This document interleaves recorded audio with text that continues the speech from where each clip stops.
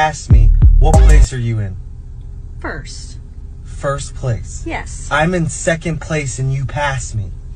Well, how would you be in first place? Because I passed you. I passed you, so I'm in first. I'm in second place, though. Congratulations. Now I'm in first because I passed you. I passed you. Are we running? Are we driving? It doesn't matter. I passed you. I'm in first.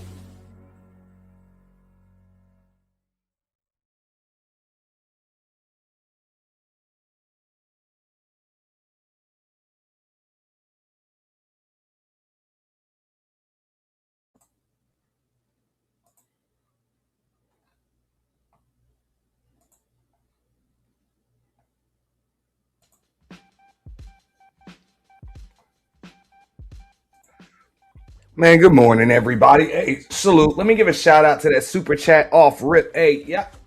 Shout out to Shadow, the Titan Wasp, you know what I'm saying, with the $10 ball off rip. Appreciate that, man. Y'all, hey, do just what he did. You know what I'm saying? Support the show. Them donations.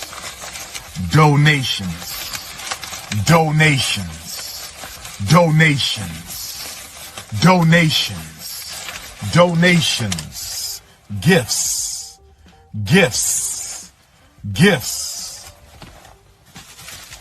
More gifts. Yeah. Shout out to Shadow, the Titan Wasp, man. Appreciate that. What up, Kojak in the building, the cynical one. You know what I'm saying? Everybody that's in the clouds. You know what I'm saying? All y'all cloud haters, y'all feel free to hit the dislike button, the like button, share. Those are worth almost as much as the super chats. Cash App's available too. Y'all will see that scrolling throughout the show for the course of the stream. We got a lot of shit to talk about today. I couldn't even put it all in the thumbnail, but we are going to talk about, of course, all this stuff going on in Houston. We got the Houston Rodeo. Okay, we also got all types of crazy shit at spring break. They have implemented a damn dress code. You know what I'm saying? So, of course, we'll likely be opening up the panel, but I got a ridiculously long monologue, right? So if anybody wants the link, you want to come up, you're going to have to request that. I'll eventually just drop it, pin it to the top. You know what I'm saying? We'll talk about that. Now, we're going to talk about Mama Tina Knowles. Yes, billionaire Beyonce's mom is got her bubble guts gumbo and she is selling that shit and people getting sick all over Houston. I'm talking about puking all fucked up. So yeah, we're gonna talk about all of that nasty shit. But now we're also gonna talk about some crazy stuff going on with spring break over the course of the show. Another thing that we're gonna talk about today, it seems like TSA, who is actually funded through Homeland Security, through the Department of Homeland Security, it looks like they might just be replaced by ICE. What up, Sop Passe? And I see you, Bronze, most hated flat power god in the building. Also, everybody who's just coming in, make sure you guys share. And there's some other things that I wanted to talk about. We got a lot of stuff coming up, announcements coming up too. Y'all make sure that y'all hit the membership link too, because we got exclusive members only content coming up throughout the course of this week. Okay, definitely some surprises that we will have going on for spring break. So y'all make sure that y'all stay involved with that. Hold up. Let me bring this shield down. All right. So we're going to talk about a few of these things. All right. Man, shout out to everybody, man. All right. So first and foremost, I don't know if this is because these are the headlines, right? They're like, yo, Trump is threatening to send ICE agents to airports. Now, apparently, you know, TSA employees, or if you want to call them agents, representatives, whatever the case may be, they're saying that ICE agents just are not qualified, you know, to do their job. They're not qualified to handle the equipment or anything like that. And they're urging people, if you're traveling throughout the course of this spring break, of course, Easter Sunday coming up, Passover, all of that stuff, know your rights. Know your rights, because hey, there's a chance some shits might be violated. You know, if ICE agents end up in the airports. So those are some of the things that we're going to talk about, you know what I'm saying, over the course of today. One of the things that I do want to talk about, couldn't even put this in the title, right? One of the conversations, and shout out to Big Brenda Clark with the shit in the building. Or I don't know if she's still with the shits. I'm pretty sure she'll be with the shits over the course of this week. But shout out to Big Brenda Clark. You get that. All right. You know what I'm saying? Appreciate that. Now, I wanted to show some of these outfits, right? that these ladies are wearing for the for spring break with the rodeo. Probably not gonna show those outfits because they're extremely scantily clad. You know. You wanted to try some of that gumbo? I doubt that. You probably don't want to try that damn gumbo. Look, all right. So this is what I'm hearing. All right. I'm not from Louisiana. You know what I'm saying? I'm not from Louisiana, but my mama make gumbo too. All right. I don't know. I can't even imagine going and purchasing somebody's fucking gumbo at a damn rodeo. Houston is not known for their gumbo anyway, and I didn't know that Mama Knowles was known for her cooking in the first place. Like, if that woman was doing some kind of like fashion or something like that, you know what I'm saying, she was offering to like re-sew in chicks' wigs or some shit like that at the rodeo, that might make sense, especially since there's all types of fights going on, and I heard wigs is flying and all that shit. That might make some sense. Even if she was maybe even designing some new clothes or something for these ladies, that might make some sense too. But she's selling gumbo. Like, that's weird. So if I were in Houston, I'd probably want some barbecue, you know what I'm saying, something that's cooked over an open flame. But some damn gumbo? It makes no sense. And yes, Tina, well, I don't know if she was shut down, but there was some crazy ass like permits missing. Just a bunch of just weird old crazy shit. You know what I'm saying with that. So as a matter of fact, let's just get right into that. Right, we're gonna get right into that. Hold up. We're gonna talk about Mama Knowles and her Bubble Guts gumbo.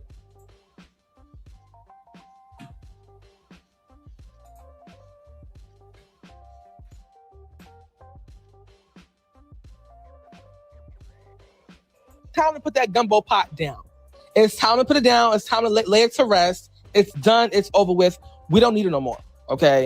In case y'all do not know, but Miss Tina Knowles, she's going viral because she has a new business, a new venture, or a side gig, side hustle. I don't know what's going on. People are also saying, Tina, why are you selling gumbo and your daughter's a billionaire? That's confusing. That's weird. Okay. I mean, her daughter's a billionaire. That don't mean she's a fucking billionaire. Obviously, she out there selling gumbo. Now, the booth looks extremely professional. Y'all see it? I showed you that shit. She got her face up there and neon lights and all of this shit. Mama Tina's. You know what I'm saying? So you see Mama Tina, you know what I'm saying? She got her wig and her sewing straight, you know what I'm saying? Look like she had a little work done on the face, you know what I'm saying? Makeup is right. But what the fuck that got to do with your gumbo, lady? Like, what the hell that got to do with your gumbo? Now, I heard she got like shrimp gumbo and she also got like sausage and chicken gumbo. Look, first of all, look, and this is just me, all right? If y'all are people that go ahead and y'all will just eat anybody's shrimp, that's on y'all. All right, I'm allergic to seafood, so I can't eat no seafood anyway. But I could tell you this much: if I did, I still wouldn't. I would be extremely leery at all if I even ate any type of shrimp or anything like that. But I would definitely be leery of just eating some random motherfucker's shrimp or any other type of, like, you know what I'm saying, bottom feeders of the sea. Now, I can't eat any seafood anyway. That's just me. But like I said, I would be extremely fucking leery. You know, and that's crazy. So if you eating, they are talking about this woman's gumbo looks like fucking Mississippi River stream mixed with Flint water. Like, that shit brown. Like, that shit nasty, dog. But anyway, Tina has a new side hustle. She's selling Mama Tina's gumbo at the Houston Rodeo. And in case you all do not know what the rodeo is, it's a yearly activity where people come around and embrace the culture of Texas and the food, the music, the dancing, the line dancing, the different events. They have shows. Some artists perform as well. The outfits. It's a whole thing, right? They have like a carnival and stuff. It's a whole... There's a lot of people that's like, even if you can't, like, I can't eat any seafood, but there are some people that just have the allergy to like shellfish and stuff like that, which, believe it or not, like, I've done research on that. That's usually not even an allergy. It's just something that's kind of like not really meant for the body. You know what I'm saying? And some people's body has a really, really bad reaction. So you want to make sure that shit is definitely cooked properly. So if it's not stored properly, there's going to be some serious physical problems when you eat and you swallow that shit. Like, it can be really, really tough to digest that shit, man. Yeah. So, and especially when it comes to gumbo, like, y'all are going to hear some stuff over the course of today. Now, this is something I didn't know until I was doing some research on it. But a lot of folks in Louisiana, like, we don't eat that. Like, we don't just be eating random gumbo. Like, people cook that in the, you know what I'm saying? They make that in their house. You might have some family members, some friends, but you go to somebody's house for that shit. You don't just eat that anywhere. You know? Like, for real, you don't do that. Ew. Gig, you know what I'm saying? It's a gig. Tina Knowles has her little stand up and she's selling gumbo. Now, the gumbo is quite controversial. This gumbo has really became a talking point. Seriously, it's crazy how much people have to say about this. 18 hours to cook the gumbo, bro. And they just, and not only that, this is what's wild about it, right? You got motherfuckers paying $27 for a cup of this shit. $27 for a cup of it. Now, of course, you know what I'm saying, food at these events is going to be extremely expensive because booth fees are expensive. And also people are out there to come up. Like people are out there to come up. You're trying to make some money and you got these ridiculous booth fees that they charging you for the day. So the markup on a lot of that shit is just real expensive. You're gonna pay $5-6 for a bottle of water. You're gonna pay $25 for some gum. You're gonna pay like $20 for a plate of food. You know what I'm saying? For styrofoam with just some barbecue in it. But for a cup of damn gumbo, like Gumbo. So wait a minute, hold on. So Beyonce mama supposed to be like a witch or something. Now, what's going on is this man said in a video that Beyonce mama making gumbo. And I seen people trying the gumbo and they like the gumbo good. And I told my husband, I want to go to Texas, and if we go, I want to try some of Beyonce mama gumbo because you crazy than the motherfucker. Like, I'll be damned if I go to Texas and the first thing that I want to get is some damn gumbo, especially in Houston. Look, I done heard a lot of good things about food in Houston, but I have never heard anything about gumbo in Houston. If anybody's heard things about like world famous Houston gumbo, let me know. I ain't never heard that shit before. Yeah, exactly. You come to Texas for brisket. You know what I'm saying? You go to Houston for barbecue. You don't go for no goddamn gumbo. Especially from this chick that looks like she ain't clanked a fucking pot since goddamn 1973. Like, real shit. Yo, I'm not eating a damn thing this chick cooked. Yeah, you go to New Orleans for gumbo. And still, I'm not eating no gumbo off the damn street. That's just me. Like, it's really, really, really good. And, you know, it's a lot of people saying some good things about it. But then he also go, Beyonce is a billionaire, right? Jay-Z a billionaire, somebody, whatever. They got money. We know that. Why the fuck do Tina want to sell gumbo? But I guess when people get older and I guess they could cook, I guess they want to do something. They want to find their own way. So I guess there's nothing wrong with her doing gumbo, but they was like, don't be crazy. Don't go try this gumbo. Now, if y'all putting bad in something that's just good, y'all out there bad. I never really heard anything bad about Beyonce mama. Like, I never, like, really. Hey, they calling them witches now because people talking about that damn gumbo. They feel like there was a spell put on their ass. You know what I'm saying? Eating that shit.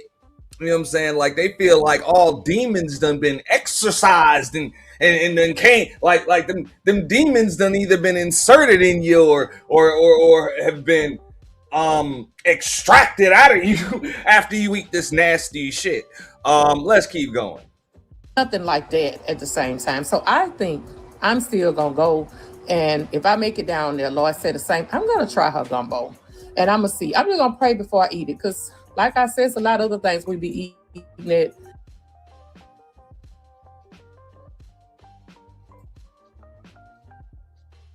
She said, I'm gonna pray before I eat it. Like, what the fuck?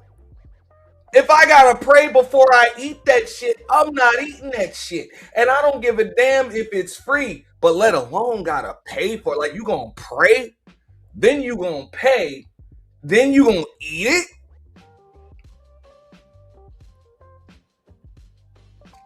Like, look, I might even be able to understand if they said Beyonce cooked it. Like, hey, you just want something that Beyonce cooked. I still wouldn't give it. I still wouldn't eat the shit. But I can understand if other people would. But Beyonce's mother, like, people crazy as shit, man. Like, people crazy as, I want to eat something that Beyonce mom. And I'm like, I'm pretty sure that, and this is why I know Miss Tina Knowles is getting a lot of heat from this, but let's keep it real. This woman ain't cooked this goddamn gumbo. She put her name on the on the booth and shit, and it's likely her permits, and she's eating a little profit from that. You know what I'm saying? And she showed up, but this woman ain't cooked this shit. You know, like somebody doing this shit for her. I doubt it's her recipe, or maybe it is her recipe. She ain't cooking a goddamn thing, man. You know what I'm saying? But people crazy as fuck. I'm gonna pray before I eat it, but I still gotta eat it, yo, because they probably gonna save the damn cup as a souvenir. Yeah, this is from Beyonce. Like, y'all crazy than a motherfucker, man. God just have to cover us, you know. Now, first of all, let's get into the prices, right? She's charging you up to $35 fucking for some gumbo in a little small ass cup. Tina, what? Tina, what? Nah, baby, nah. I know you Beyonce mother, and I know you Beyonce, you know, birth giver and stuff, but that don't mean you need to charge $35 for some damn gumbo. Ain't no gumbo that good for $35 for a little small cup. It's like the size of a Campbell's can. No, we don't want that, boo. Now, some people might say, well, what is gumbo? What is gumbo? What is a... Well, it's like a soup-based food, but it has like sausage, a little bit of chicken, a little bit of vegetables in there. It's like a mixture of things, but it's not really soup though. If you know, you know, but it's like, you know, gumbo. It's like, you know, it's a Southern thing. Yeah, a lot of people in the South make it. It's a whole thing. But Tina Knowles is having a lot of backlash because, number one, her price is too damn much. Number two, people are getting sick from her fucking gumbo. Yeah, people getting sick from that shit, man. I'm talking. Can you look? I know, Sapa say you may know. Those folks in South Florida know. We got the South Florida Fair, and I'm pretty sure wherever you are, you got something that comes maybe once a year, twice a year, whatever. And it'd be all types of rides and shit like that. Yeah, people be puking and shit because they got all types of roller coasters and rides and shit like that. Plus, they be selling all types of food. You know what I'm saying? It'd be all types of shit like that. But the goddamn the rodeo, like the rodeo, makes no damn sense. You know, makes no sense. How much you pay for that? $2,500. They pray and they pay to eat that shit. Cynical one. Ain't that crazy? Ain't that some disgusting shit? Like, people pray and they pay to eat that. $25. It's a little much, but I mean, what's it gonna be? It's cool. It's good. It's worth $25. I don't care how good it is. Not a good thing. Yeah. It's good though. It's good. It's pretty good, Mama T. Yeah. I just ate some Mama T's gumbo. Oh, sorry. Like, look, old boy was like, I'm eating this shit, and then this motherfucker got all types of sweat beads and shit. I'm talking about all them damn demons are getting exorcised. Okay? Yeah. Mama knows Bubble Guts Gumbo at the rodeo.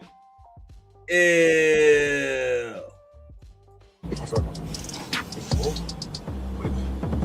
Nah, I'm not gonna take no lie. That man said that. Hey, you know what? Just like you said, what a diabolical combo. Yeah, that's that pay and pray gumbo. Pay and pray Bubble Guts Gumbo. Ill. You cannot make this shit up.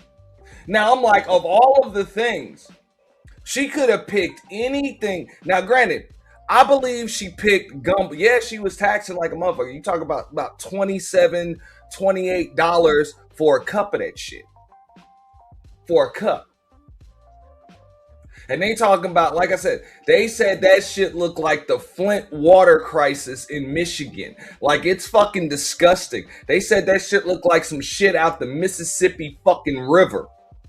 Okay? Like, ill. Disgusting. What up, Gurkha Legend? Yo, fucking disgusting. They like, yo, this shit nasty than a motherfucker, man. It just bugs me out that of all of the things, because she could have pretty much, this just proves that woman could have put her name on anything. On anything. And sold that shit. Like, why don't you just barbecue some goddamn hot dogs and some burgers or some shit? Some basic shit. Some shit already cooked. People would have paid all types of money for that anyway, just because it got your name. But of all the things, this be cooking gumbo.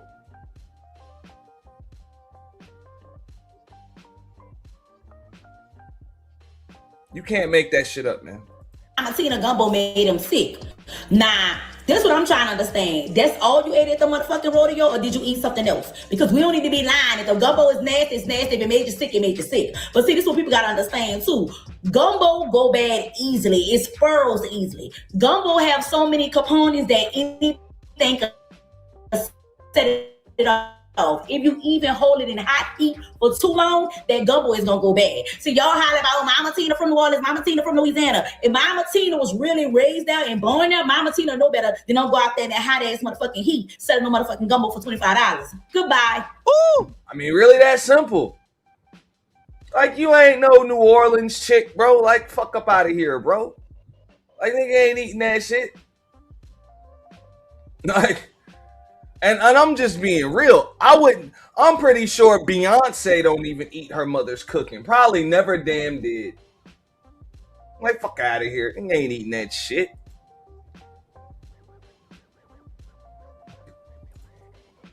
Tina, put the spoon down. Okay, they finna get the health inspector in there and go in on you and your staff. Okay.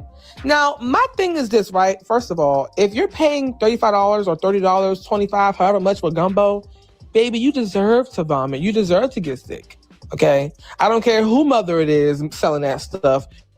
You deserve it. Okay. I don't care if Rihanna's mom was, well, I would eat from Rihanna's mom. I don't know. I would. I just would. I don't know. I would. These people crazy as fuck. They will eat some celebrity's mama's cooking just because.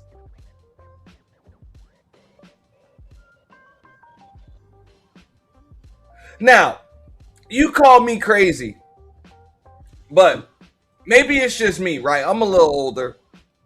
So I grew up in a day and age where you know what I'm talking about when I say this shit, right?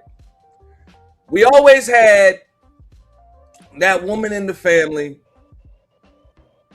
and I get it, there's more of them in the fam now. But you always had that one woman in the family that she don't cook. She don't cook because she can't cook, whatever. You just let her, you know what I'm saying, cut the vegetables. You know what I'm saying? She'll cut the vegetables. You know what I'm saying? She might pull some shit out of the oven. You know what I'm saying? That's it. You know what I'm saying? That's all she do is just hold the fucking oven mitt and a knife. That's it. We gonna have you just cutting shit. But you don't cook.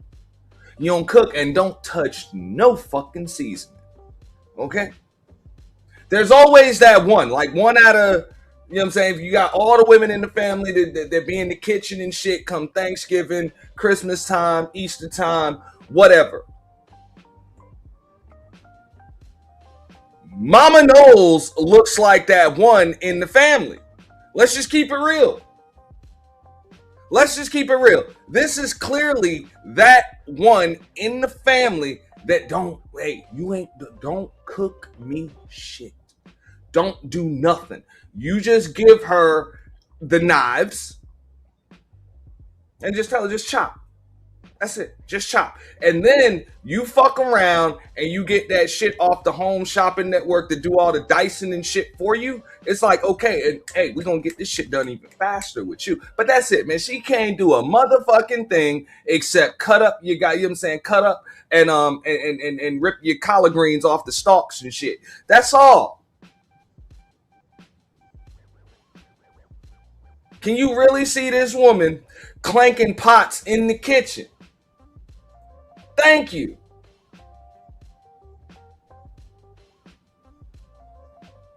Like this woman just looks like she got that bad experience shit. What up, Studio Mansion? She looked like she just got all of that bad experience shit on her fucking cooking.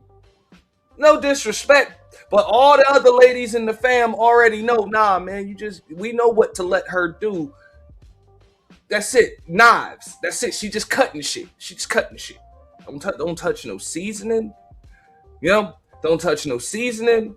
Don't touch no sauce. At the most, we might let you stir some sauce. You know? Don't fuck with nothing on the stove. Don't fuck with the temperature and nothing. That's it. You just here are your tools. Knives, maybe an oven mitt here or there. What up, Young Jay? Maybe an oven mitt here or there. But that's it. That's the woman that the other women go to right before the event or something. They go get their hair done. Like they get their hair done. You know what I'm saying? She might make a dress or some shit. You know what I'm saying? She on point when it come to that shit. She on point when it come to that. You know? You need your sewing. You know what I'm saying? You need your perm. All of that. Whatever the fuck ladies do. Hey, she'll hook you up with that shit. But you ain't eating a motherfucking thing she cooked. He said, I'm a supervisor while she uses them damn knives. But that's it, man. Like I said, she got one oven mitt. You can't even give her two. One oven mitt. And a couple of knives. That's it. Get your chop on. You know what I'm saying? Studio Mansion said, I bet she makes a mean margarita. I'll be real, dog. I wouldn't even let that woman do that shit. I wouldn't even let her make my motherfucking margarita.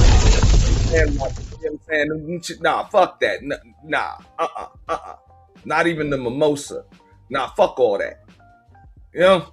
Fuck all that. Make my own goddamn drinks. Real shit.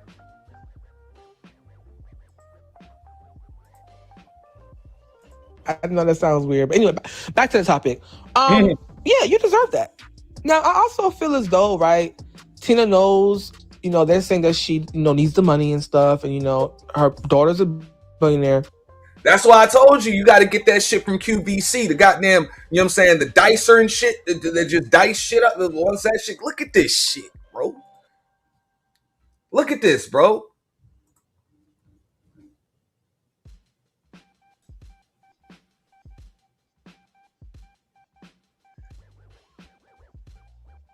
Like, that shit ain't even gravy in that bitch, man. They said that shit looked like a motherfucker took a damn ladle or the gravy boat itself and dipped that bitch in the Mississippi River. What up, Josh? Like, damn. Now, I'm not saying the woman don't have talents, man. She was a talented stylist long before her daughter got famous and was on Star. That's why I said that's the woman that all the women in the fam go to. You need your hair done. You know what I'm saying? You know what I'm saying? Somebody getting married or something like that. Or even, let me knock on wood. God forbid somebody pass on or something. You know what I'm saying? One of the ladies, you know what I'm saying? The older ladies in the fam pass on or something. Yo, she'll do the hair for the open casket. You know what I'm saying? Like shit like that. She got some talent. She'll make sure that she look good no matter what. But other than that, hell nah. Hey, that's what I was saying. I said that to somebody the other day. I was like, somebody said the Mississippi River. I was like, that shit looked like some Hudson River shit.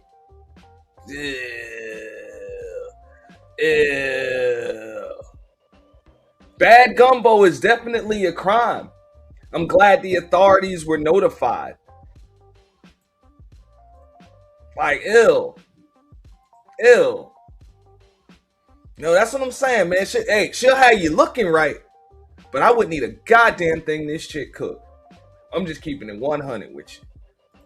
Why is she doing this? I feel like she just wants to do it because she loves the culture and she wants to give back to the community in some way. I can see her down the line donating the money, but no shade, girl. That's if you have any money left over because people are getting sick, boo. Okay, they're vomiting. Y'all do know that this woman's husband, well, her first husband, decided he would prefer to smoke crack than to eat her fucking food.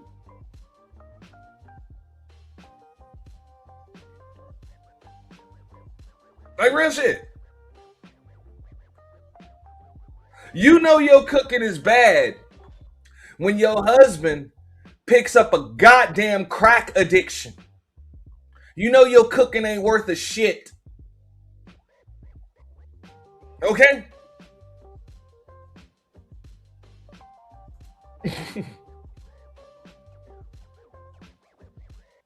That's what happened. Her husband chose a fucking drug habit. Bitch, you can't cook. After buying it, and people are excited to try it, yes, but it's just getting to the point now where it's like, okay, this gumbo, is she putting some spells in it? They say she do witchcraft allegedly and all that. Listen, baby, I'm just gonna say it, okay? If y'all start calling Beyonce Mama the Queen of Gumbo, we gonna have a serious problem. And I love you, Miss Tina. It's just a whole conversation. Now, also, I want to make this clear. I'm not here to, trash a black business or trash a black woman Fuck at all. all Because I that. feel like, Now that's some shit I'm sick of hearing. All of that. Oh, I don't want to trash no black woman. The bitch can't cook. Like, that's not trashing you. If you can't cook, you can't cook. And here's what I'm gonna say. I don't even believe she cooked this gumbo, right? I don't even believe she cooked it. But I will tell you this much, right? If she could cook, she wouldn't allow her name to be attached to some shit like that. Real shit.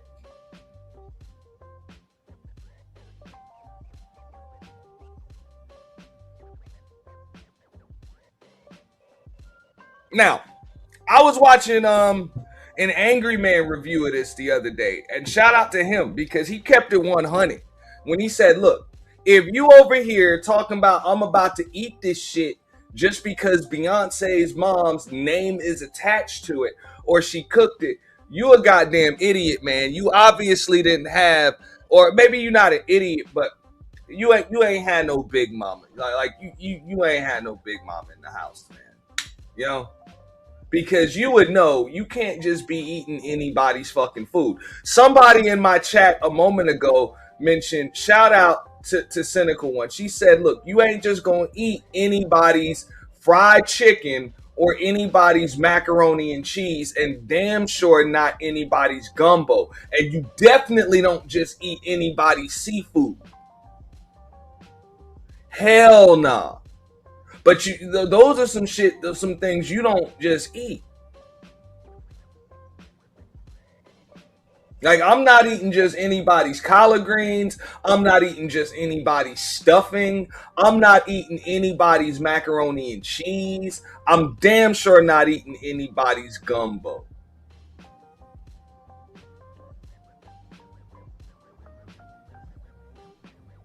For real. Like, you careful. You don't, damn sure not just anybody's peach cobbler. Hell no. Hell no. I'm not eating anybody's banana pudding.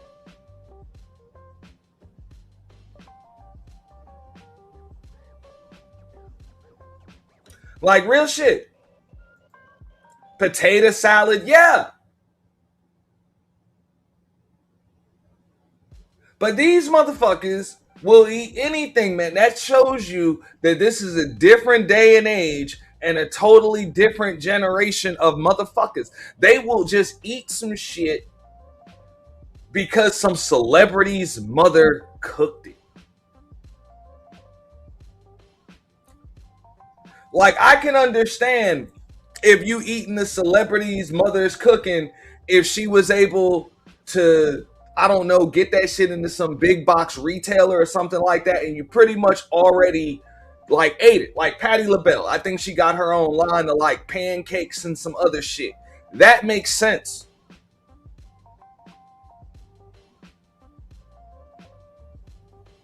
I even talked to my mother about possibly getting, getting with a commercial kitchen and getting some shit going. You know what I'm saying? As far as that's concerned, and then maybe we can mass produce and distribute some shit. That would make sense. But other than that, I can understand if people ain't so quick to just eat even my mother cooking, even though I love it. But at the same time, I can understand you being skeptical, because I probably wouldn't just be eating your mama cooking, motherfucker. But these people but that's Beyonce's mother. That's Beyonce's mother. Look, that woman can sing and dance. What the fuck that got to do with food? Not a damn thing. Nothing to do with food.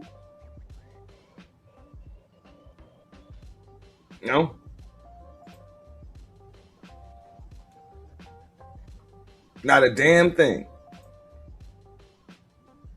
When Black people start doing new ventures and new things, the first response by our own community is, "Oh, what is she doing? That's trash, or that's bad." You know, they put this negative lens on, right? But let it be a white brand that, you know, is trending and popular. They're running and going in droves to go into debt to own that thing, product, service, or lifestyle. So I'm not saying this in a way of, "Oh, Tina, you need to stop because of, you know, you don't need to be doing it." No, but number one, you're ripping fans off. $35 for Gumbo, that's a ripoff. Like that's a ripoff. Like, I can do Gumbo. My little niecey Pooh can do Gumbo. Okay, all she gotta do is put her leftovers from last week into that pot and stir it up. Tina, that Gumbo also looks very disgusting. Like, when I seen that Gumbo, I'm like, Tina, now you know damn well you did not have to put Thanksgiving leftovers from 2023, 2024, and They say, yo, she had Thanksgiving leftovers from 2023 and 2024 in that damn Gumbo. Ill.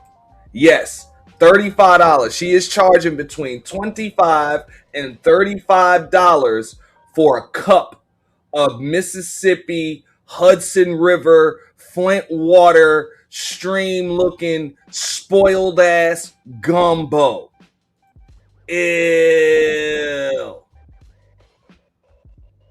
Ew. What you need to do, pick your lazy ass up, go to the store and get hot Cheetos and buy like 6 of these and just drink the fuck out of it. I drink like... Ew. And they waited in line. And a lot of them, believe it or not, they was paying $35 so that they can get a selfie with Mama Knowles. Do y'all think that Beyonce scolded Miss Tina? No. No. I don't think so, Jones and for more. I don't think so at all. I mean, how the hell is she gonna scold her damn mother? No, Beyonce don't give a fuck about that shit. She busy. She busy. Give a damn about that shit. 2025 in one pot and then put some broth in there and sell it. You know, damn. Yeah, man. Hey, the AI ain't no joke these days, man.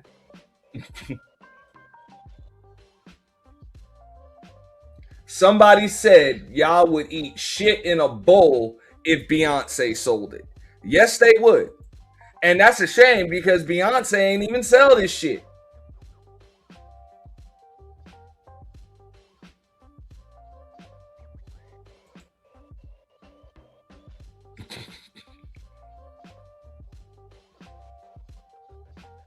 Damn.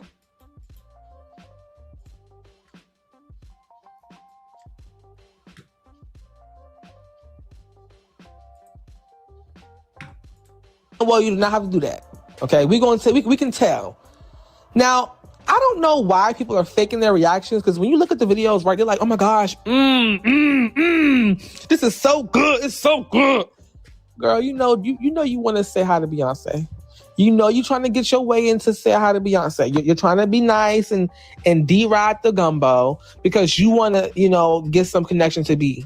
Okay, you're going to eat the food and then slide in. "So how's the family?"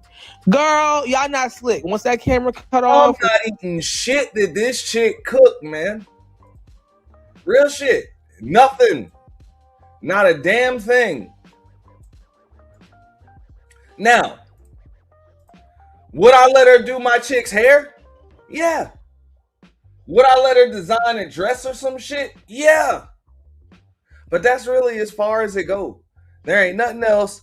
Look at this shit. Nothing else. There ain't nothing. What the fuck? Nothing else.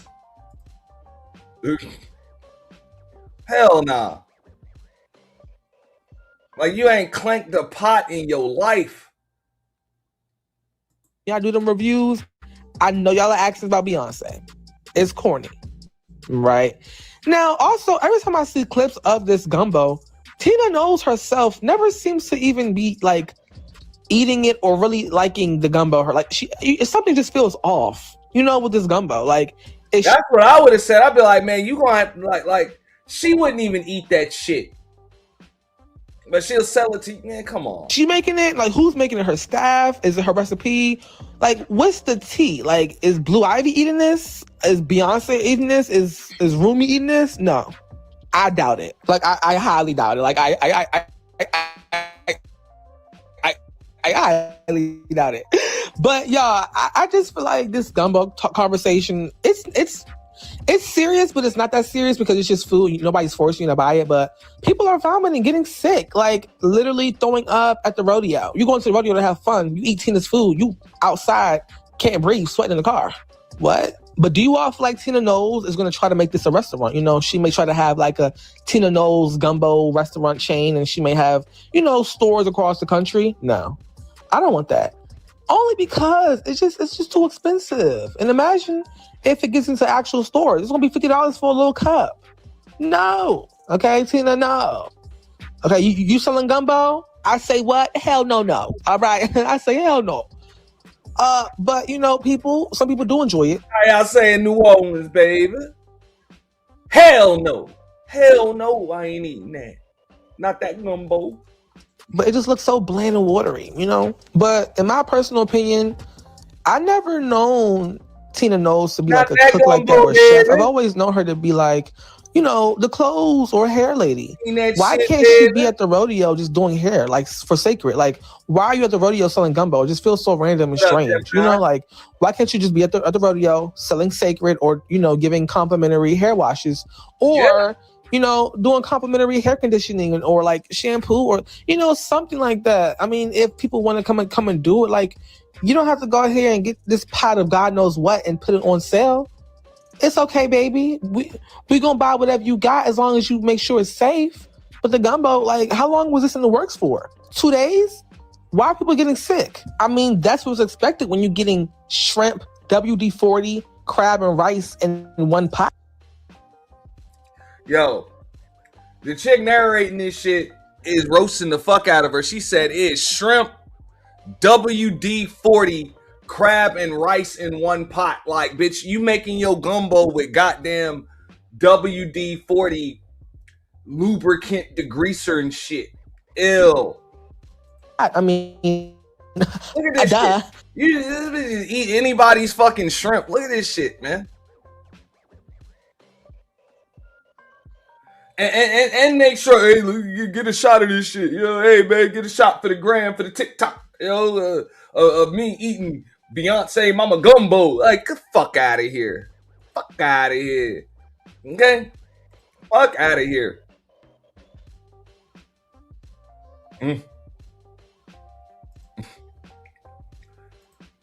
Yeah. Mama knows. Bubble gut, like real shit.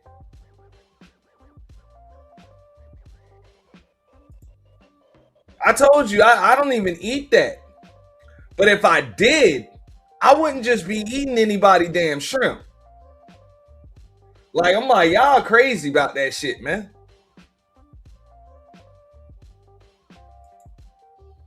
Like, y'all crazy. Okay.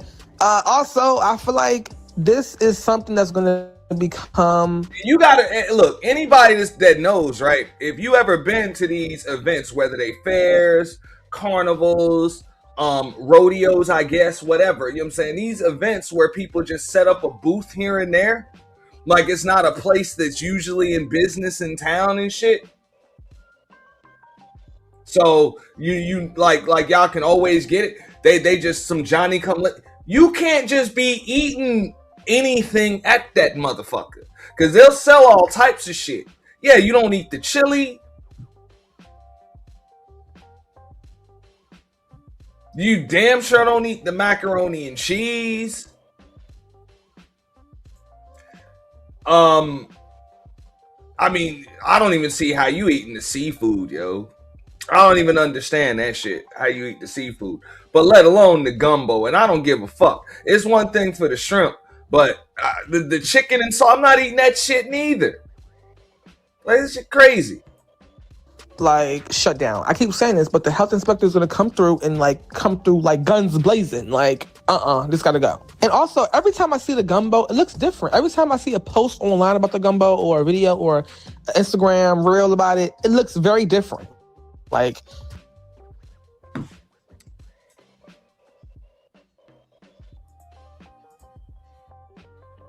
this shit.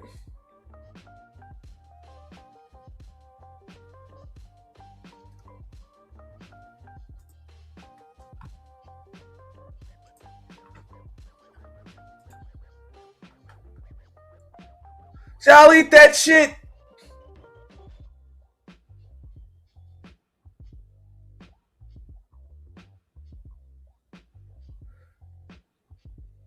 Like, damn.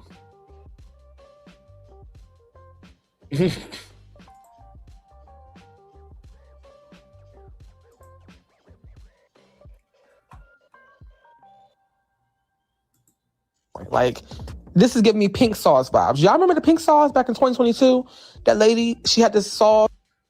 And look, there go the prices. Y'all get a look at this shit. If y'all can see this, you might have to zoom in. Mama Tina's gumbo. All right. Beef, sausage, chicken, shrimp, and blue crab gumbo. $25. Chicken and sausage gumbo with just chicken and beef sausage only. $23. All right. And $4.50 for a Coke, Sprite, or a water.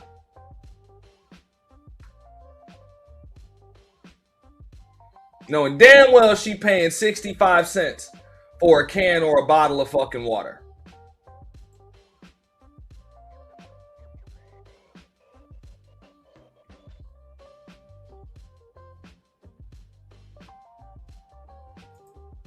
And that's what I'm saying. That's what she need to have on that damn menu. That shit should say Coke, Sprite, water, or Pepto-Bismol. Or each of that, all of that shit should come with some motherfucking Pepto-Bismol and some Tums. Ill. Yeah, Shadow. Disgusting. Man, shout out to Shadow, Titan, Wasp. Appreciate that. Appreciate that. Donations. Donations. Donations. Donations. Donations. Donations. Gifts. Gifts. Gifts. More gifts. More gifts. Donations. Donations. Appreciate that. You know what I'm saying? With another $10 ball. Y'all be like Shadow, man. Put it in colors, man. We appreciate that. And it was pink, and I think her name was Chef P. Y'all, it gave me this vibe. I don't know why I'm getting this vibe, but it's just like something about this gumbo don't feel right. You know how like on the surface it seems okay, but when you keep looking at the videos and content and comments, it's like this don't feel like it's okay. Motherfucking gumbo at the rodeo don't sound okay. Like real shit. Brownie said, I never even had gumbo, but I wouldn't trust that witch over my food. Facts. I'm telling you, man, AI ain't shit these days, man. AI ain't shit.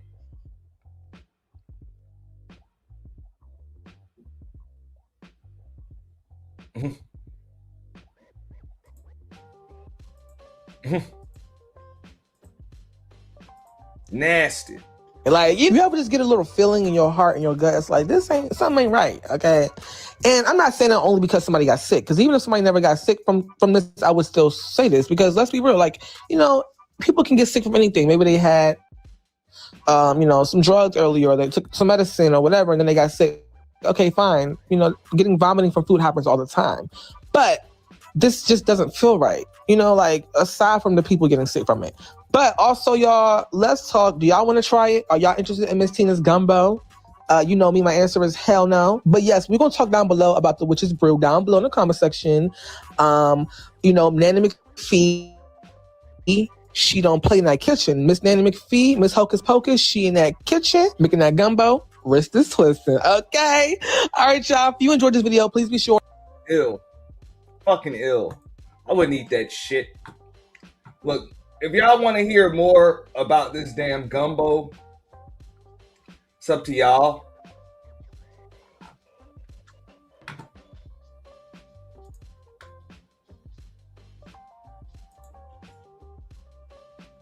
My first rodeo or my first pot of gumbo. At least that's what the streets are saying. Reportedly, some of them have even been hot. That's it. Really no chicken or nothing. They just now shut down Mama Tina's gumbo booth. I feel like I will throw up for even from 100. I don't even want to taste it. Like, I am so disgusted at the smell alone. So I investigated. It smells like burnt fish stuff with gravy. Do not send any hate or honestly comments of any kind to anyone mentioned in this video on behalf of me or yourself. The purpose of this video is to give my commentary and opinion on matters of public. I don't care how hungry I is, how curious I is, how broke I is. Maybe people were getting sick because they were allergic to something in the gumbo. I give it a vibe. Maybe something went wrong with the food. Maybe something went wrong with the meat. Literally, no meat How in the here. fuck something go wrong with the food? How something go wrong with the food? Like, they talking about, like, your food had a manufacturer's defect or some shit? That makes sense. But other people online did have an alternative theory, and that was witchcraft. Extreme witchcraft. Ooh, come by and get a bowl of this gumbo. The smell is I can't even go through with taking a real taste. You won't regret it. I'm a pass, and I'm gonna leave that shit for the dogs. It was like meeting the most evil, wicked witch of the West, and so humiliating. So this all started happening this month, March 2026, at the historic, iconic Houston, with a little bit of an exaggeration, maybe hundreds, perhaps thousands of people have lined up. Some traveled across state lines to descend upon the Houston Rodeo and try a little taste of Beyonce's mom's gumbo recipe. Oh. Look, I'm gonna keep it 100 with y'all. I'll tell you, I would have paid $35 for a cup of that shit, but I wouldn't have ate it. What up, Bismillah? Hey, if it come with a selfie, she would have had to eat that shit. I'd be like, I'll give you $35 for you to eat a cup of it. Real shit. Eat that shit. Right here on my camera. For you to have 3 spoonfuls of that shit. Don't even try to say you full. I don't want to hear that shit. I want to hear that shit. I know damn well she would. I'm still not eating that shit, man. Under no circumstances. But I think $35 would have been worth having her eat some shit that she just put her name on. That's how you try celebrities that claim to be cooking and shit. Want to put their name on some shit. Let the fuck out of here, bro. Would you eat this shit? No, so why the fuck you trying to sell it to me? Or why you expect me to pay you to eat it? Come on. Okay. The gumbo, let's just, first of all, you know what? Before we get into the gumbo, let's talk about who is Mama Tina. Like, that's a very affectionate name to call someone. Well, it's because people feel like they know Beyonce. There's this parasocial situation, but it's not for lack of this woman like kind of shoving herself down, well, maybe it's a few of them, shoving herself down our throats collectively for years. So originally, she probably came across some of your screens as the mother of Beyonce and also Solange. She also widely is known for sewing many of the Destiny's Child costumes. There's like videos of her talking about it. For real. That's what I'm saying, man.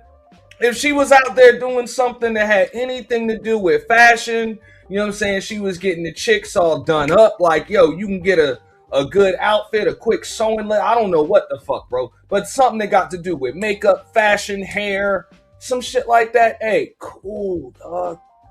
Cool. Like, yo, we'll whatever outfit you come in with, we'll Houston rodeo that shit up for you real quick. You pay me $100. People would pay $100 for that shit. $100, $200. You know what I'm saying? Just to get done up real quick. Shorty could have made a fortune and she wouldn't have to worry about nobody getting sick. From Beyonce, Mama, and her crew. That would have made sense. But your fucking gumbo, man, come on. I found out also in the research for this video that Mama Tina herself was in a girl group. I feel like the mama of the industry everyone knows. Aww. Yeah. And it's an incredibly cool thing. It is. To have, it must be for Beyonce, Solange, Kelly, Angie, all those girls to have that kind of support. Not everybody has that kind of support of people looking out for them at a young age. So I realized that some of the things that happened in my life and some of the obstacles that I had to overcome were actually very traumatic for me. You actually were in girl groups, like growing up, right? I was in a... Hey, they didn't just sell their souls, Brownie. These motherfuckers puked their souls. These motherfuckers feel like their souls got extracted from their bodies after eating this shit. Like, it's bad. Man, shout out to Shadow Titan Wasp. You know what I'm saying? Our official show sponsor, man. Witness the sea walk of the incredible. Keep it gangsta, dog. Keep it gangsta. Keep it gangsta, dog. Keep it gangsta. Keep it gangsta, dog. Keep it gangsta. Keep it gangsta, dog. Keep it gangsta. I wanna thank you all. I wanna thank you. I wanna thank you all. I wanna thank you. Keep it gangsta, dog. Keep it gangsta. Keep it gangsta, dog. Keep it gangsta. The city is a big. West side is a big. Man, appreciate that. Yeah, bro. Bubble Guts Gumbo from Mama Knows. Because Mama knows. Ill. Fucking ill, man. Ill. Girl group Yeah, called Belltones? Yes. I know. So I found this out and I had no idea. I didn't know that about you. And I was like, I wonder if that's where, because I remember Destiny's Child when they first hit the scene, it wasn't just the sound, it was their look, it was everything. Yeah. And it was kind of like a throwback to those girl group things, but in a progressive way. Absolutely. So you were a huge part of that. Yes. Yeah. Because when the girls came out, they were like 15 and 16, and the stylists, they would send the clothes because I would get them dressed. I was doing the hair. Mm-hmm. And everything would be black, or it would be, they would have two nice things and then the other two would just be okay. You know how designers, they send one or two bigger than life, not just like every breast cancer diagnosis that she did receive. She's survived breast cancer, and that was actually just a couple of years ago, 2024. She's also known for helping Beyonce to establish the House of Darion, which is Beyonce's clothing brand, fashion brand. And you might know this, you might not, but Mama Tina is also still to this day involved in Beyonce's businesses, and today as the vice chair of Sacred, which is Beyonce's hair care brand. Now, the hair care brand also had... And shout out to Titan. You know what I'm saying? Shadow, the Titan Wasp, right? He said this was bad business. Now, I know the woman's known for just doing good business, right? Just doing good business, or at least being a successful businesswoman. But this was bad business, I agree. Definitely a misstep when it comes to business. Definitely. Controversy because Beyonce is always accused of wearing wigs, and she does admit that sometimes she does wear wigs, but she's like, just because you wear wigs doesn't mean that you can't have all this hair. And she has, I'm telling you, she has a lot of hair. That was the video where she made the gooning face. But anyway, come to find out, Mama Tina is involved in that company as well as the vice chair of the whole company. But also, apparently, Mama Tina has been supposedly, allegedly making gumbo, this specific gumbo recipe, for over 40 years. And she claims, rumor has it that Beyonce herself requests this gumbo personally. Beyonce absolutely loves this gumbo. Yeah.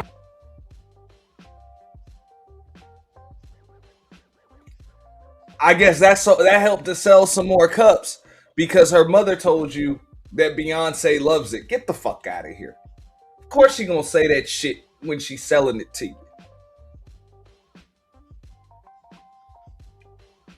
You don't see Beyonce make one commercial real quick, yo, I eat it, I love it. Not one. Not one. All the time. She's always asking her. So Mama Tina announces officially on her official Instagram account that she is going to be serving up this gumbo at the Houston Rodeo. Okay, so first of all, people get all excited. I'm not including myself in the people that are getting all excited. Okay, Mama Tina, it's good. I can't wait to try it. So I'm so excited for Mama Tina's gumbo. Every year, the Houston Livestock Show and Rodeo introduces new foods to tantalize our taste buds. This year, it is the debut of Mama Tina's gum. Never underestimate the stupidity of the general public. Just never underestimate it.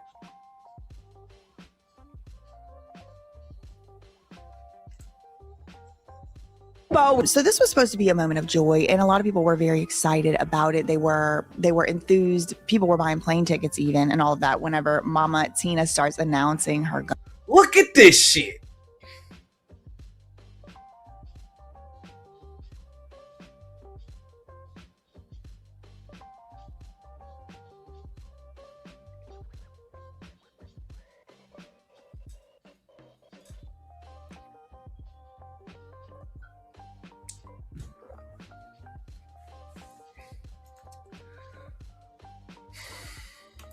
Gumbo. It's also a nice patriotic moment. America, the United States of America, is often referred to as the melting pot. And when I was in school in Louisiana, where gumbo comes from, when I was there in school, we would call America the gumbo pot because you just kind of throw different things in. It all kind of melts together. People were excited. It was bringing folks together.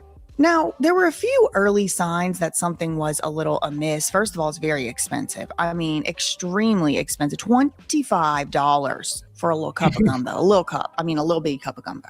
But the PR push was Mama Tina herself made the gumbo. She spent 16 to 18 hours cooking it, which is suspicious. We'll talk about that in a moment. And she herself was manning or womaning the booth. I tried to do gumbo before, and it's a very tedious process. It takes 15 to 20 hours to do one pot of gumbo. And the ingredients are very expensive, but I found these young men that did a gumbo that I actually really liked. And I combined all of my family recipe into it, and it's a hybrid. And we came up with this great Mama Tina's gumbo. So people were traveling, like one lady traveled from California, somebody traveled from Georgia, all to get this gumbo. And it wasn't just on social media. I mean, they got real PR for this. They really did get like a complex article. So people are all excited for this gumbo. Finally, the day arrives, the lines are long, the energy is up, and the gumbo is getting sold. We always loved all the different foods and the variety of foods. So bringing gumbo and a little bit of Creole culture here is really good. Now, like I told y'all earlier, there were signs of things to come. There were signs. The signs were there, and I saw the signs. I did not need to eat this gumbo to know something was amiss, me personally, because I'm from Louisiana, where gumbo is from. You see, Beyonce has a very long history, and I know some of y'all like her. Shout out to her. No problems with her personally, but she has a very long history of, I would say, appropriating the culture of Louisianians. Thank you. And that's something that I found out too. Now, of course, the women that make gumbo, I never remember getting that shit in the summertime neither. Now, I never asked why. It's just, hey, whenever you make it is when the fuck you make it. But yeah, that was always like some wintertime shit. Was never no summertime shit, bro. So that's pretty weird, bro. That mid-spring or summertime motherfucker making gumbo, like that shit sound like a sickness. That shit sound like just you know what I'm saying? Like it just sound like bubble guts. Never actually lived there from what I can understand, except maybe in short stints. But she tries to act like she knows. She tries to act like she knows about Louisiana. The reason is her mom is apparently from Louisiana. Well, by the looks of this gumbo, you would never know it. Okay. And I'm only coming in after the fact to talk about this. I was about to let them have their moment. But this is not gumbo. Okay. This is not gumbo. Whatever this is might be. You know what I'm saying? With the gifted membership, man. Appreciate that, fam. Shout out to Sheep Stay Sleep. You know? Appreciate that, big dog. You know what I'm saying? Gifted memberships in the building. Shout out to Sheep. Bro. They eating this nasty ass shit, Sheep. All because Beyonce mom name is attached to it. They crazy. So yeah, Beyonce mom's Witch's Brew Gumbo, Bubble Guts Gumbo and shit. Nasty, bro. A stew. I don't know, seafood stew. I don't know what this thing is, but I knew something was wrong with this gumbo from the very first moment I saw it, because the way gumbo works, it could have okra or not. There's a big debate about okra. Comment down below if you're a okra in the gumbo or not type of person. No, we're not talking about okra. The way gumbo works, it's pretty much undisputed, is you're making it at your house. It's either a seafood gumbo or a land food gumbo. Typically going to be chicken and sausage. Now, you can put other stuff in your seafood gumbo as long as it's all animals from the sea. But Mama Tina was not following the cardinal rule of gumbo, which is it's a seafood gumbo or it's a land food gumbo. Now, me personally, I never got told exactly why that was a rule. I just knew it was a rule and I follow it. She had two options for the gumbo. One was regular chicken and sausage gumbo. But one of them was being advertised as a seafood gumbo, but it had seafood and chicken and sausage in it. And I just knew right off the bat that was wrong. Okay, that was wrong. I knew it was wrong. Well, it wasn't just me. My other cousins from Louisiana all across social media were weighing in as well, and they had their suspicions too. One blogger from New Orleans did actually taste the gumbo. She said, this is not gumbo. She said, just looking at it, that's not gumbo at all. I'm just so sorry, Mama Tina. Like, people really like this lady, but they're like, no, that's not gumbo. You need to call it something else. Crack one, they gave us crackers with this. We don't eat crackers with our gumbo in New Orleans, but let's see. And I know it's not supposed to be New Orleans gumbo, it's supposed to be Louisiana style. It's not nasty, but it tastes like beef soup. This is not gumbo at all. I hate to say that, but it's not. Not New Orleans style, at least. Sorry, Mama Tina. Some critics were going all the way off, saying it was looking like dirty dishwater, salty dirty dishwater. And another reviewer said, and I quote, that I can't believe anybody would want to eat that, and I quote, Katrina aftermath water gumbo. Okay. Katrina aftermath water. Now, I was living in the great state of Louisiana when Katrina hit, and I think what it brings to mind to me is all the animals in swamp water gumbo and shit. Ew. Ew. the aquarium passed. They were floating in the aquarium. There was fish, there was alligators, there was things floating in the dirty, muddy water, all in people's houses. Okay, so when I think about Katrina aftermath water, I don't want to eat it. I'll tell you that. There was also people who were actually, I won't say professionals because that implies you went to school or something, but you can go to school your whole life and never learn how to make Louisiana food like a Louisianian. But anyway. So cooks, we'll say, in Louisiana, we're also questioning what the heck was going on with the 16 to 18 hour time limit. I mean, a really good, really traditional gumbo might take 6 hours, maybe 8 hours, but 16 to 18 hours was raising alarm bells. Because what ends up happening if you cook a gumbo for too long? The thing that takes a really long time with gumbo is making a roux. Genesis, would you eat this shit? Would you eat this nasty shit? No, this shit nasty.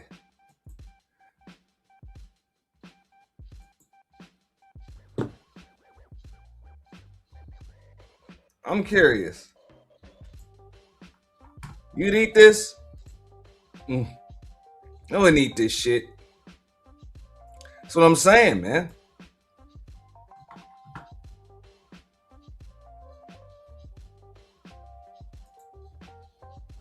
Raising alarm bells. Because what ends up happening if you cook a gumbo for too long? The thing that takes a really long time with gumbo is making a roux. It's finally cold enough to get the long draws out. We're about to cook a roux. Let's get it, dude. All right, we got a cup and a half of oil. We're making a gumbo today. While we wait, we hydrate. Add your cup and a half of flour. The secret is keep stirring just the color you like it. Oh, that's it right there. Golden brown. See? She getting there. Not quite yet. You got to get your roux dark enough, but not burn it. That's kind of the base of the sort of gravy, the juice, whatever you want to call it. Just a little darker. We almost there, T-Bar. That watery gravy shit, dog. Like, you don't eat that shit. That watery gravy, man. I don't know. And hey, no disrespect to your mama, your big mama, if she She be making that watery gravy and shit. Just don't try to feed me none of that shit. I ain't eating that shit. You know, for real. I ain't eating that. I think y'all know what I'm about to say. That's money, dude. Y'all know what I do with that roux. I put that roux on a cracker, dude. That's money. But then there's a second part of cooking gumbo where everything has water to kind hose, gravy and shit. Dog, that nigga ain't eating that shit. For real. And I ain't just gonna insult you. It's just, hey, I ain't putting that on the plate. Hell nah. Hell nah. Hell nah. I'll just be a dry rice eating ass nigga at your place. For real. You ain't eating that.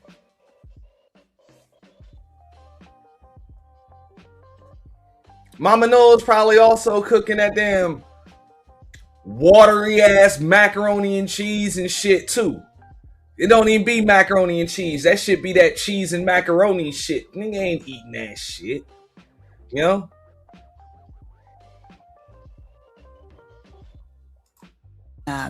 fused together, you know, little simmering, little keeping it simmering all day situation. We're gonna do, y'all, we're gonna hit it with that Holy Trinity. Woo. Like that. Our andouille and our chicken back to it. Now, don't get me wrong.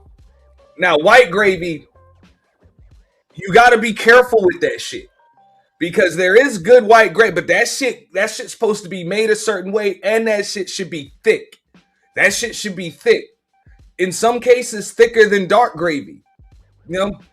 But I wouldn't just eat anybody's white, definitely not anybody's white gravy. Hell nah. You know? Hell nah. There is one thing you have to look out for. If you cook gumbo too long, let's say you're cooking a chicken and sausage gumbo. If you cook the chicken too long, the chicken starts to literally disintegrate. It just can't hold up to being boiled and being stirred and being salted and all this. So it starts turning into shreds. Put a one in the chat. You ever had a gumbo that had chicken shreds in it? Some people like that. Is good when that shit's made properly. Like there's an art to that shit. That shit got to be made properly. Definitely the right seasoning that shit. Just like you said, that chicken fried steak, that country fried steak, yeah. Country fried chicken, yeah. But I wouldn't just eat anybody's white gravy. Definitely not. Hell nah. But if you keep cooking it and keep cooking it, then the shreds are just kind of like, you don't see them anymore. These motherfuckers will just eat anybody's fucking food. Talking about this was Beyonce's mom and shit. Look at this. And so people were just confused, but many people were still excited. Well, then it started to happen. And like I said, all the signs were there, but it did eventually, unfortunately, start to affect people in a very negative way. The food poisoning live stream man, we'll call him, he starts his live stream or his little video by saying the gumbo was pretty good. He said it's salty, but you know, that's not necessarily an indictment on a gumbo because Louisianans, we really do like salty food. On top of that, remember, this rodeo ain't in Louisiana. I don't know why Mama Tina didn't want to do like a, you know, I don't know.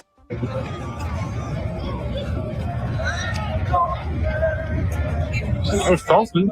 It's cool. It's good. It's worth $25 though. I don't care how good it is. Not for this little thing. Yeah. It's good though. It's good. It's pretty good, Mama Tina. Yeah. By the end of this man's live stream, he was throwing up. Now I'm going to blur out the throw up, but just know that it was not censored. Look at this shit. First, that motherfucker was saying this shit good. Then that's that nigga, man. I'm talking about all demons exorcised. You know? This motherfucker puked up his goddamn soul. Like real shit. All of the impurities are coming out of them pores and every other orifice on the fucking body. Disgusting. Sweating like OJ at a Klan rally. Facts, man. Look at this shit, man.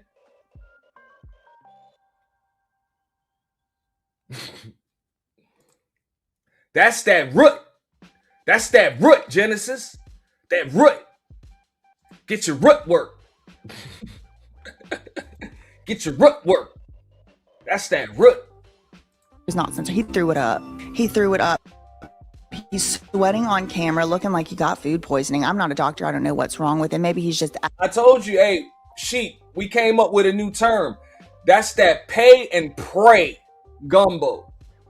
You know what I'm saying? You pay and you pray before you eat that shit. I told you, I would have paid $35 just to take a selfie and have her ass eat that shit. Eating this shit. Acting, but he was even sorry. He said, "I'm sorry, Mama Tina. It's just I just ate some of Mama Tina gumbo at the rodeo. And look, oh sorry. I'm sorry, man. It's a little early in the AM, man. I'm sorry. Yeah, I saw that. Ew.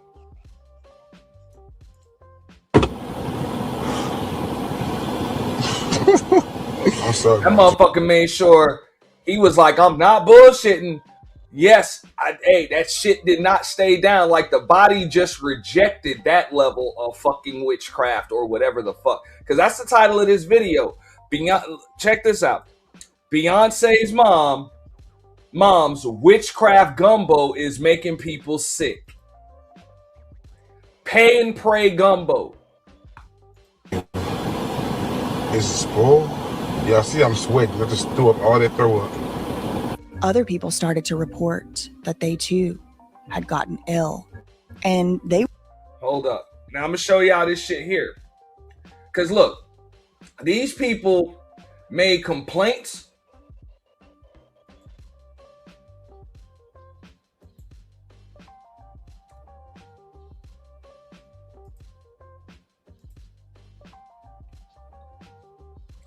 They made complaints.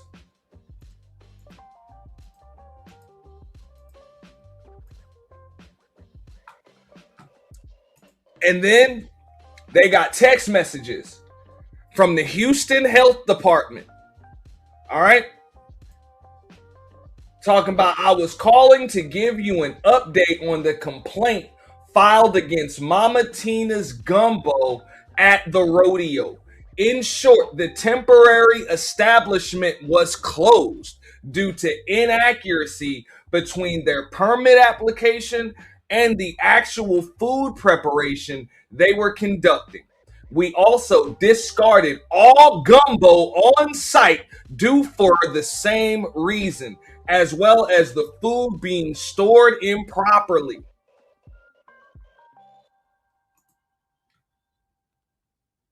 Yeah.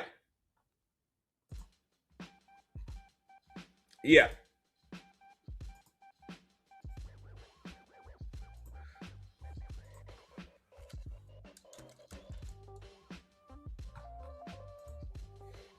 Let's show y'all the damn messages that they got.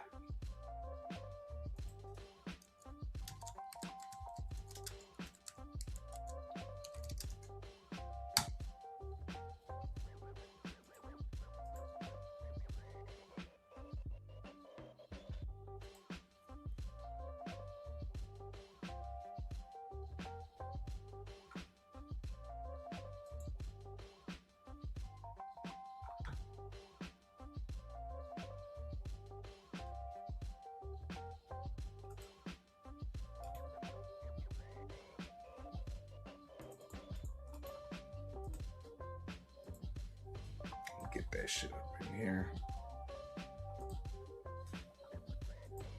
Y'all forgive me. Y'all know I ain't never prepared for this shit.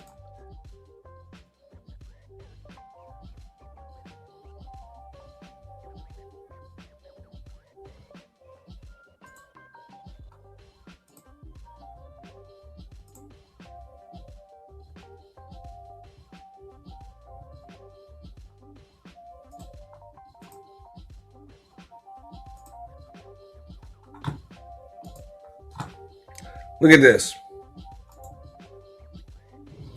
So you guys, I hate to be the bearer of bad news, but that gumbo is what.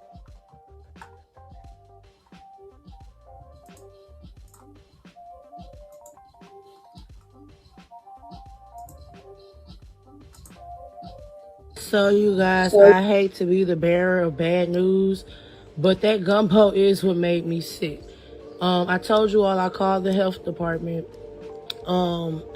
It says, "Good morning, Erica. This is Justin with the Houston Health Department. I was calling to give you an update on the complaint filed against Mama Tina's Gumbo at the rodeo.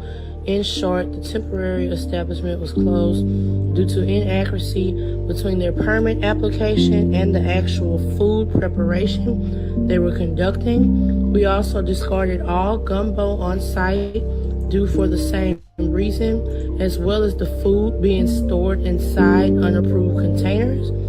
And we could not verify proper cooling methods for pre-cooked batches of gumbo. At this time, they are not allowed to operate until a new application is submitted. A health officer can verify proper food preparation on site, and the permit is approved and fees paid." So I'm about to call their office, and this is the complaint ID that I filed.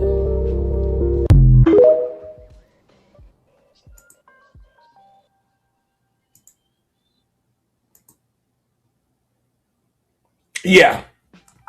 No, that's not good. That's not good at all. It's not good at all. Fucking disgusting.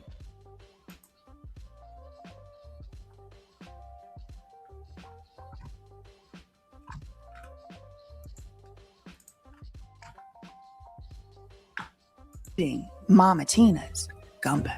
Wasn't just people saying it was nasty. Some people liked the flavor, some people didn't. That seemed to have been a little bit subjective. But then people started live tweeting and live streaming from inside hospitals and in the hospital bed, also still blaming Mama Tina's gumbo. It was causing hospitalizations reportedly. Now, I didn't do the tests at the hospital. Maybe they were lying for clout, but that's what they were saying.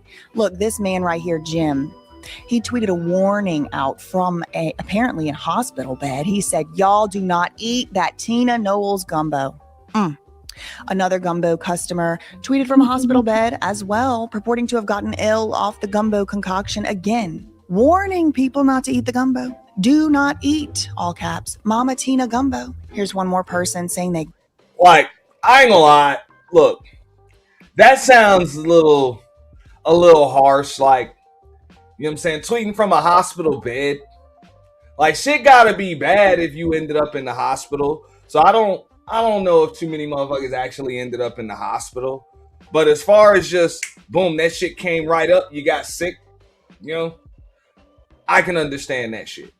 Got sick from eating the gumbo. And there was even a lady who started tweeting something about, you know, she met Mama Tina and Mama Tina... We in the day and age of the internet. So people can really start, like, this mob like culture on the internet can get a little fucked up, you know, because people will see all of these fucked up stories and they'll be like, "Oh shit, her daughter a billionaire, I might be able to get a lawsuit or be part of a class action lawsuit or some shit." So I'm like, I think folks is like tweeting from a hospital bed, like, fuck out of here, bro. For all we know, motherfucker, you just like scraped your leg or some shit, or you might be in there fucking getting treated for an itch or some shit. I don't fucking know. Like, come on.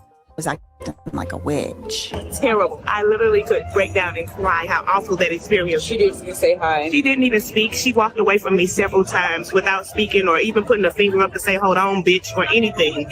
She treated me like I was beneath her or so far up under her. Like, it was disgusting. It was so disgusting and so embarrassing how she did me.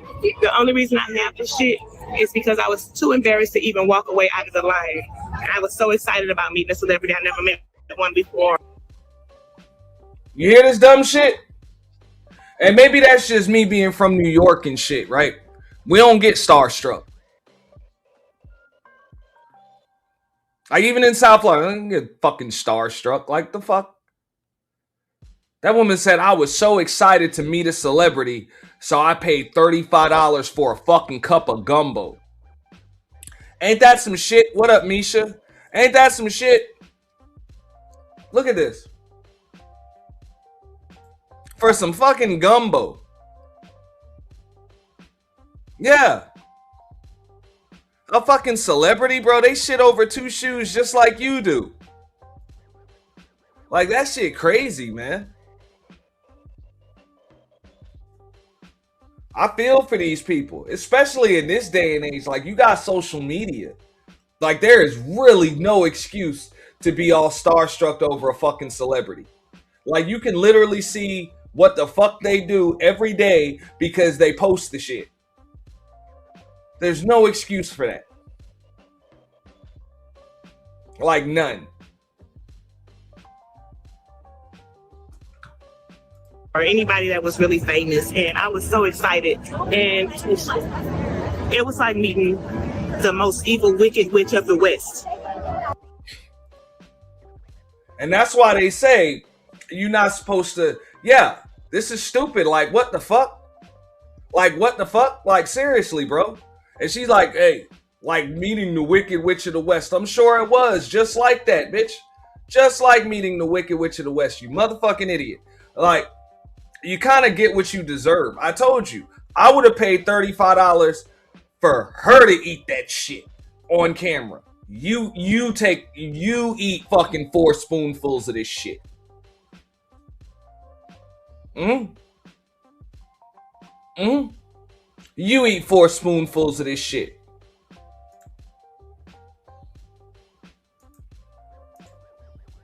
Well, that's what I'm saying.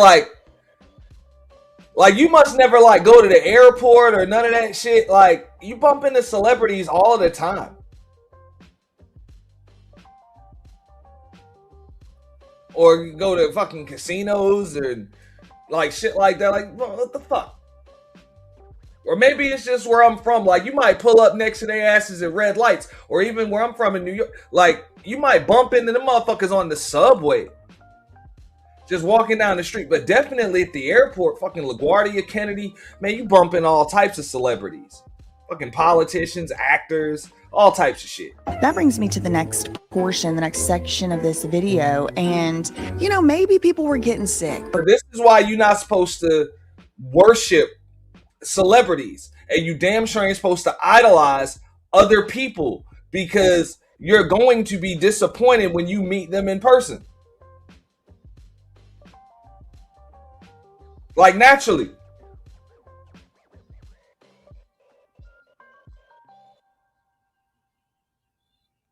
You know? Because the gumbo was cooking too long. Maybe people were getting sick because they were allergic to something in the gumbo. Maybe something went wrong with the food. Maybe something went wrong with the meat. But other people online did have an alternative theory, and that was witchcraft. Extreme witchcraft went into the gumbo, apparently. Now, you might remember my extreme witchcraft video about Beyonce on this channel. There was conspiracy theories going around, and Beyonce was being accused by her former drummer of being engaged in extreme witchcraft. I also made a video very recently on my other channel about Jay-Z's favorite witch, Marina Abramović. Hey, Pastor, there you go, bro. Here you go. You got some more content. Whenever you're ready to put that shit out. Pastor been talking about this shit for years. Yeah. It's all types of weird shit, you know what I'm saying, going on out here. Yeah. And of course, you know, the beginning of the Lemonade album is y'all haters corny with that Illuminati mess. Okay, so how rich I is. Whatever circumstance I'm in, it's some of the best. Whatever circumstance I am in life at that time, why would I go to a lugar and eat a gumbo? Don't you guys know that the way people is get you the most, the way these witches and warlocks get you the most is through your... Now, that's a funny one. Even where I am in South Florida, right? Motherfuckers don't go to no Trick Daddy spot to get, I mean, maybe to eat or whatever, but that's because it's a chill spot. But if you in South Florida, oh, you done bumped into Trick Daddy. You done pulled up next to that motherfucker on the road. You done seen that motherfucker at the club or some shit at some point. So ain't nobody in South Florida getting starstruck over no goddamn Trick Daddy. That's normal shit. Like, that's normal shit. You liable to just pull up next to that motherfucker. I remember a few years back, I pulled up right next to goddamn Venus Williams. Not Serena, but Venus Williams. She was in the Porsche right next to me at a fucking red light. You know, right on the damn I-95 on ramp, whatever, right at the fucking red light to get on the on ramp. I'm like, oh shit. Yo, you just look to the left. Oh shit, that's Venus Williams. Cool. Whatever. And Shorty just peeled on her fucking, you know what I'm saying? Just hit the gas on her shit. Whatever. Big deal. Ain't nobody gonna give a fuck. Like, nigga was at the goddamn supermarket and Celine Dion and her husband fucking pull up in a goddamn Bentley. Nobody give a fuck about that shit.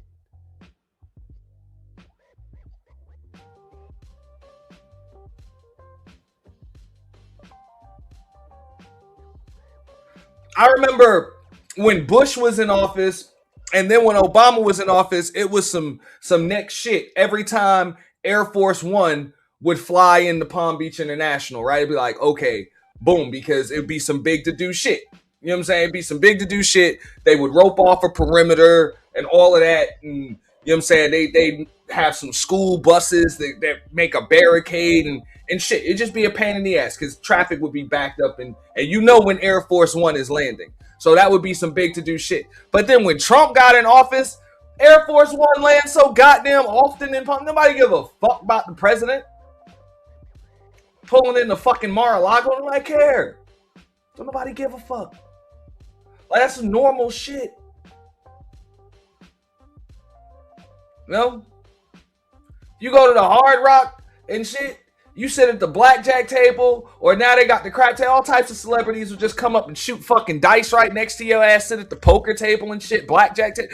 They don't, I give a fuck. Right at the bar, have a drink, might even ask you for some behavioral modification, see if you got to connect on that shit. Like, it doesn't matter.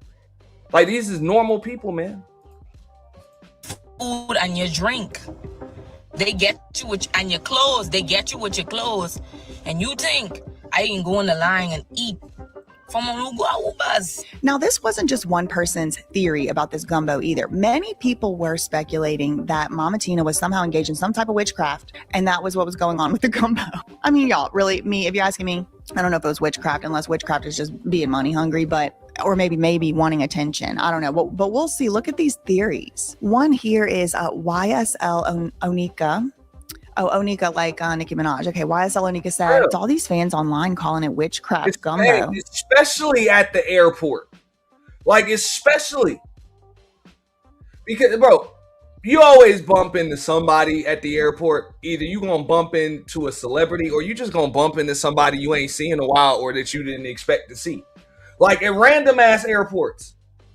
Like, you might have a layover or some shit in Charlotte or Wisconsin or Dallas or some shit. You just bump into people you ain't seen in a while. Like, that shit happens. Like, oh shit. You know, you got a layover too. Shit happens. There are other people who pointed out how similar Mama. I can remember when last time I was in Vegas. You know what I'm saying? I had Paul Pierce sitting at a fucking poker table right next to me, and then damn Nelly sitting at another one, and also before that I expected to see Nelly because he was at some fucking restaurant running up some ridiculously high ass tab, and I think he tipped the wait, like it was like a fucking $800 tab or some shit, him and his crew, and they could tip the waitress like $20 or like an $800 fucking tab. I was like, that's pretty fucked up. What you think? But big fucking deal. Especially in Vegas, you bump into motherfuckers. You never know who the fuck you about to see. So all that, like at the fucking Houston Rodeo, especially in Houston, I would expect to see celebrities pretty goddamn often in Houston because you got so many of them from Houston. So I would expect to see that. Tina Knowles. Look to this cartoon witch. Here's a side-by-side, a split screen right here. Amazed how many like YouTubers and shit you be seeing all over the place. That's what be bugging me out. Motherfuckers be getting all starstruck over YouTubers. It's like, bro, you see them motherfuckers everywhere. Like, you see them everywhere.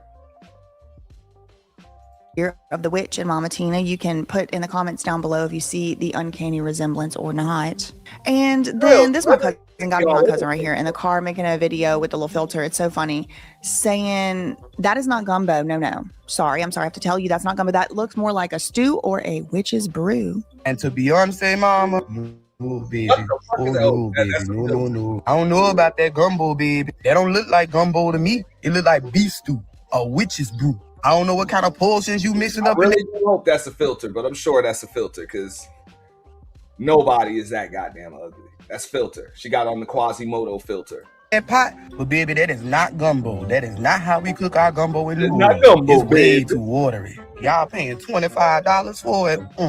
I wish somebody would sell me a cup of seafood gumbo for $25 and all they got is shrimp and chicken in it. And no cold drink? Bitch, I'll bat the piss out you. Now, I don't know. I mean, I'm just telling y'all about these little witchcraft allegations just because it seems to be a pattern. People are, you know, all the time alleging that the Knowles Carters are witches and warlocks or whatever. But you might be wondering how Mama Tina is handling all of her newfound criticism over the gumbo. She's completely unfazed. That was a filter. I'm sure that was a filter.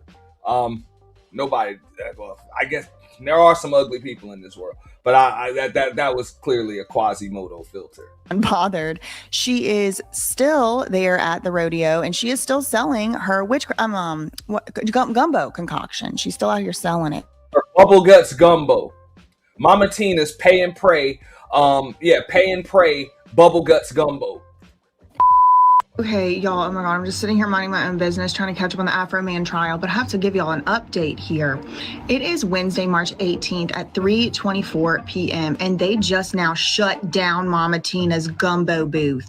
I'm not going to say it's because I rebuked it, okay? I'm not going to say it's because I rebuked it, but my video didn't even get to come out yet. It's okay. It's about to come out still. I mean, you're watching it right now anyway. But 14 minutes ago, Houston Health Department temporarily shuts down Mama Tina's gumbo booth at the Houston Rodeo. Oh my God, is this real?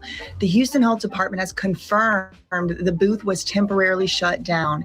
Tina Knowles, known as Mama Tina and the mother of Beyonce, debuted her gumbo at that ain't Creole gumbo. I didn't see not one tomato. See, that's what I'm talking about. They call things that's not even the case. Like Creole gumbo would definitely have tomatoes in it. Hers is more like a Cajun gumbo, which if these people were actually as like invested in Louisiana culture as they pretend to LARP around and appropriate our culture, then they would know a Creole gumbo has tomatoes. I did not see not one tomato. I did not see not one okra. Okay, that would be in a Creole gumbo. Anyway, that's not the point. The health department done shut her down. The gumbo, apparently a family recipe. Is it a family which recipe? Like a recipe from what? A spell, an incantation? It's a hybrid. And we came up with this great Mama. She said it's a hybrid. Look at this shit. You can't make this shit up. She said it's a hybrid. She got hybrid gumbo selling that shit. What the fuck, man? And I'm gonna keep it real with you. I would never eat shit that this woman cooked. Like this woman would. Maybe you'll let, like the women of your family might let this woman cut the vegetables. She probably won't even do that. Like she just gonna make sure you know what I'm saying, the lady's hair is straight, and then they makeup is done and shit. Like that's it, man. You ain't cooking nothing, eating shit you cook, bitch. Tina's gumbo, so I'm excited for the public to get it. You said it's a hybrid. Does it have Texas, Louisiana? Texas, well, you know, gumbo is Louisiana, and then I threw a bit of Texas into my mama's recipe, and then these guys are from Louisiana and Texas, so it's just a hybrid of things that make it a wonderful taste. Womp womp. Okay, but girl, they had shut it down. Okay, it's reopened. The reason the booth was closed. Hybrid food. Like the fuck? It's not been disclosed. Oh my Lord. Well, there was this one little TikTok going around on Twitter. I don't get on TikTok anymore, but it's on Twitter. I don't know where it stands right now. It's down here. Where the camera going? It's down here, ain't it? Yeah, we about to be done with this gumbo shit. And we don't get into the next. Okay, it's down here. Ain't nobody on camera. Huh? I'm gonna get a refill on this floor. Okay, it's not nobody on that. But you see the ground, right? Yeah. You see the ground? Yeah, we outside, man. Yeah, we all outside. Yeah. Everybody got their phone. Anyway, according to... Hey, now I do know this. They came up with a little rule, like Mama Knowles was telling motherfuckers to put their phones away, like they wasn't able to record anymore at her booth. Like you had to put your phone away when you came to get some of Mama Tina's gumbo. Because don't get me wrong, they was making bread hand over fist. You charging $25, $30, you know what I'm saying, for a bottle of water and a fucking cup of gumbo. Like, think about that shit. Every 4 people that show up, you getting the C note. And she got a line all the way the fuck out to here. Like, all the way out to rides and shit. So, she came up on some fucking bread over the course of those 2 weeks or whatever, you know what I'm saying, that the rodeo was going on. She came the fuck up. According to click2houston.com, it was shut down on Monday, 2 days ago. I don't know when this video is coming out that you're watching, but right now it's Wednesday. But apparently it's been opened back up. They done opened it back up. I don't know. They need a fine. They need a fee. I don't know what happened, girl. I don't know what happened, but it apparently is open back up. But breaking news, it was closed. It had been shut down. Oh, Lord, help me, Jesus. But the thing is, now more reviews have started to pop up and they're like, oh, this one looks like a different consistency. This one's roux is thicker. This one's less watered down. So either there's a quality control issue or she has taken some of the feedback into consideration. Still, it's $23 to $25 for which, for a bowl, depending on which one you pick. I do want to just put this little tidbit of information in here. One of Nicki Minaj's fans apparently allegedly threatened to burn down the gumbo booth, and she got deleted off of Twitter. So the gumbo has... Yo, the Barbs was like, man, fuck up out of here. You know what I'm saying? It's the Barbs versus the Beehive. They're like, oh, burn that shit the fuck down. Allegedly. It's claimed yet another victim. Anyway, so was it really witchcraft? Was it the 18-hour cook time? He got deleted off of Twitter, so the gumbo has claimed yet another victim. Yeah, we're gonna read this. And if that bitch even thinks about coming up here to lay a fingernail on me, this Mama Odie shitty gumbo will go flying across her face. God damn.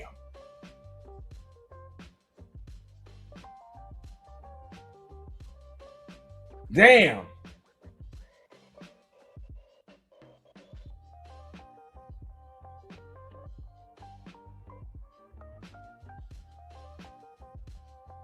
Damn.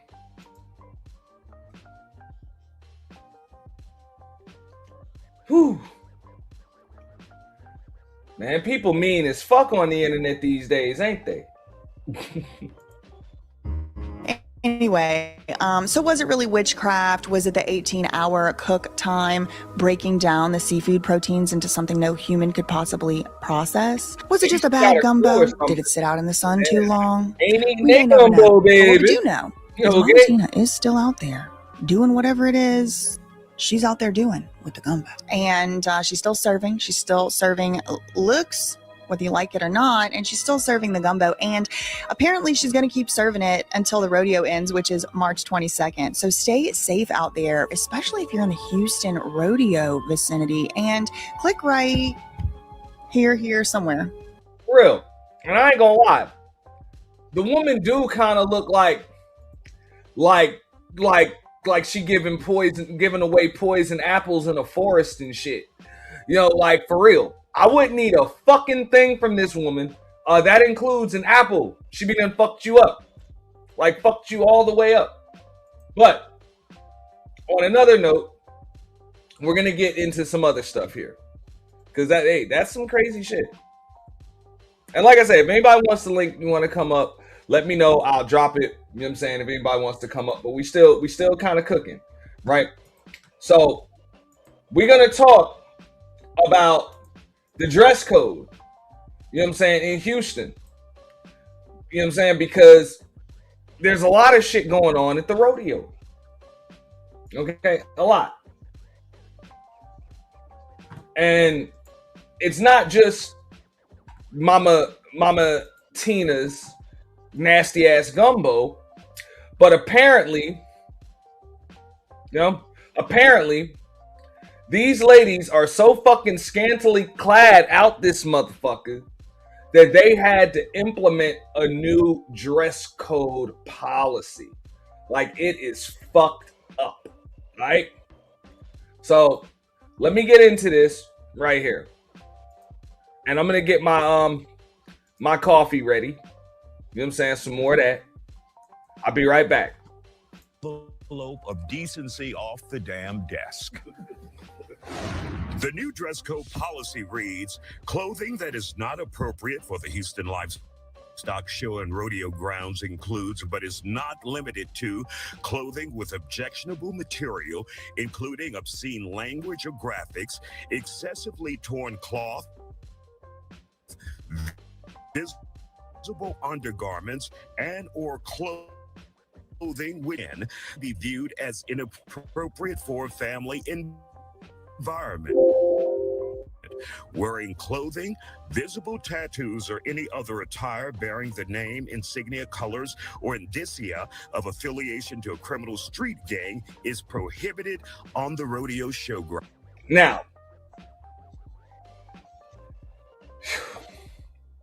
Now, keep in mind, it was actually more to the dress code, but there's food for thought because there are a lot of these events and establishments that are changing their policy. What up, Hood Conservative? And their codes of conduct. Now, I know a lot of people are trying to make this a racial thing. They're like, they got an issue with black women. They got an issue with black people. They got it. No. That's not what it is. Okay? That's not what it is.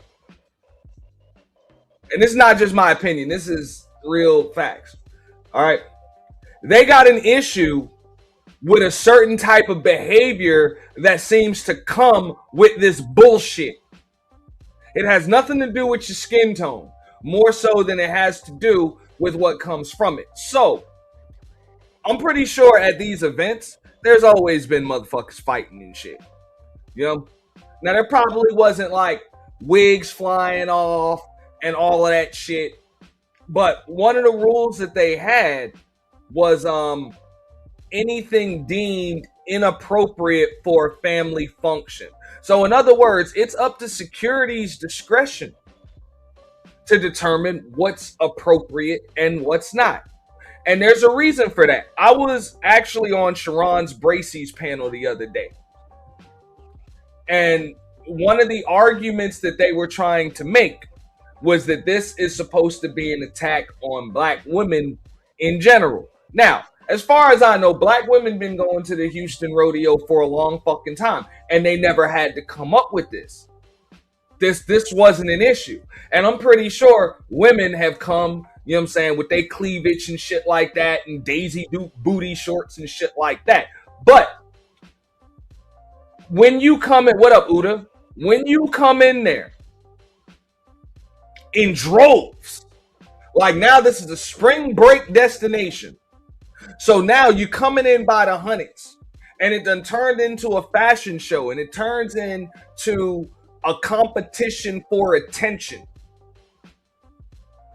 People understand what comes with that behavior or what comes with that shit. Okay? And this is going to happen everywhere. You know? It's no different than the strip clubs. Okay? It's no different than the regular clubs. When there's no dress code and you're not carding motherfuckers at the door, all right, and you got women with their asses out, and you got all of this extra titty and shit like that, and you know what I'm saying, people ain't wearing shit and whatever, you got the women competing for attention over here, and fuck that bitch, I don't like that bitch. Next thing you know, there's about to be a fight, and then another fight, and another fight. And there's alcohol being served. And then when you got women like that fighting for attention, you got dudes also getting into pissing contests for attention. And that kind of fucks up the entire family-friendly environment. Now, what pisses me off personally is when people try to equate that type of environment and atmosphere to black culture. That's fucking crazy.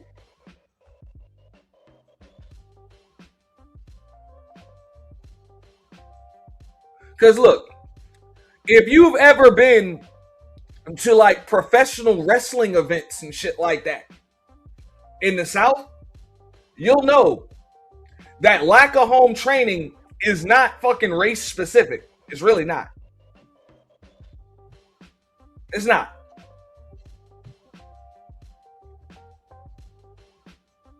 Them redneck white boys will fucking piss on anything, any fucking where.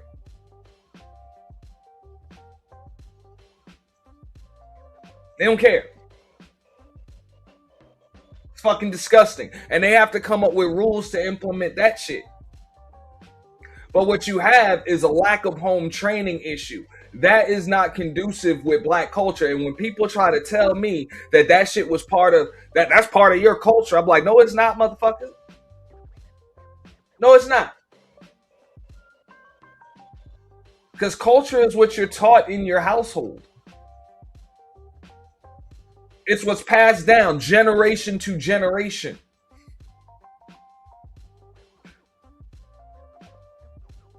It's what's taught to you by your parents, which was passed down from their parents, and what your cousins practice, and your sisters and your brothers and your aunties and your uncle, all of that. That's culture. So no, that ghetto ratchet shit, there's nothing black about that. It's just ghetto ratchet shit. And I think folks need to understand that. So that ghetto ratchet shit, and it's not even just how folks act, it's also the way that they dress when they go out. Inappropriate. You know, inappropriately. When you dress inappropriately. Because that's like, as far as the house that I grew up in, the family that I grew up in,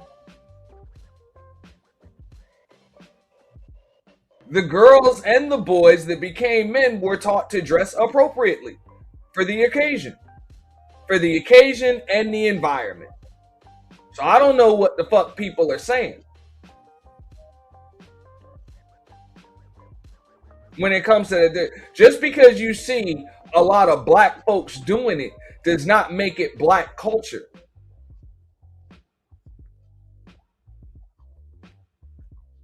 Because I'm pretty sure white folks would feel extremely insulted if I actually pulled out my phone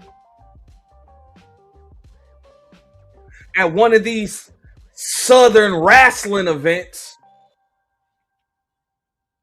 and recorded that shit out back and said this is white culture, or a fucking mosh pit or some shit at some of them damn rock concerts and shit, or raves or any of that. Oh, this is white culture. They'd be like, nah, that's just them people. Exactly. That's just them people. No?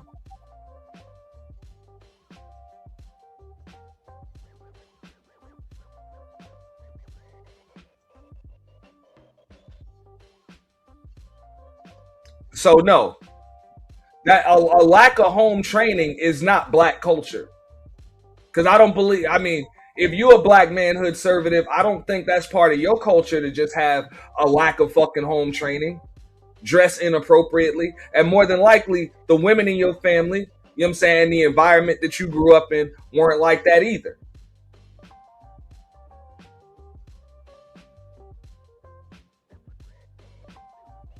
So just like they say, skin folk don't make us kinfolk. You know what I'm saying? But you're gonna see people with a lack of home training from everywhere.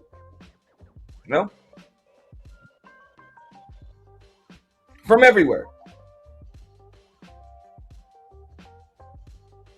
And that's what I'm saying. Now, if you want to call it that, nigga culture, that's cool.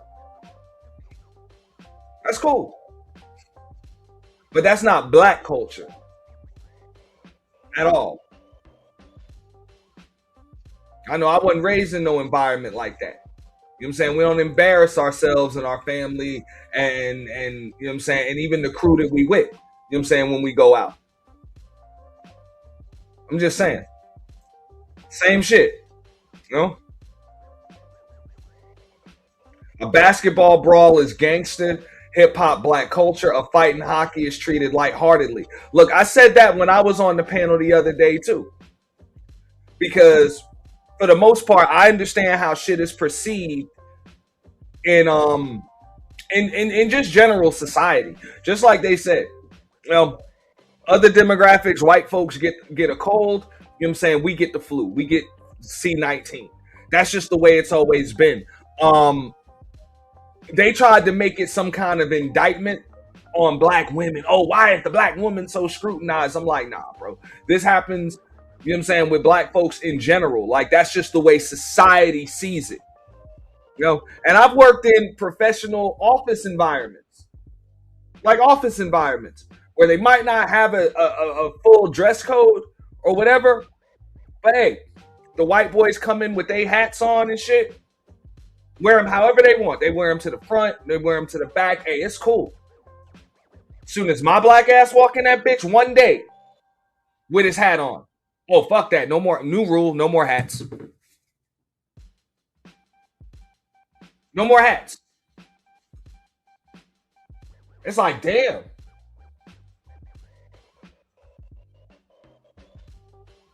White boys was able to wear their hats every day. Why you just had a new rule? Yeah, we just thought about it. No more hats.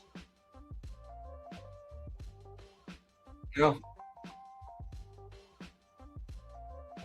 That's the way it is. And they don't really want to keep it real about that. It's like, hey, it just looks different on you. And I would tell the ladies that too. It just look different when y'all titties all out and y'all ass cheeks are all out. Just looks different.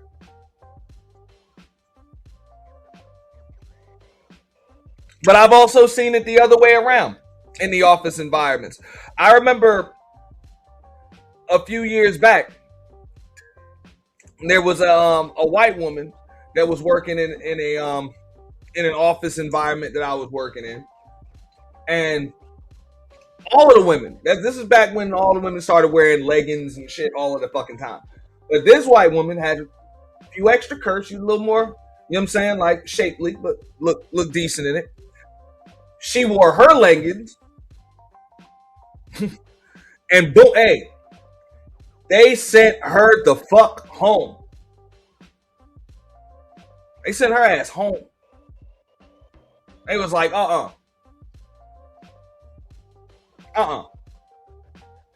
And not only that, hey, this white chick cuss these motherfuckers the fuck out. Now, granted, she was a little, you know what I'm saying, a little kind of inebriated and shit. But, you know, she was like, it ain't my fault. Y'all wear y'all leggings too. It ain't my fault y'all ain't got no ass. But notice, she wearing the same shit that these other women wear. But because she looked different in it, they sent her ass home. You feel me?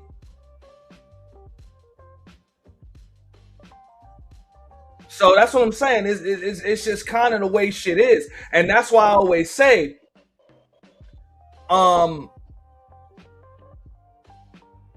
if you got a problem with the rules and shit that these people will impose just because of you, set up your own shit.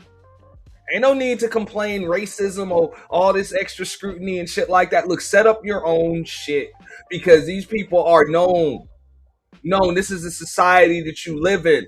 And no, this is not exclusive to black women. This is likely with black people all of the fucking time. They will change their rules.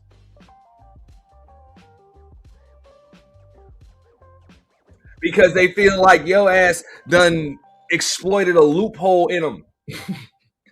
Because you look a little different with it. Might have a little more rhythm, a little more style, a little extra curvature. You know what I'm saying? Whatever. You just look a little different when you do it.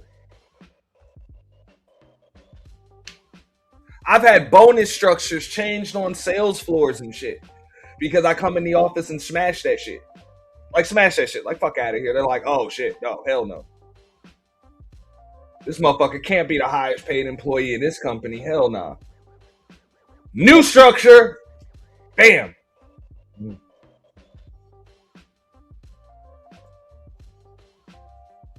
That's just the way it is. So ain't no need to complain about that shit. Yeah, it can get annoying. But at the end of the day, you know, there's a golden rule. The man with the goal rules. Or woman with the goal rules. That's it. House rules. And that's that the house rules. So if it ain't your house, you can't trip about the house rules because them shits are subject to change.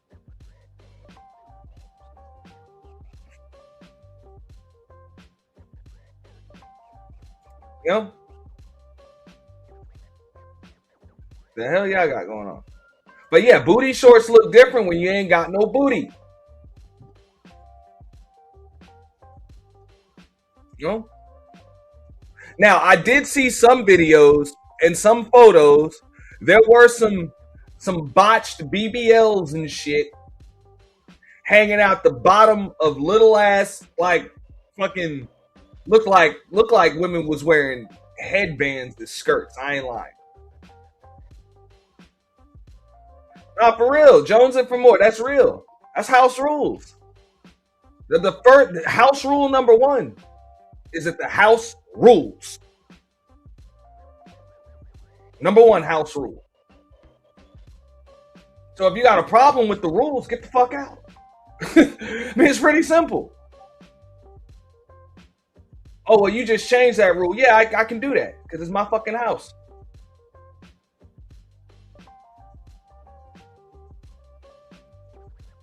No?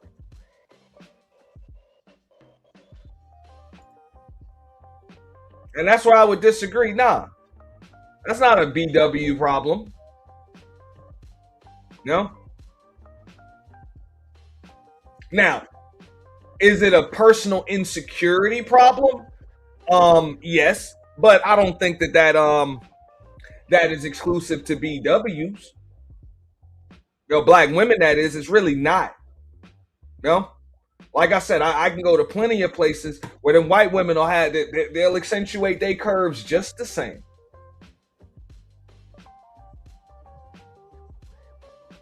They'll do that shit if they can. They'll make sure that their cleavage is all out. You know what I'm saying? They'll make sure they rocking them shorts as short as they fucking can. That skirt is going to be as fucking short as that skirt can possibly be.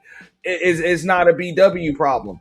But the question is, why the fuck do you have to go to a family atmosphere like the rodeo, some shit that been around for 100 fucking years, dressed like you at the after party at the fucking club?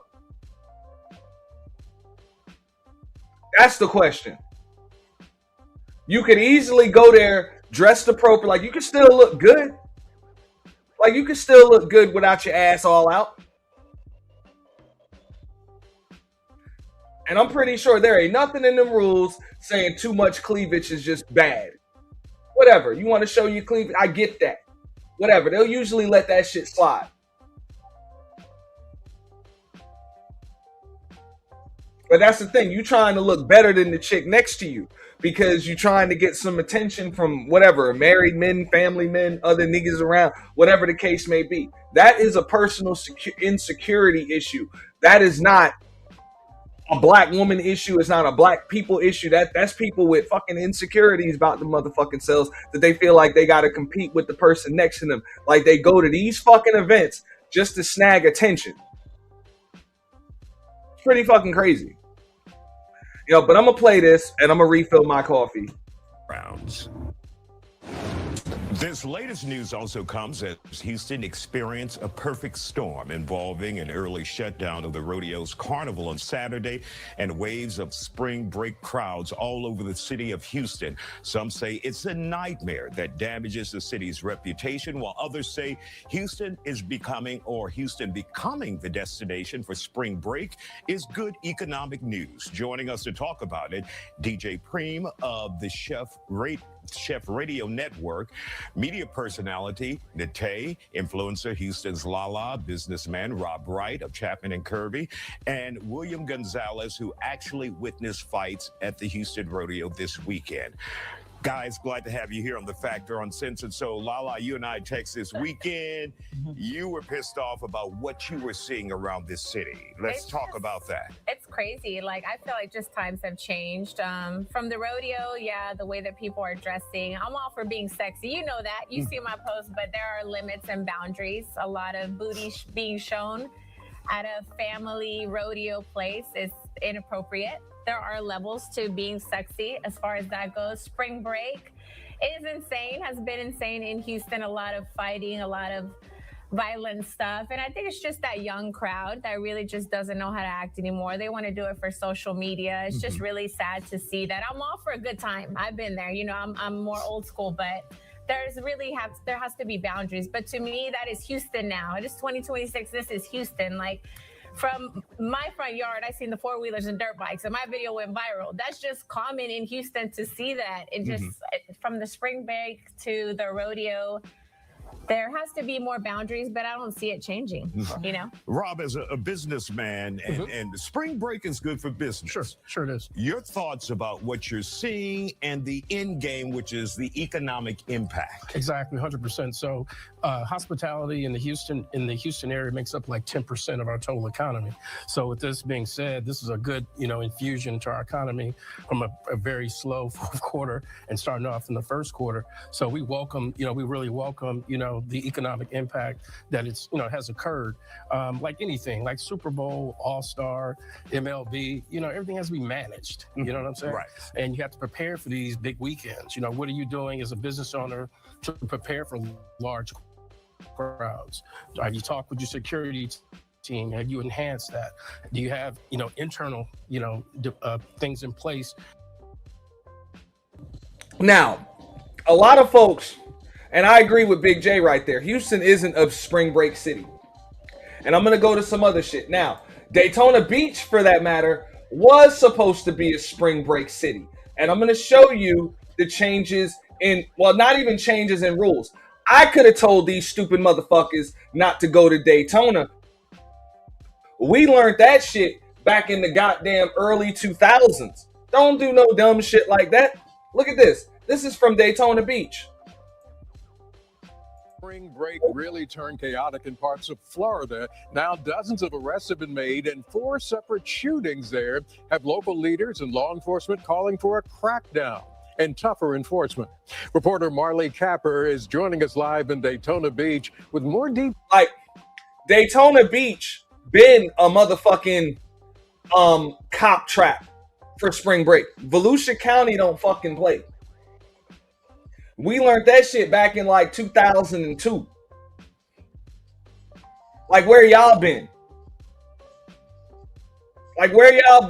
And that's back when I was young enough to really like celebrate spring break and shit like that because I had a spring break. But people still going out there. It's like it's a matter of time for your ass get fucked around out there, man. Like, that's all. Volusia County is trying to bust motherfuckers. Listen to this. Marley, good morning. Dave, good morning. It's definitely been very chaotic here. A lot of people are flocking to Orlando. It's the top destination this year for spring break. And that means that the police officers and the sheriff's office have had to be full force on the beach. Now the county is asking the city to partner together to hopefully crack down on the chaos. The first week of spring break in Daytona Beach brought another huge unapproved party on the shore. People ran from what they thought were gunshots. The noise turned out to be from... Look at that shit, man. This shit looked like a motherfucker just bombed the goddamn beach with pesticide. Look at this shit. From busted water bottles. The weekend ended with over 80 arrests for open containers, underage drinking, marijuana, and in some cases, illegal guns. We arrested people from Alabama, from Georgia, from North Carolina, from South Carolina, from Florida, you name it. You feel me? I'm like, bro, I drove down to Daytona. I drove up to Daytona in 2002, 2003, something like that. Because the shit used to be live, like after Freaknik was done. My upperclassmen years in high school, you know what I'm saying, couldn't really do it. But That's what it was. Everybody going to Daytona because they got the strip with all the hotels right on the beach, everything good, right? Cool. Man, I got out there. You sliding down the fucking strip, bro. It's cops on every motherfucking median, like every 50 feet and shit. They busting Look, Daytona don't play about open containers on the beach. They don't play that shit. Okay? They don't even play that. And I wasn't even dumb enough to get caught with no open container anyway then, because I wasn't even 21 years old at the time.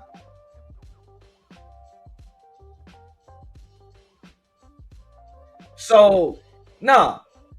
That's what you don't want to do, is get locked the fuck up in Volusia County. Because they about to get that bread, man.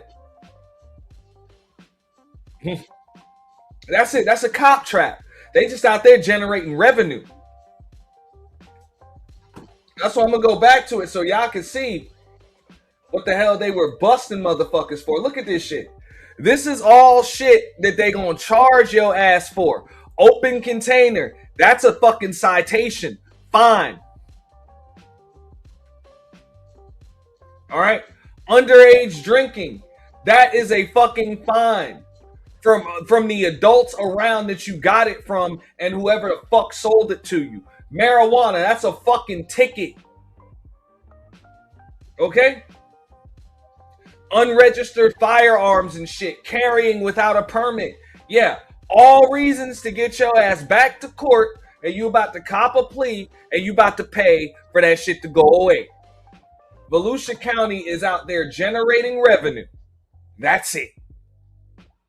That is no fucking secret, bro. So, I don't even understand how 20 fucking years later, 25 years later, people are still getting got with this shit. And this is from Orlando. This is Daytona, Orlando, all the way the fuck back down.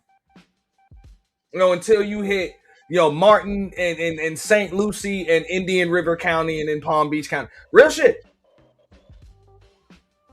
But Volusia County, that's that Orlando, Daytona. Fuck that. You don't fuck with them. That's the word right there. So that's the problem with a lot of these YNs. And I'm going to go back to the Houston shit because this isn't a very long story, right? But you got a lot of these YNs that even with the Houston thing, where a lot of Houston natives, just like Big Jake was just saying in the chat, Houston is not a spring break city. Y'all don't want to come here for spring break. For real. You about to get got. It's about to go down. You're not going to have a great experience. People are like, oh, you just trying to keep us out of here. What the hell? I'm going to see for myself. Like, yo, y'all dumb. Y'all stupid.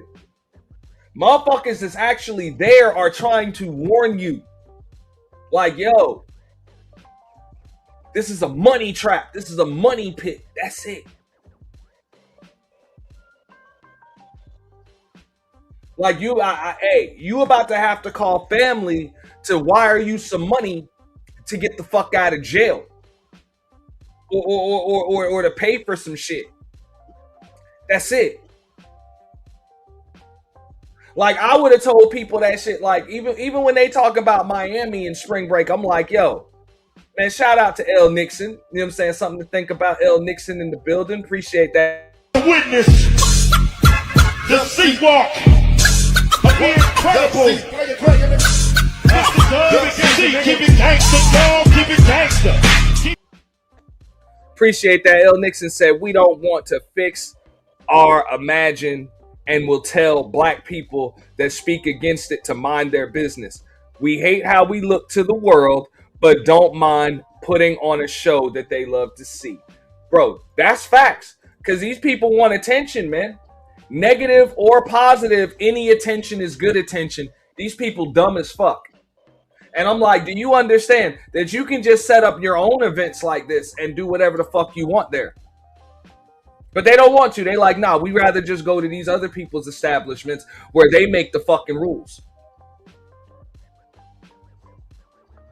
Okay, he said their image.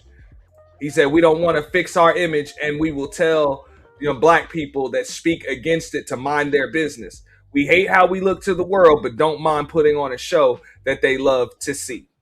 Understandable. That's what I'm saying. When you're out here attention whoring and attention fishing and shit like that, you can't trip when you get attention and some of that shit be negative. And people, look, I will say this much.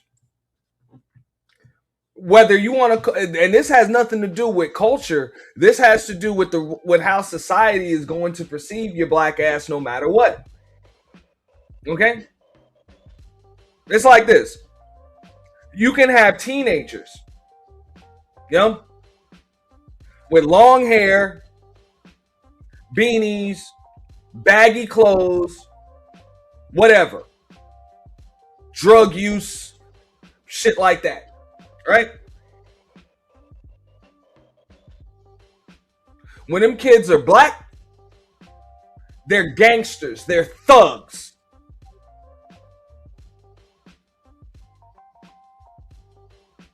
They're super predators, savages.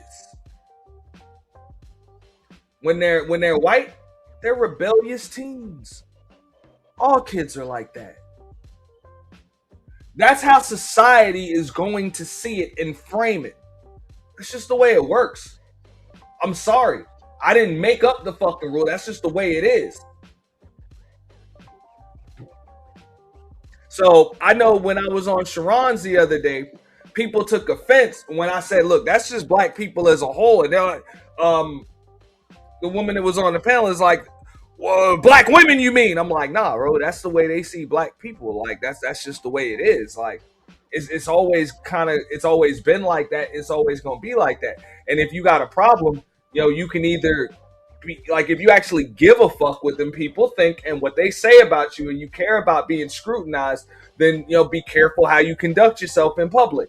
And if you don't care about how you're perceived and everything else, then you're going to have to be willing to accept the scrutiny that's going to come with it. Or you can set up your own establishments. No, it was actually Unbalanced PH Diva.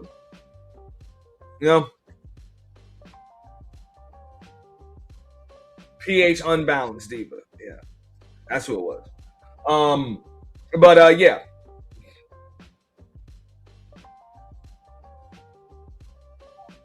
But that's just the way it's going to be. It's just one of the things that you don't really hear much. You see, the complaints about the perceptions, you don't hear it much from black men and males because we used to the fucking shit. We know how that shit is.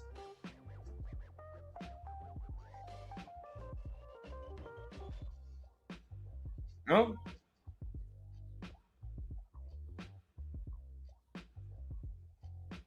White boys smoke weed. They're hippies, stoners, whatever. Black dudes smoke weed, fucking burnouts, losers, degenerates. It is what it is. This is what it is. That's the way society's going to see that shit.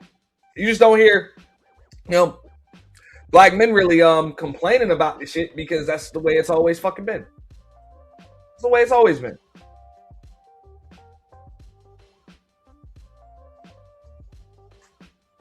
The type of scrutiny the society as a whole has given black men from the beginning of documented fucking history, it's not even close to any other fucking demographic or gender demographic. Like, it's not even fucking close.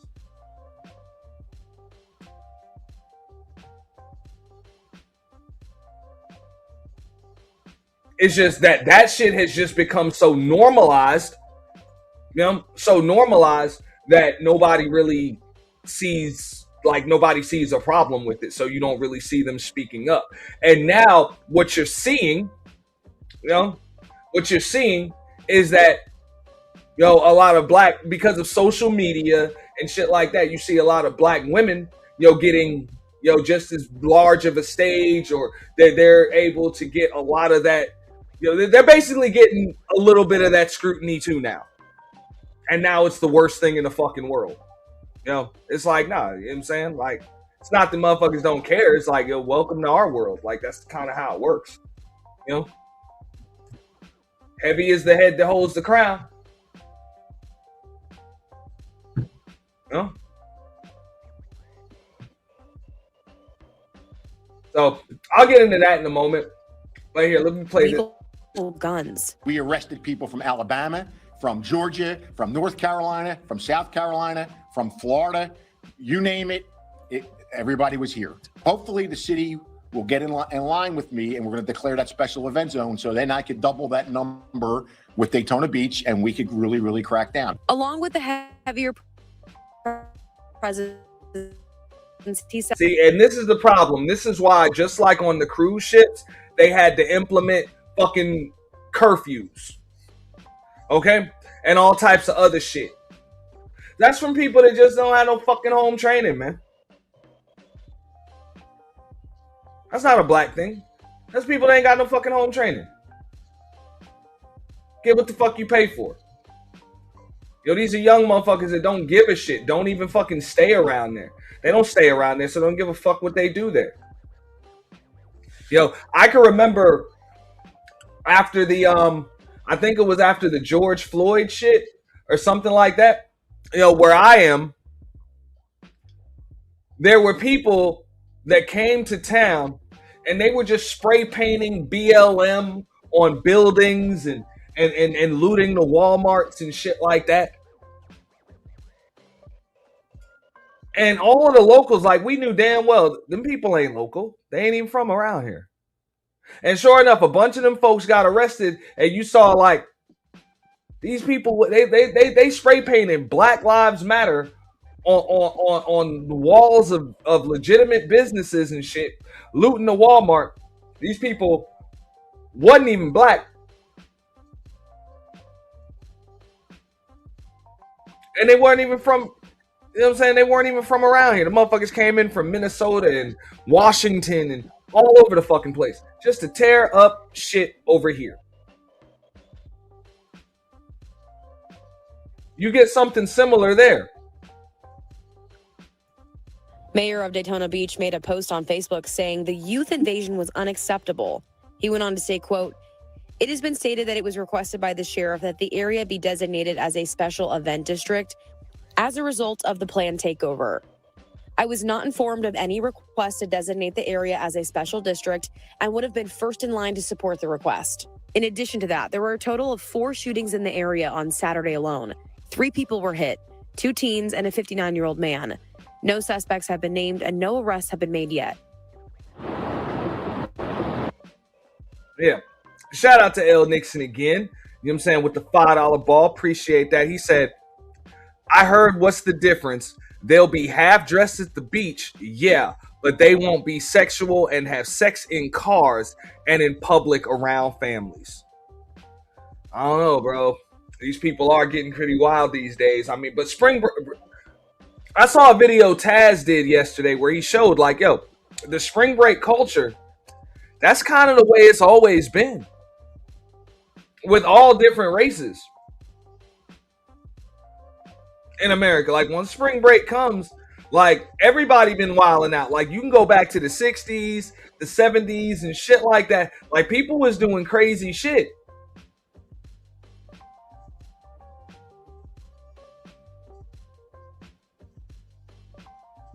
And not even just spring break. I'm talking about summertime culture, all of that shit, man. Them white folks had Woodstock, bro.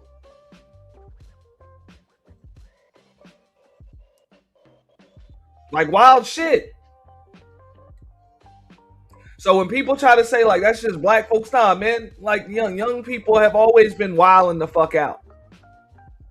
But I do say it is up to people to just at least be aware of what their public image is and be like, look, either you're going to add to, like, either you're going to confirm that shit or you're going to debunk the shit and show, like, nah, man, you know what I'm saying? We do have fucking some level of fucking class and home training. My mama raised me right, like, type shit.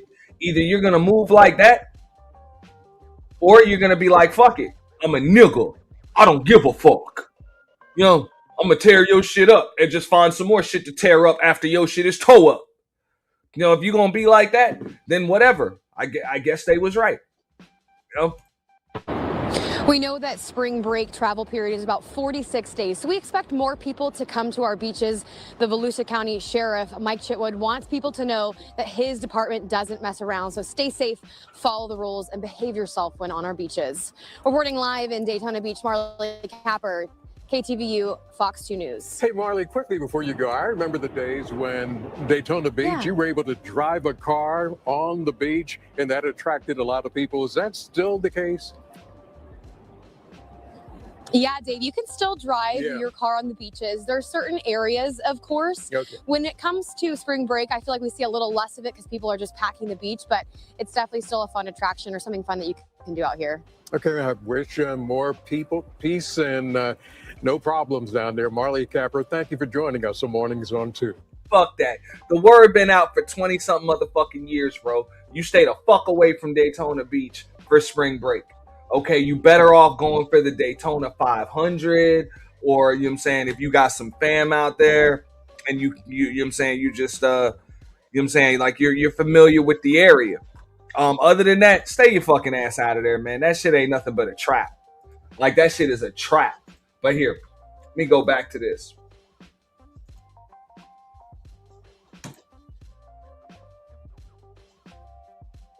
To prepare for the onslaught. Party in the country, we are, but we did take the preparations, prepare for it. Mm-hmm. All right, William, you were there at the rodeo, and for those who are wondering, we will have a statement from the rodeo right near the end of this segment. We also want to hear what they have to say, and keep in mind the real shit. That Ozempic, and y'all need to be careful taking that Ozempic. Nigga can see that shit all on you, bro. Or maybe that's I don't know, bro. It just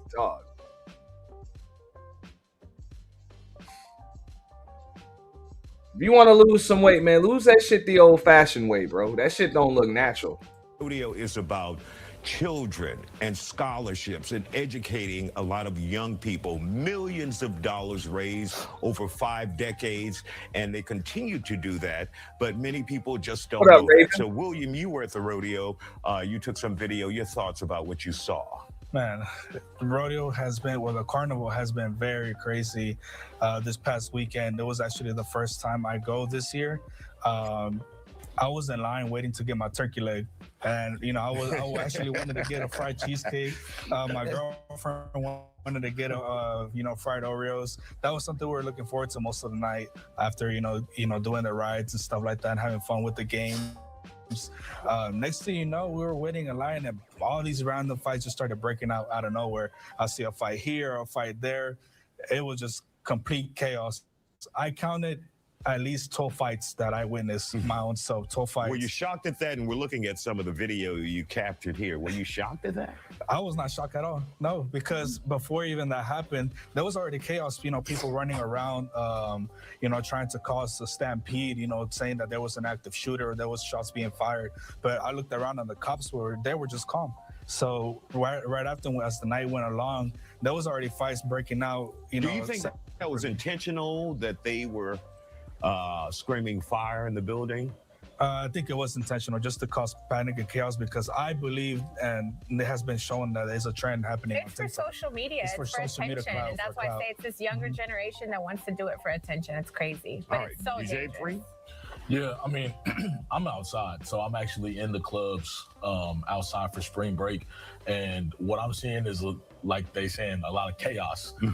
Not really inside the clubs, but afterwards. You know, when everybody's going to the after hours and trying to get into bad habits or good mood or 2727, they actually made up a thing called Club Gas Station, which was actually the gas station next to Prospect Park. They literally took it over, like Friday, Saturday, and they tried to do an actual club gas station on Sunday. Shout out to HPD, because they shut it down and made sure it wasn't gonna happen.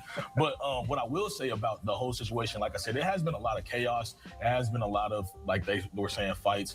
But I will say, they haven't been really violent. Like how it could be.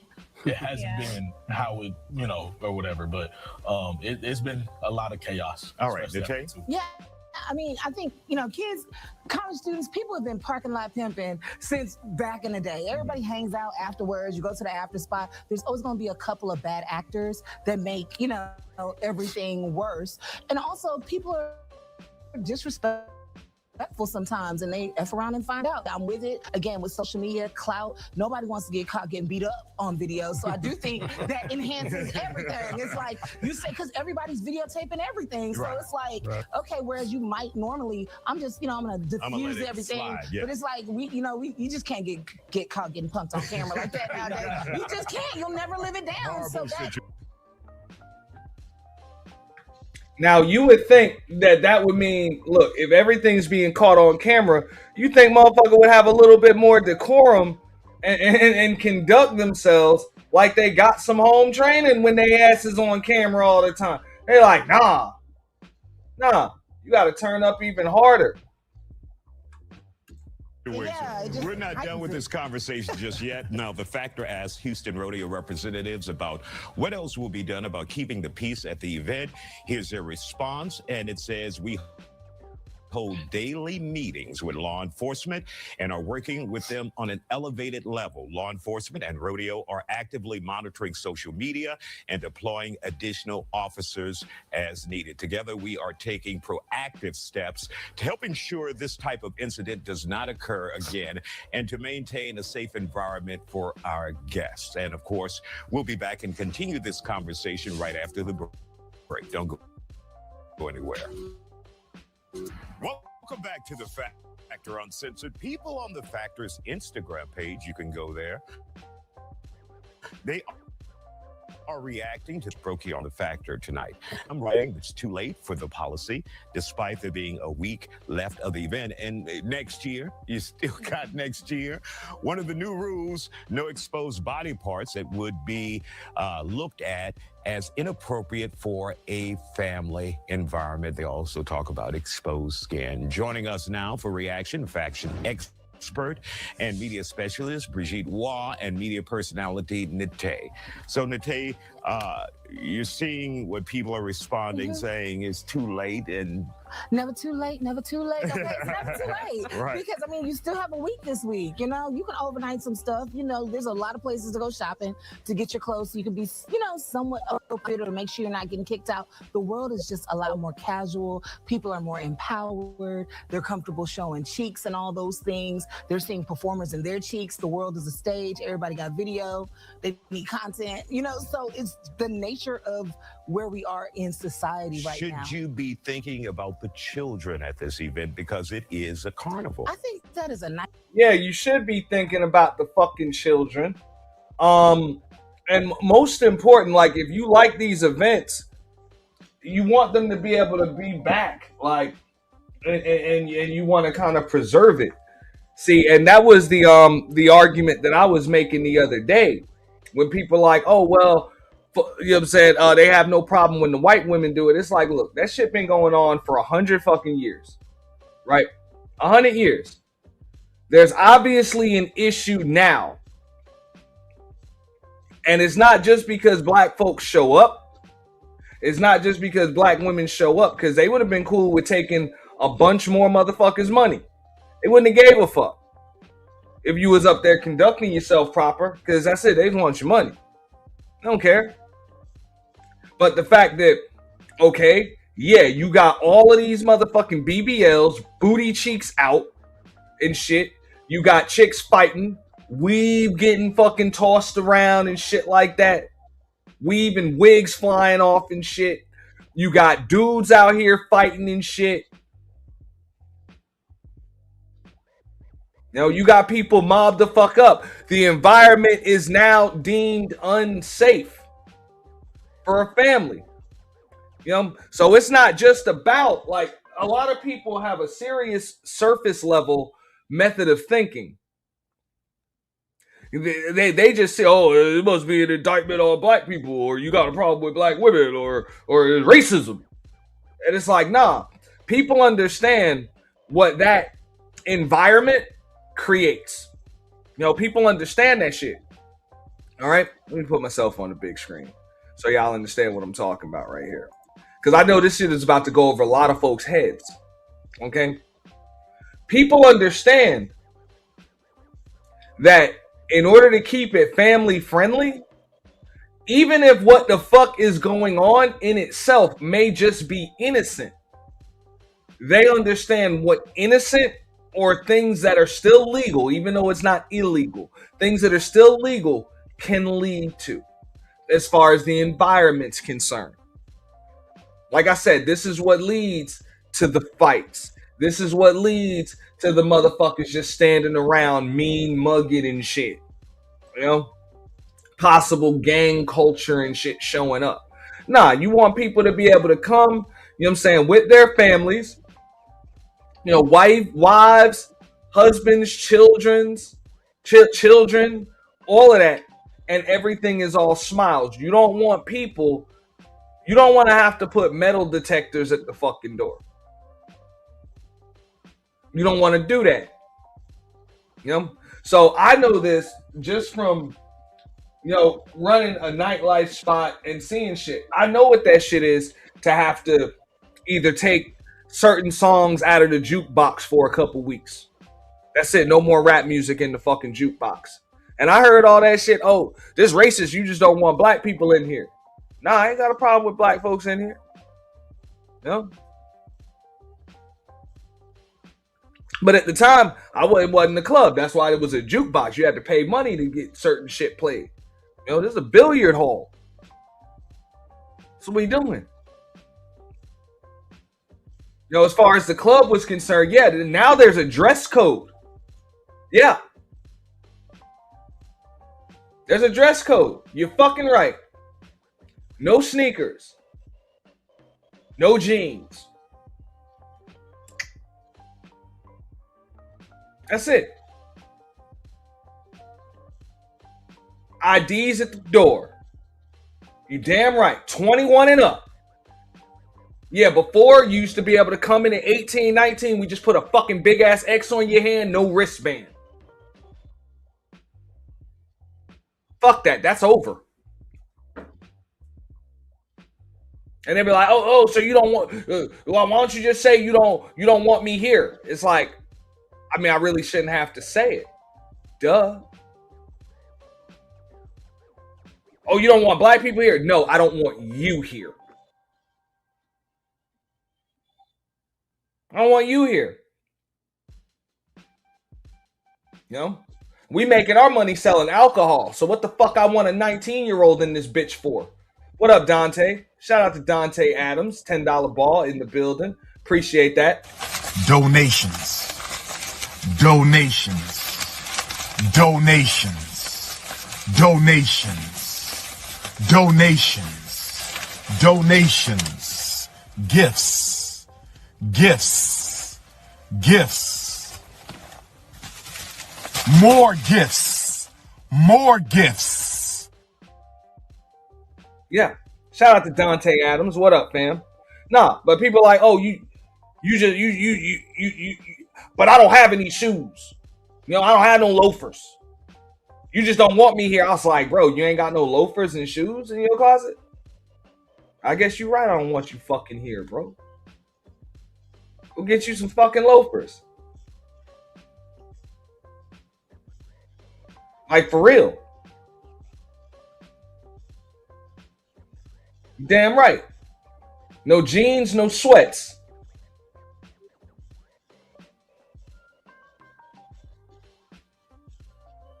That's it.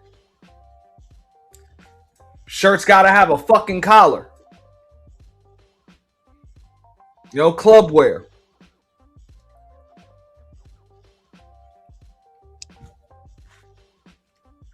That's it.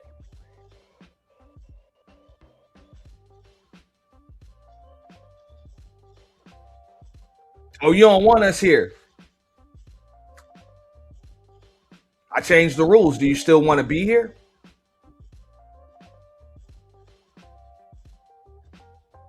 No, if you change the rules, I don't want to be here. Cool. That was the fucking point. That was the point.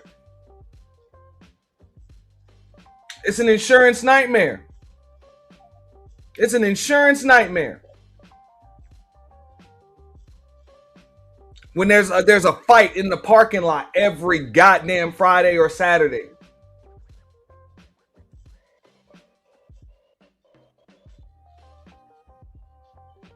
There's all types of fucking mean mugging and shit.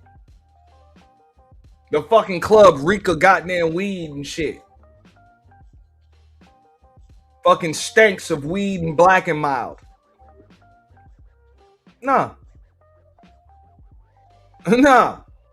Nah. You fucking up the atmosphere.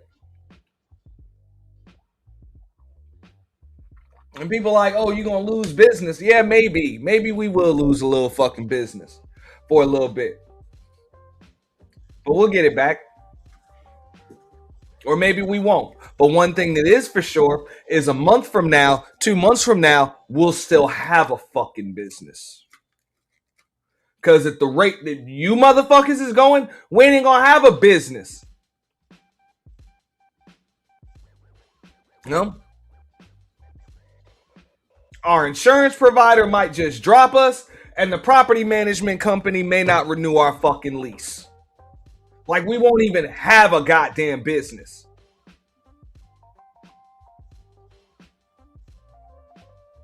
Remember, I said this shit a long time ago. And I use the analogy even for YouTube channels and shit. Look, real shit. Nigga, hey, I appreciate all of the support and shit like that. I don't give a fuck about these numbers. I don't give a fuck how many people watching. I'll be goddamned if I gotta let you come in here, disrespect me, disrespect other damn supporters, and pretty much just piss on my floor. Just, oh, I gotta let you piss on the floor to have people here. I guess this bitch will be empty before I allow you to disrespect the establishment.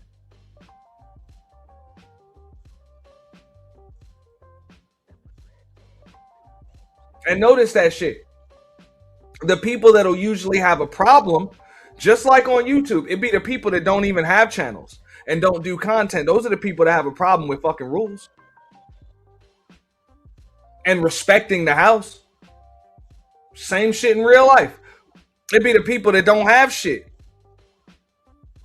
Niggas that don't have a fucking thing that want to come in and fuck up somebody's traditional 100-year-old event or somebody's fucking establishment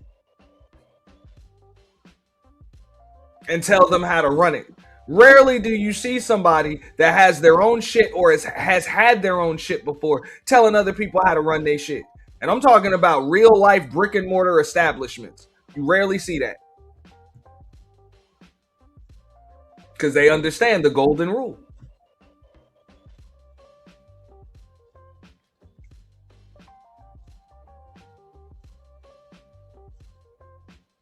But people that don't have always like to try to dictate the rules of engagement for those that do. Ain't that about a bitch? Ain't that something funny? Makes no fucking sense.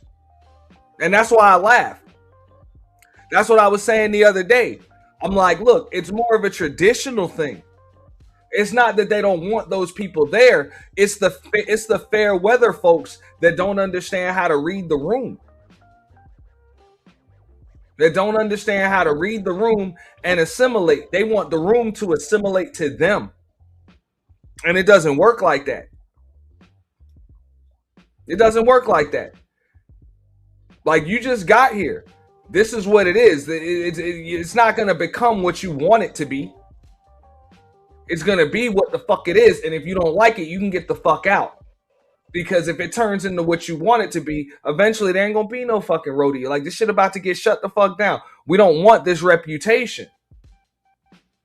Like, we don't want this reputation. We don't want people to be scared to bring their families, to bring their children. We don't want the people that have been staples in the city, or the people that even been coming from out of town and enjoy the event for what it is and what it's been, to have to come here and see something totally different. They don't want that. And I'm talking about, these are the people running the establishment. These are the heads of the city. And whether you agree with it or not, nobody gives a fuck. That's what it is. You know? Shout out to L. Nixon. He said maybe YouTube should impose a dress code. They kind of do. They just say like no nudity and shit like that. But you know, people still fuck that up, you know.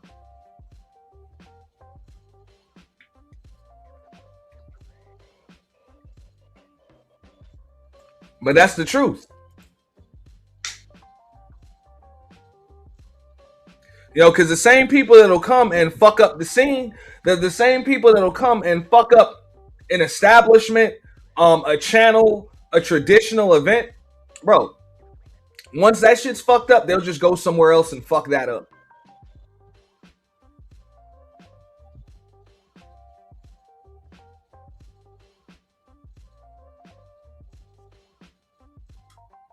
Let's go somewhere else. I don't give a fuck.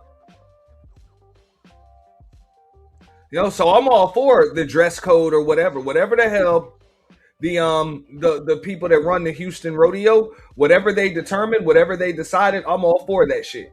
Go for it. Nice thing that people like to say. You know what I mean? They like to say, think of that children. But you know, everybody's thinking about the money. They're letting people in. They don't want to distract people, but then, you know, you're still getting more follows and everything.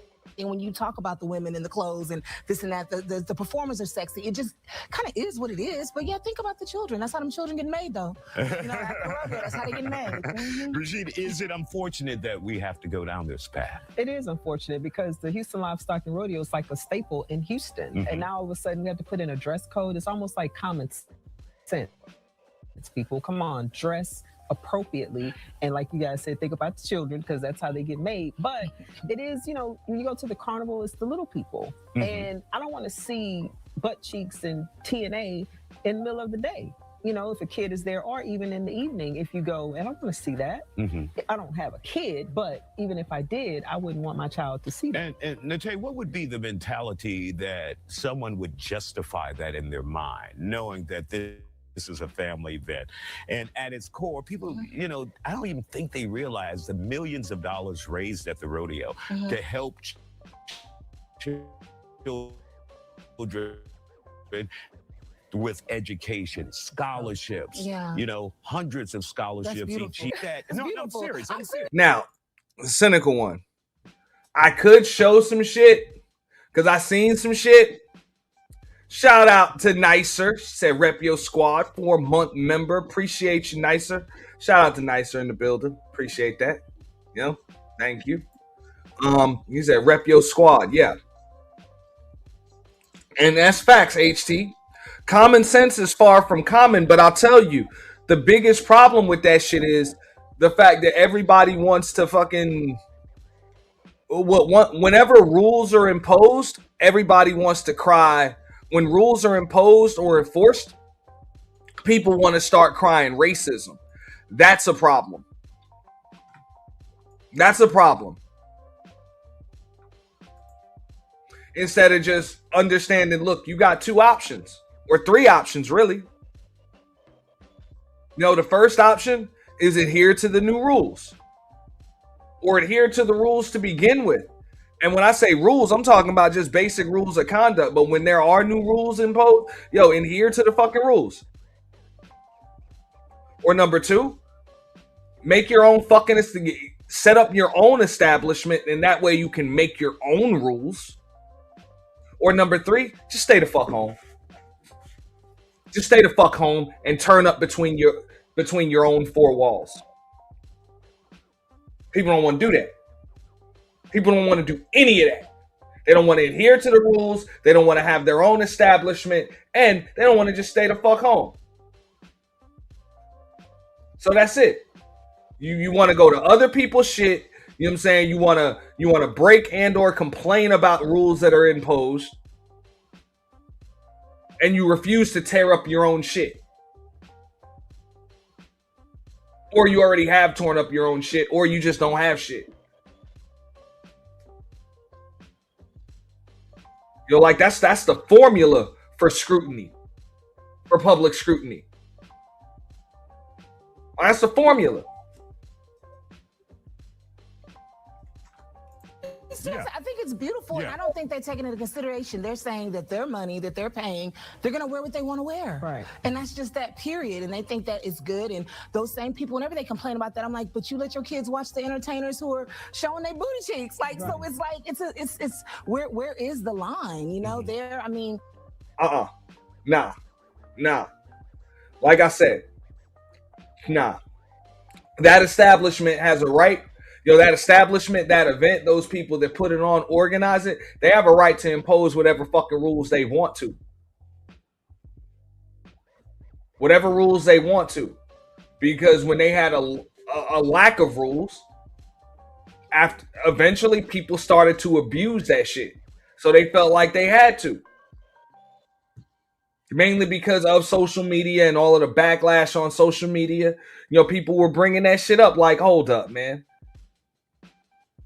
These women are out of hand. And that's making dudes, or that's leading to dudes being out of hand. And there's just a lot of shit out of hand, and it's fucking with the family vibe. It's fucking with the family vibe. Y'all are turning this shit into a turn up at the club vibe rather than a family gathering, Houston rodeo vibe. Like, the vibe is no longer what it used to be.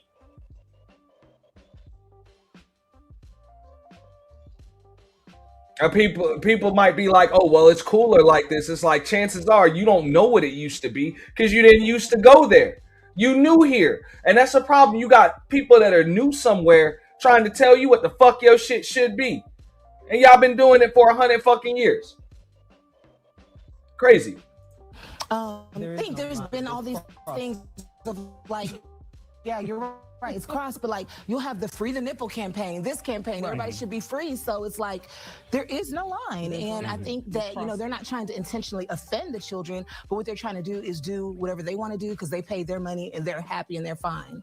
And I brought you this comment I saw on Instagram. Somebody said, I was fine with it until they said tattoos. Right. Well, with the tattoo part, it's about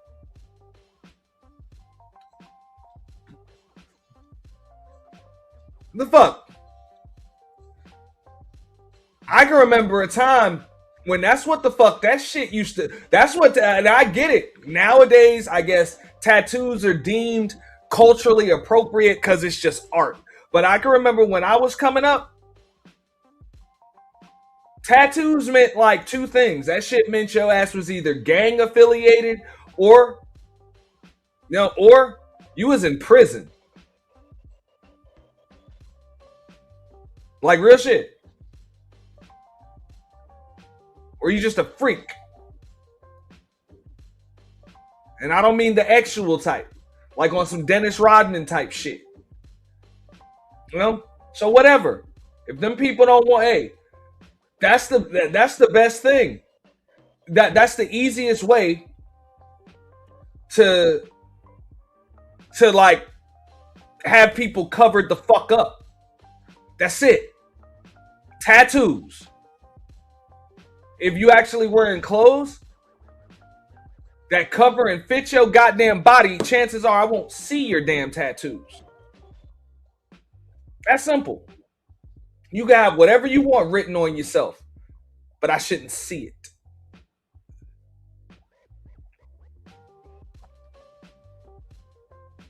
And if you don't like it, set up your own rodeo.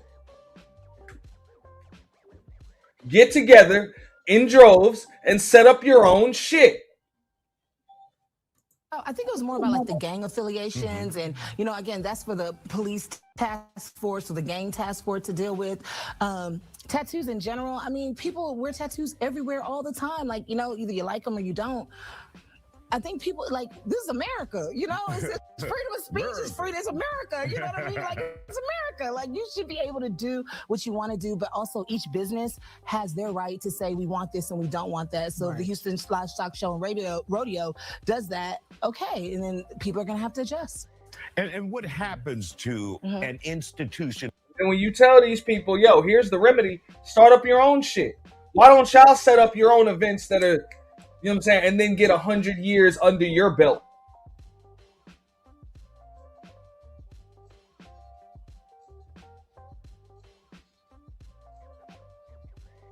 Why should we have to do that? We just want to come to yours. Like, fuck out of here, bro. You know, same shit on YouTube. People got mad when I said that shit. I'm like, before you tell me how to run my shit, why don't you start up your own? And I'll come over there and tell you how to fucking run it.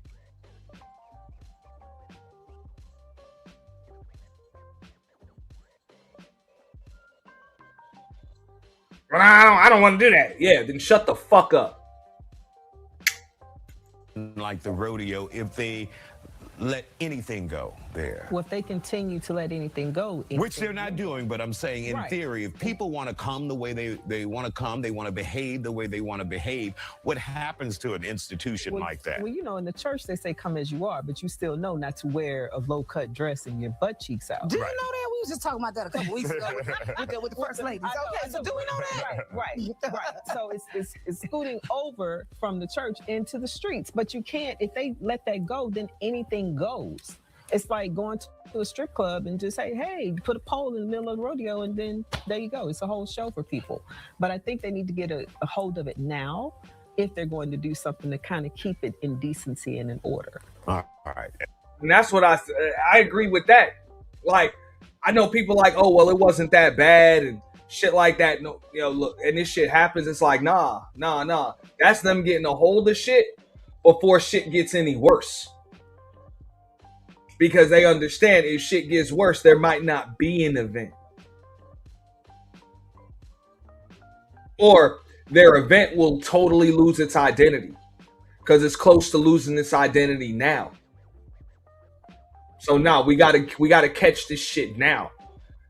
And those people that are familiar with the tradition, those people that are running it and shit like that understand what it stands for, yeah, I think they know a little bit more than some new folks that just started coming to it. Wrap us up. I mean, I just think that whatever the artists are singing, dancing, and looking like, the crowd might sing, dance, and look like that too. And so you can't be surprised. And that's across all cultures. I mean, you think of Daisy Dukes in the 70s with the Dukes of Hazards, like sex sells, and that's all a part. That was the 80s. Okay, the 80s. My bad. You see, I wasn't around then. I didn't know. Look, nobody had a problem with women wearing short shorts if it's warm enough or outside, whatever. Rock your short shorts. It's cool, but we should not be seeing booty cheeks. Like real shit. We should not be seeing half of your bare camel toe. Like, it's kids out here, man.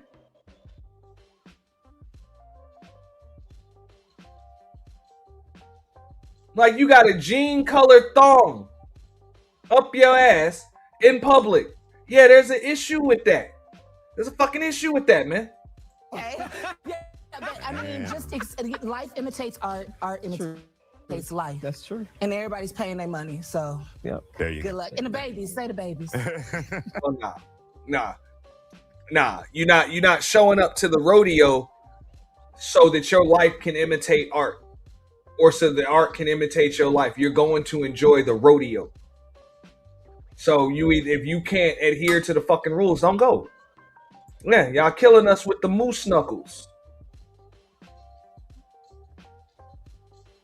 It's usually the visitors that mess it up more than the local residents. It was like that here when they stopped people from coming to Virginia Beach for Greek Fest and Labor Day weekend. Bro, facts. And College Week was worse. That's the way it is. It's usually the visitors that do that.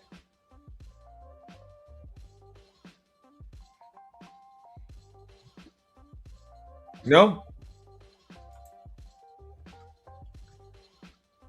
the locals know the tradition and what that shit should be, or what it's been. It's the new folks that'll tell you. Look, even if you want to break it down into YouTube terms, at the last purge, I had people coming in that motherfucker saying that this is not the purge. This is not the purge. I'm like, I think I know what the fuck the purge is supposed to be. Because it was my fucking idea. Like, I'm the one that came up with it. So I know what it's supposed to be. So all that shit that you might have seen or what you think it should be really don't fucking matter. You know? Really don't fucking matter. You're going to stop mocking me. I believe the children are the future. Yes, the teach them well. But these people are crazy as fuck. They'll tell people that have been attending some shit, or people that invented some shit, organized, been doing it for years, or somebody running shit what the fuck it should be, and they just showed up to it. It's fucking crazy, man. It's crazy.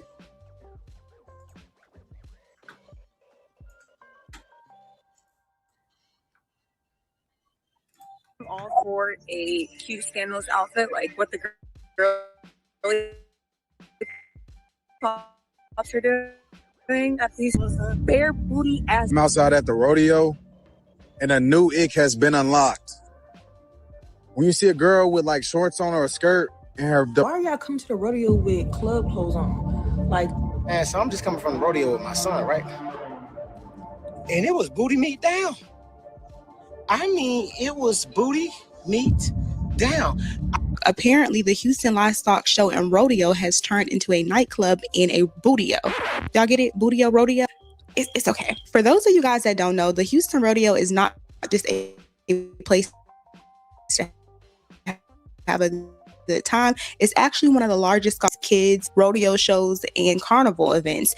But this year, a lot of people were complaining about the ambiance and the reputation of the rodeo. They said it was so bad that we made the news. People were saying they feel uncomfortable with bringing their children to the rodeo due to the attire. And some people were even stating that they might introduce a dress code for the rodeo in the future because a lot of people were not dressed appropriate for a family event. And I'm not the fashion police, or I do not like to monitor what people wear. I feel like as an adult, you have the autonomy to choose what you want to wear and what you do not want to wear. But we have to have a little bit of context. This is a family event. I was scrolling on Twitter and I seen somebody said they thought the rodeo was a rendition of Freaknik. Y'all, I kid you not. We're going to go ahead and get into it. But before we do, the reason why I wanted to make this video, because it was so bad that we have made the news. I have yet to go to the rodeo. I plan on going this weekend to just, go out and enjoy. But at the same time, I'm a little scared. There's been shootouts. They actually had to close the rodeo early this past Saturday because there was a shootout. And there's just been a whole bunch of mess. And that's usually why these rules get changed and implemented. Like real shit. That's usually why. When there's a shootout, there are excessive fights. They understand, like, you know what? If we just implement a dress code, we know that'll there's a percentage of motherfuckers that won't even bother coming. They won't even bother fucking coming, man. They know that.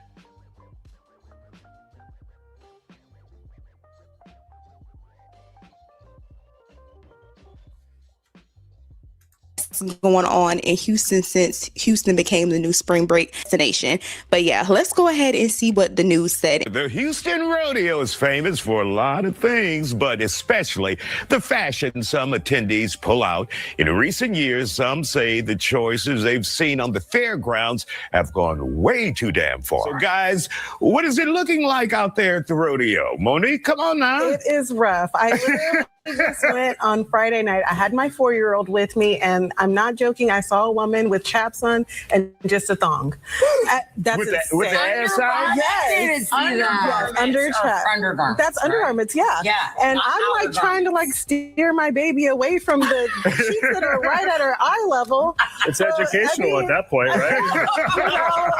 I was appalled. And also, I'm on a committee and we do surveys. And so I'm talking this morning, asking about the surveys, and several people stopped me and said, this dress code needs to be reformed. I'm tired of looking at boobs and butts. Sounds like good parenting. I don't know. Steph, what do you say? So, if you're an adult and you can dress classy-ish, act classy and, not have your rear end hanging out, you're all right. But when you're like 13, 14, 15 years old and you're running around with your ass hanging out of your shorts, like this is how it was. If you put your arms down and your fingers, I remember that. Thank you. Yeah, I remember that. And I'm like, hey, my dad would not even let me out of the house like that. Hey, Mom, I'm going. I was packing shorts in my purse. If I was doing that, then that's what I was doing. Allison, what have you seen out there? Has it been, in your opinion, inappropriate at all? I mean, there's definitely some people that are doing it a little overboard. My personal opinion, I think that there are certain occasions where dressing up and like maybe showing a little bit more than you normally do is okay to do. But I have two sons, 11 and 8 almost, and that's not something I want them, seeing. They're little men, but it's not even about them seeing it. It's about the environment that shit creates. That's what leads to the fights. That's what leads to the wigs getting pulled off.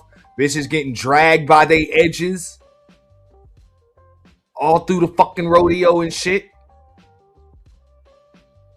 For real. That level of attention whoring. The attention is taken away from the event. And then, people start competing with each other. Like, believe it or not, this is one of the reasons why a lot of the schools started going to uniforms and shit a long time ago. I can remember even when I was in school. They were talking about it, then eventually they just did it.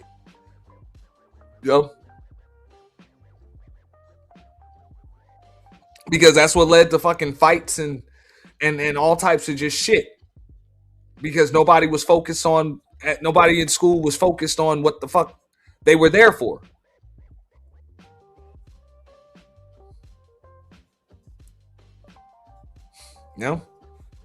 What up, Dante?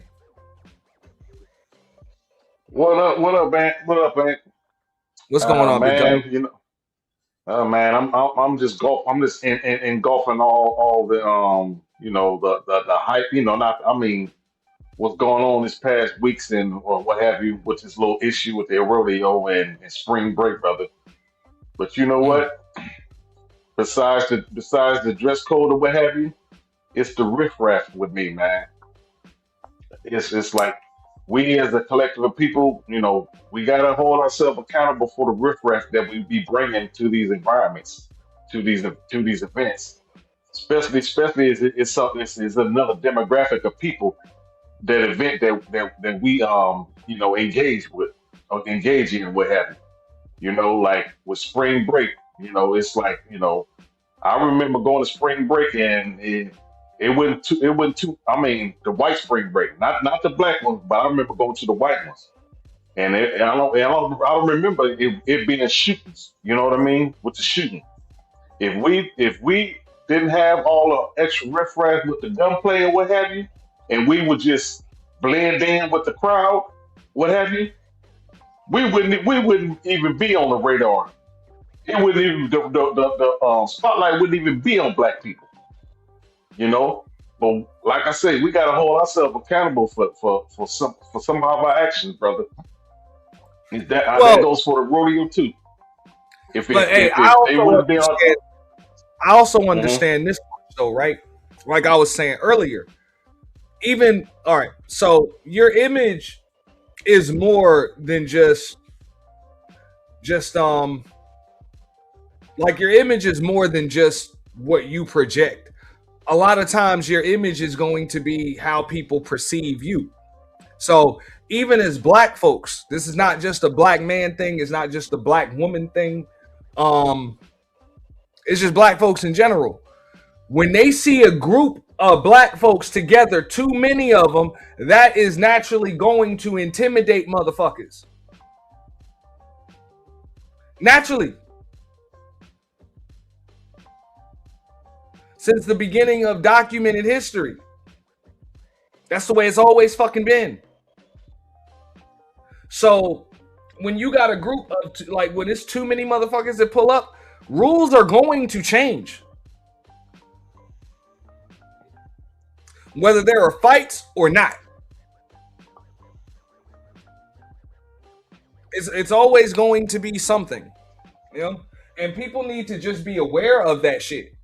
That's why I say, I'm like, look, if there is going to be a community, whatever, you got to start setting up your own events, and hopefully you get 100 years up under your belt.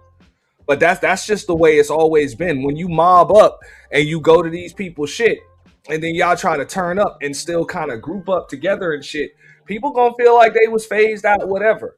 I was using the comparison earlier. I've worked in, you know what I'm saying, business casual environments and shit, offices, stuff like that. Hey, they don't really have a rule against baseball caps or anything like that. The white boys can come in, wear their baseball caps. You know what I'm saying? The women might wear, hey, their hair ain't right, they wear a baseball cap. Nobody gives a fuck. Wear it backwards, forward, whatever. Soon as my black ass wears a baseball cap, whether it's forward or to the back, boom, new rule. No more caps. Like, yeah, nigga, live that shit. Hey, I've lived that. I agree with you. There's a double standard when it comes to us. It always going to be like that. But it's like what they do. They're going to use our dysfunction against us. Oh, it was some shootings, so we're gonna have to change the rules. We're gonna have to stiffen up on law enforcement. That's that. We give them a reason to do that. Because when we start going heavily to these white events, and it's a lot of us. And I agree with you. They don't like it when it's a bunch of us.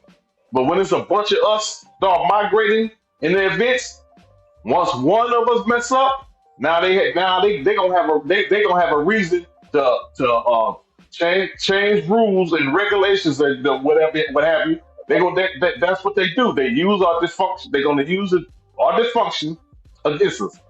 Use our dysfunction against us. That's what they do. Like, if you know that that's the way that you're perceived, or a group of y'all are gonna be perceived, then hey, what are you gonna do? You gonna perpetuate that narrative, or you gonna debunk the shit? If you're gonna go out there as a group, conduct yourself with some level of fucking class, so that way they can't say shit to you. You don't go out here to spring break destinations and be dancing on fucking cars and got open containers on the beach and all of that shit and just blatantly just fucking shit up. Either you're gonna assimilate to that fucking environment or set up your own environment. I don't see what the fuck the problem is and why so many people have a problem with that shit. And I know folks be like, oh, well, why do we have to set up our own environment? Because that's the fucking way the world works. That's just the way the world works. If you don't like how you're treated in somebody else's establishment, environment, or event, then have your own establishment, environment, or event. And then you can make the rules.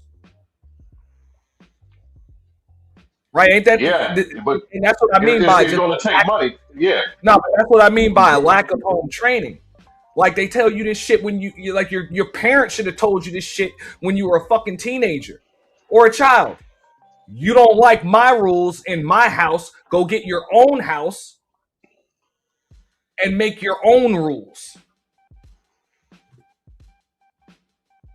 Right? Yeah. Like, I mean, that's what the sheriff was talking about. My fucking parents' house. Yeah.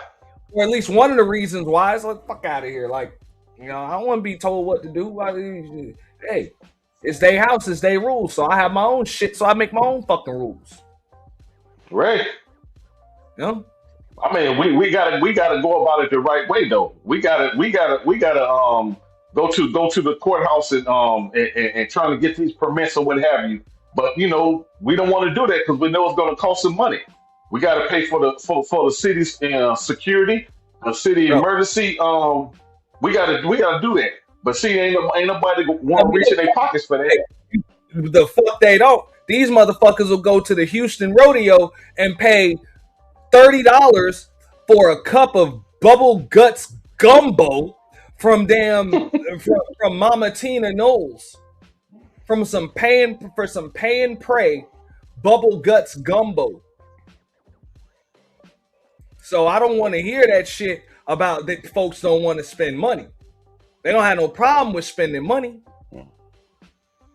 I know them clothes and shit that they rock. Them shits ain't cheap.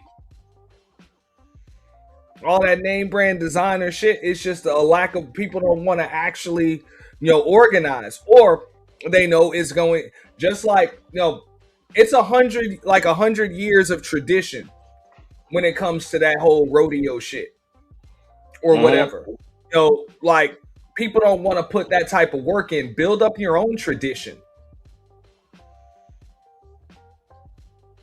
I mean, I've seen it change over the years. I've seen the culture change over the years, brother. When it comes to these events, you know, now the youngsters they roll you know they running havoc and what have you. You know, I've seen it. I get around, man. I get around to these events. I get around. You know, I get off the porch. So I've seen it change over the years.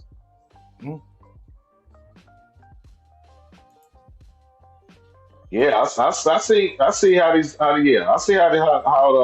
it changed. You know, the youngsters they come and they just wreak havoc, and now hey, now we got a bad rap. Well, we been had a bad rap, but you know, as far as these events, now they got to change the rules. Oh, now the cruise ship, you go take a cruise now. It got new rules and stipulations or what have you. You know, hey, we done it. You know, we got to take some kind of accountability for it. Even That's all I'm though, saying. It ain't even just the cruise ship, man. You got restaurants and shit that done had to come.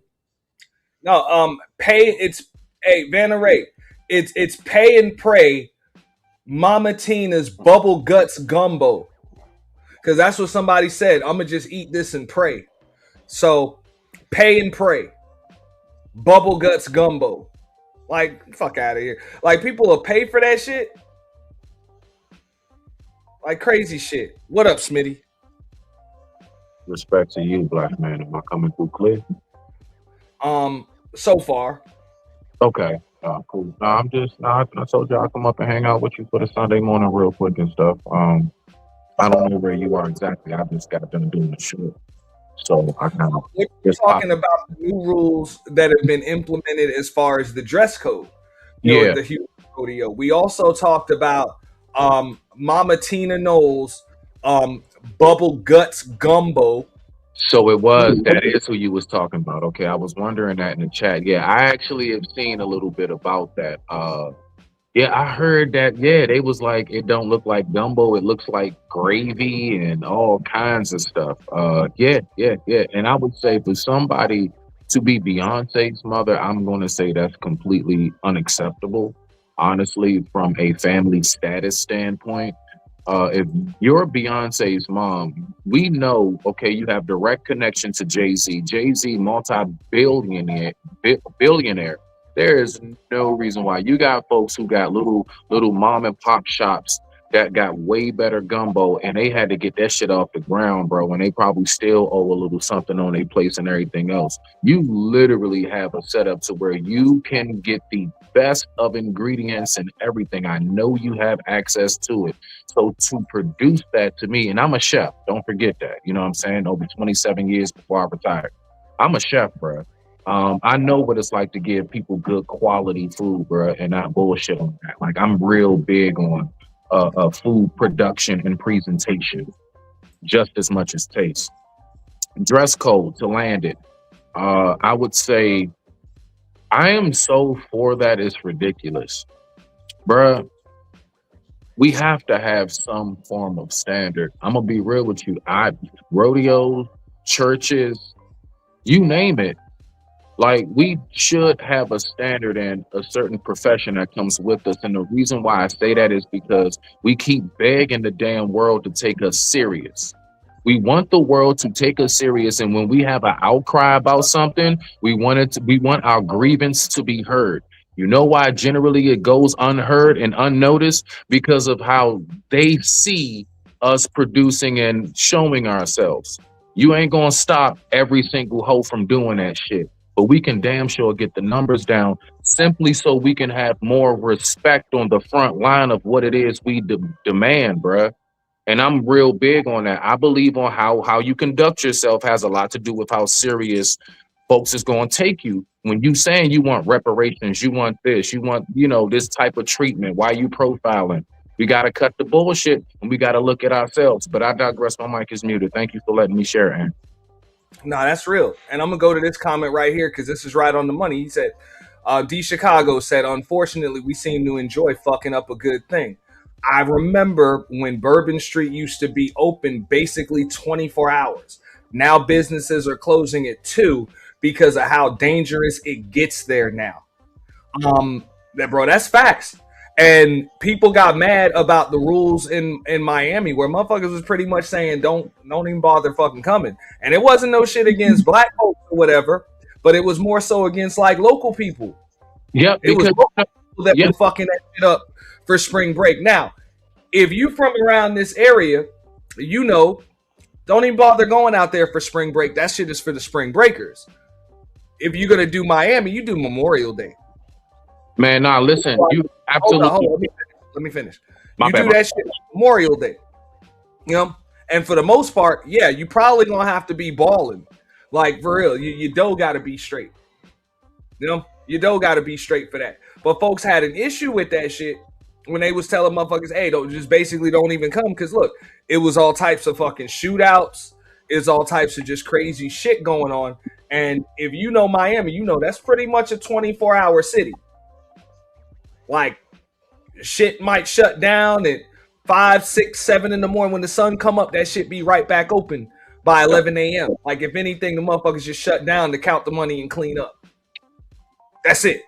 Gotcha. That's the only time shit really shuts down. So motherfuckers can clean up, count the money, drop that shit off at the bank, kick back up. Okay. Now, if it get to the point, they already know. If it get to the point like Orlando and Daytona had to get where they started shutting shit down at 2 a.m., yeah, then it's not going to be Miami no more. I'm trying So to they gotta do what the fuck they gotta do to preserve, you know what I'm saying, that atmosphere that they have. And if that means that you niggas that just want to turn up and tear shit up can't come or just are extremely uncomfortable, it's just like smoking, for example. They didn't have to outlaw smoking to get people to stop smoking. They just made it extremely uncomfortable for people to fucking smoke. There ain't no more smoking areas in the restaurant.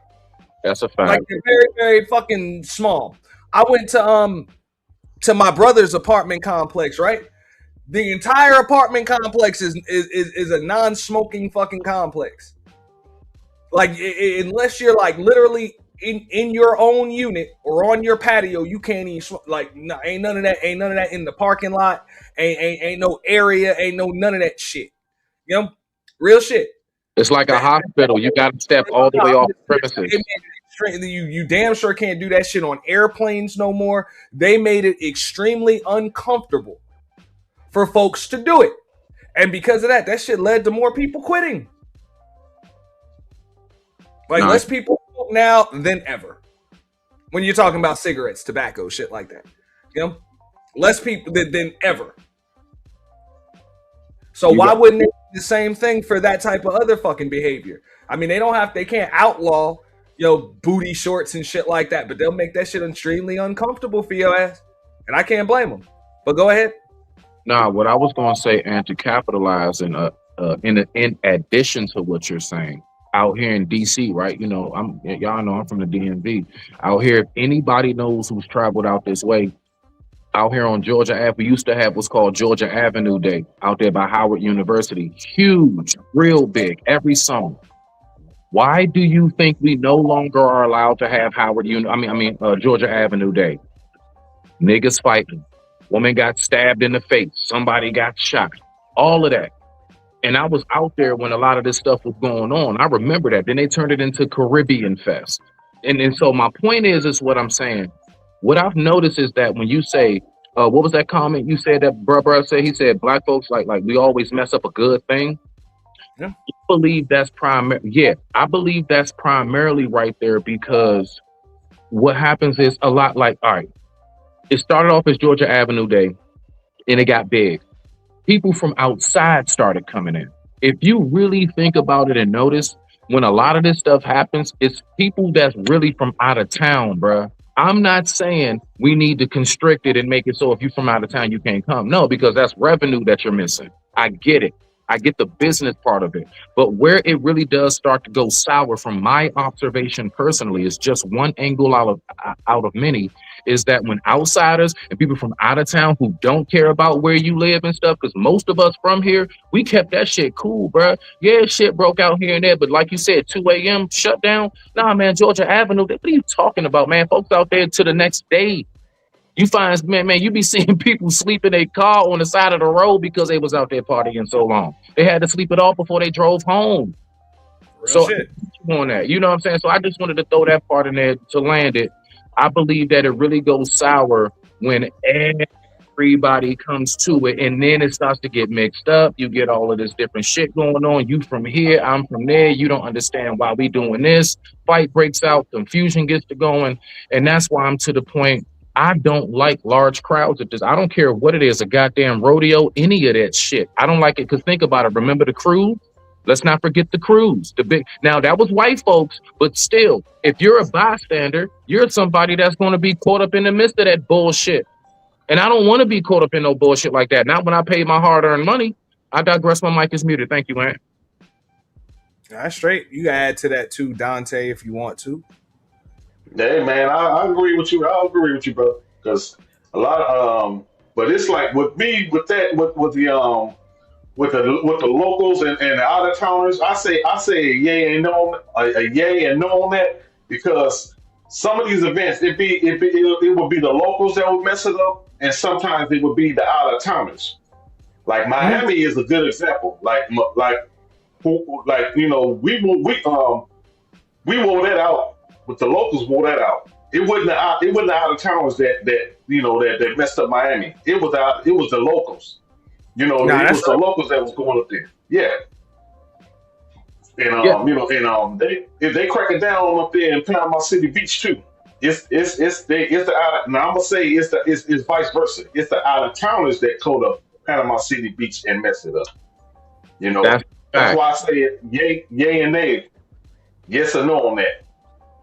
I get you on that. I get you on that, brother Dante. I absolutely. Right. My thing is briefly, just real quick. If we think about it, like even that whole Antifa thing that was going on when they were talking about our cities being burned down and stuff. Yeah, that was out of towners doing that shit. Thank you. That's what I'm talking about. That right there. Thank you, man. I digress. My mic is muted. I personally caught a motherfucker spray painting BLM on the fucking wall of the company I was working for. You know what I'm saying? I was just outside on break. That motherfucker came in and just spray painted BLM on the wall wearing a mask. And this is clearly a white dude. I'm like, the fuck you doing? He was like, Black Lives Matter. I was like, who the fuck are you, bro?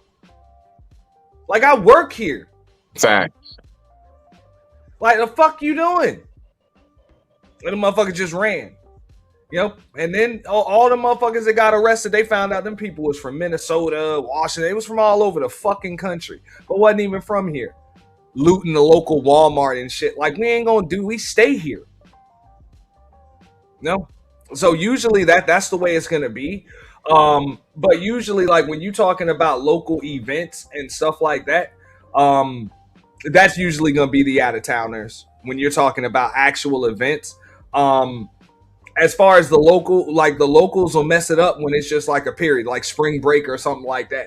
Facts. Yeah, that's gonna be the locals that fuck that up because it's a tourist time and a tourist destination. So you got people that ain't even fucking tourists just going down there and talking, oh, we gonna turn up. And that's what be bugging me out when you talking about Miami. It's like, bro, if you really from around, you realize South Beach is for the tourists, dumbass. Yeah. Yeah. If you really balling like that, bro, you know that shit turn up over it on North Beach on the other side. That's a fact. But more than likely, a lot of them niggas ain't got the dough to be over there, and they know that. No, they don't. No, they don't, brother. I agree with you. You know what I'm talking about, and most other people about they don't even know about that area. You know, they don't even know. Nah, that's a fact because even out here, Howard Homecoming, a lot of what's gone down, man. When we get to looking at that, like us as the locals, us from here, because I'm from Petworth. That's right up the street, literally where I grew up. I can walk to Howard University. I know exactly how to get there. It's right off Georgia Ave, down the street from the state. But Green Line. But I'm just saying, like looking at a lot of and stuff, man, a lot of that is people that was Yeah, your mic starting this shit, bro. damn, bro. All right, hey, let me get on my computer. All right. No problem. Yeah, I'll get back into this reaction unless you wanted to add something, Dante. Oh man, I'm telling you, man. Like I say, we gotta like I agree with you. Like we need to organize our own little event and stop and stop complaining and organize our own little event and stop evading the other people's event like we do. Because like you said, and them people ain't gonna put up with that. They ain't gonna let you just come in my house and mess it up and do what you want to do. This is my house. If you don't like it, go somewhere else. I pass. Nah, that's Play the real. video. Especially these shit. You talking about this shit got 100 years worth of tradition. No, you're not about to fuck that up. They're not about to let you do it, and I don't blame them. And if I don't like it, this shit was boring. Well, if I think it's boring, but this is the way you've been doing it for 100 years, then I need not to go there. Like, I need not go there. Like, it's pretty much that simple. HT Ball 1 said, last time that I was on South Beach, we did, the walk of shame at 7:30 a.m. We had fun. Bro, real shit. Look, you hang out on the fucking beach all day, all fucking night, all that shit. Like all that shit. And they gonna make sure that shit stay like that. But if they gotta worry about people getting shot the fuck up, and women getting assaulted and all of it, like if they gotta babysit grown ass adults, then yeah, they about to impose some fucking rules. Because the way that they remember for these tourist destinations and shit, of course they want the cops to be there, but they want cops to kind of be invisible when they're there. And that's really what happened with Daytona with spring break. That's what fucked that shit up. Like people keep in mind, like Daytona was always a pretty poppin' spring break destination, but that was for white folks, right? That was pretty much for white folks. Before it was Daytona, it was Freaknik in Atlanta. And people are like, but there is no more Freaknik. You ever wonder why there's no more Freaknik, dumb motherfuckers? There's a reason why there's no more Freaknik. What's up, Bridget? But there's a reason why, and it's like they want to get everything shut down, like motherfuckers got Freaknik shut down. Yeah, just like how we got Georgia Avenue Day. That was huge, man. Like that was really big. And we all, as the locals, like we looked forward to that, bruh. And then all of a sudden, around the mid 2000s, you just start hearing about all of these real big fights. And then come to find out, because I'm from here, so I'm in touch with, the streets. It's like, yeah, that was like from people that's out of town and shit. That's like them out of towners doing that shit. And we get to squabble in with them. So now we got all this big ass shit going on. So now the city feel like, well, we got to protect the tourists. We don't want them to go ahead and ruin the fact that the tourists come through. But at the same time, we like, y'all not boots on the ground like us. We seeing that the tourists is coming through here disrespecting because they don't live here.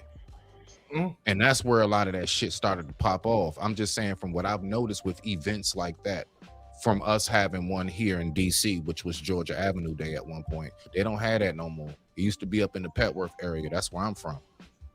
Uptown Northwest. They don't have that shit no more. Now people just go to Adams. Sorry for cutting you off, brother. What is Georgia Avenue? Is it a yearly event or is it something every weekend? Every year in the summertime, it's like our own personal 4th of July. It's like a second 4th of July. It's like parades. We be having like literally because Georgia Avenue was long. Georgia Avenue goes from like Montgomery County, Silver Spring, all the way through DC. It's a long rip. It's one of the longest rips in DC, and it's a lot of from strip clubs, restaurants. Like I said, Howard University is on Georgia Avenue, so it's a lot of big places. You got Adams Morgan that is adjacent to it, right across from it. So it's a bunch of stuff going on Georgia Avenue Day, all kind of clubs and everything.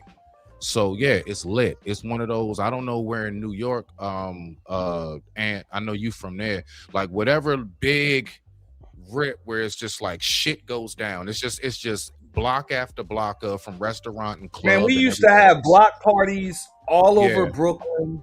And of course, where I'm from on Long Island, it used to be block parties all the time.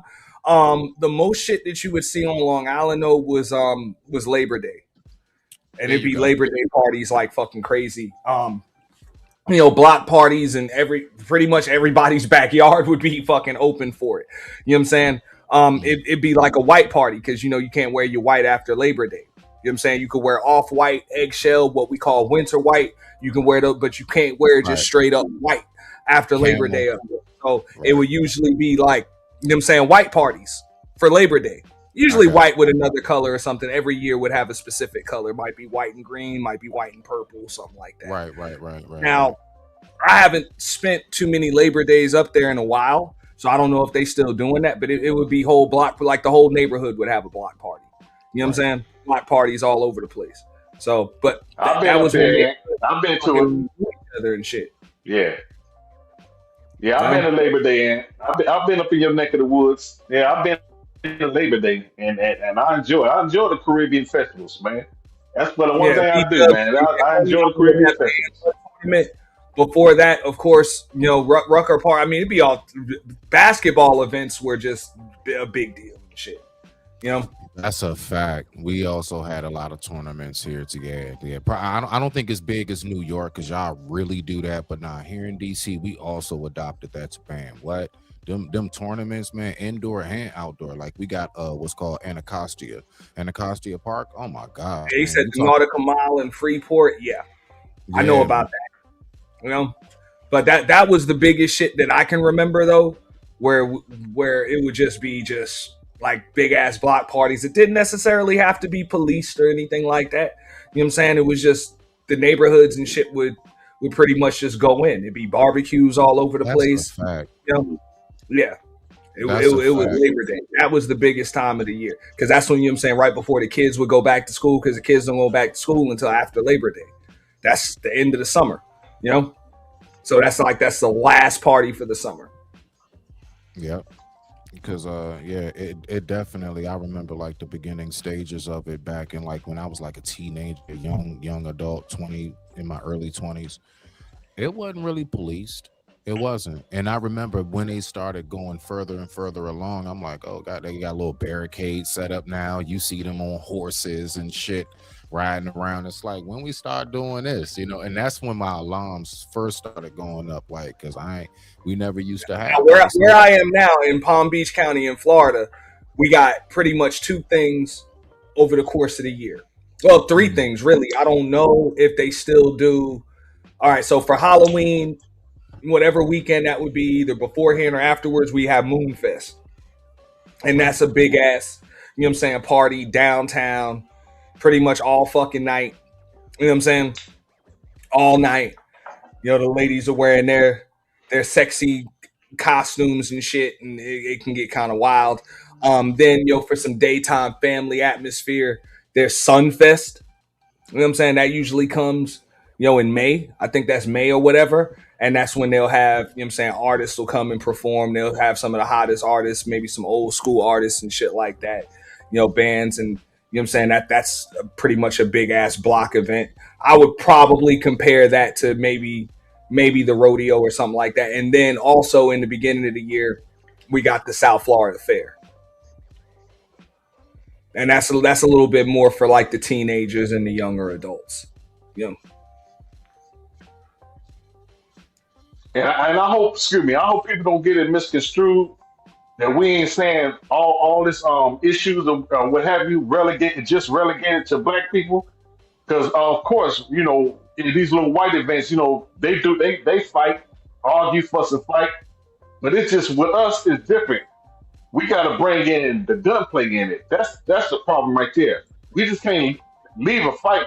You know what I'm saying? Somebody get to a fight, and then, you know, after it's over with. No, we got to go into the gunplay. That's the only difference with us. That's the only problem. Right? Well, that's why I can't blame these folks for just implement the dress code, implement the curfew like they had to do in Daytona. That's it. And people got issues with the curfew. I'm like, that shit was for people under the age of 18. Just like they did on the cruise ships. The fuck you doing going out here unsupervised and you under 18? Anyway. Like, that's some crazy shit. Right there. You know, but you got to do that. So just like they said, it's not even just the locals versus the out-of-towners. You got children that don't know no better. You're out here fucking shit up. So there was another video that I think I might review. I saw a woman do a video that's kind of like a little bit more in our age bracket. You know, I think she over 40 now, but she said she was like, okay, when she was younger, you know, in Houston, she was like, oh, well, it was almost like I was invisible. And then, you know, when I came back, you know, basically the party was jumping a little more. It's like, yeah, because you fucking grown now. Who the hell doesn't have more fun when they go out as a grown damn adult as opposed to when they're a child? Or when they just turned 21, or especially when your ass is 19.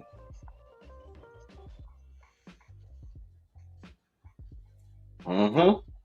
Like, think about it. You're supposed to have a lot more fun when you go out at age 25 or 30 than when the fuck you 19. Because it's a bunch of shit that you can do, and it's a different atmosphere. You dealing with other grown-ass adults. So that's what I'm saying. That's why it seems pretty crazy to me that you got 35 and 40-year-olds that want to hang out with 22-year-olds and shit for spring break. That's some crazy shit. Like, I don't want to be in a club with the motherfuckers. I don't really want to be I don't want to be out at the beach with you. None of that shit. Like, you a baby. Them people ain't got nothing to lose.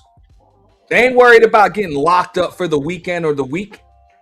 Because chances are, if they get locked the fuck up, they don't have to worry about missing work and possibly missing a fucking a rent payment or a mortgage payment or a fucking car note because they wasn't able to go to work. They ain't got no bills. They ain't got no responsibilities. They ain't got no children to come home to and take care of. So what the hell I want to party with you for? You ain't got shit to lose. Yeah. And that's where you find the riffraff with the younger crowd. You go somewhere with a more mature crowd. It's less likely you're gonna find some issues, especially somebody shooting up the parking lot. Bro, I can remember, and I don't even do this shit anymore. I can remember last time I went to South Beach for Memorial Day. It was like that, and I was like, "Fuck that! I'll never go back," because it was a shootout on Collins or some shit like that. I don't even know, but they closed off Collins and Washington and shit like that. I just happened to be, you know what I'm saying, in my hotel room on the beach, and luckily I was able to get the fuck out of there. You know what I'm saying? I was still paid up for a stay for like one more night, and this was a while ago, bro. This is back when LeBron was still with the Heat, so they was in the finals and shit that year.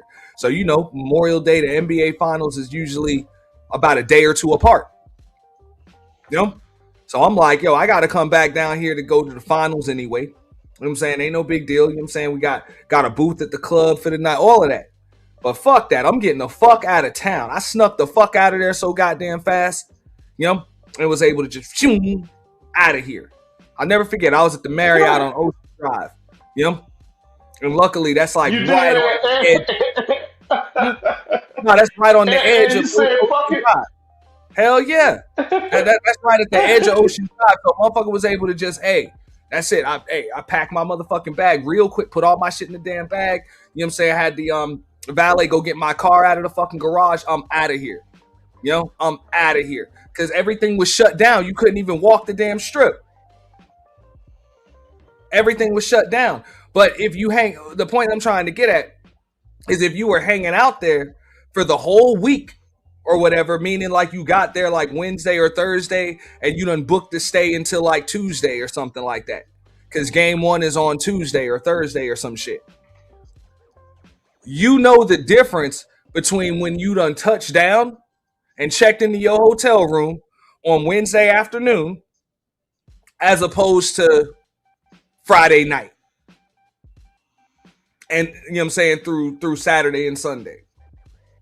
It's just a totally different vibe. Because chances are the people that can't afford a fucking hotel room are just out here partying right now. Your local children. Yeah. Yep. No? But people that's able to really just afford to just be out here right now, that really like book the vacation or whatever, we out here chilling. We just out here chilling, man. You enjoying the weather, you enjoying the vibe, the atmosphere, and then you got people come down. Oh, we turned up, turned up. Like now, in their mind, they don't see it because they're like they just got here. Mm-hmm. You know, they don't see it, but it's like, yo, I see how shit was before you got here, and we know how shit about to be when you leave. So the issue is you. Yes. Real shit. I go hang out on Daytona Beach and it's all good, but spring break, I already know it's about to be some crazy shit out there that time. You know, to the naked eye, to the tourists, it's going to be like. Do you know the backstory? Or do you, I don't know, do you know, but do you really know the backstory of how we start hanging out on South Beach for Memorial Day? And you know, they had an event down there called Fashion Week in the late 90s and early 2000s called Fashion Week. We wouldn't hang down on South. We wouldn't hang down on South Beach like that during Memorial Day. We went down there like that. It was just families down there. But then some promoters they came down there with an event called Fashion Week. It was celebrities down there. You name them, all the rappers and ball players. They was down there for Fashion Week. That's how we started hanging down there on Memorial Day weekend. But then the crowd changed. It just started being hood. No, once the word get out, that's what happens. All events. And notice this shit, right? I tell them, I'm like, y'all wonder why the fuck you can't pull this shit in Key West? Oh hell no, they ain't getting away with that in Key West. Oh no. Shout out to TBE Trucking. Yeah, Monroe County ain't having that shit, man. No siree. Those cops will lock your motherfucking ass up, man.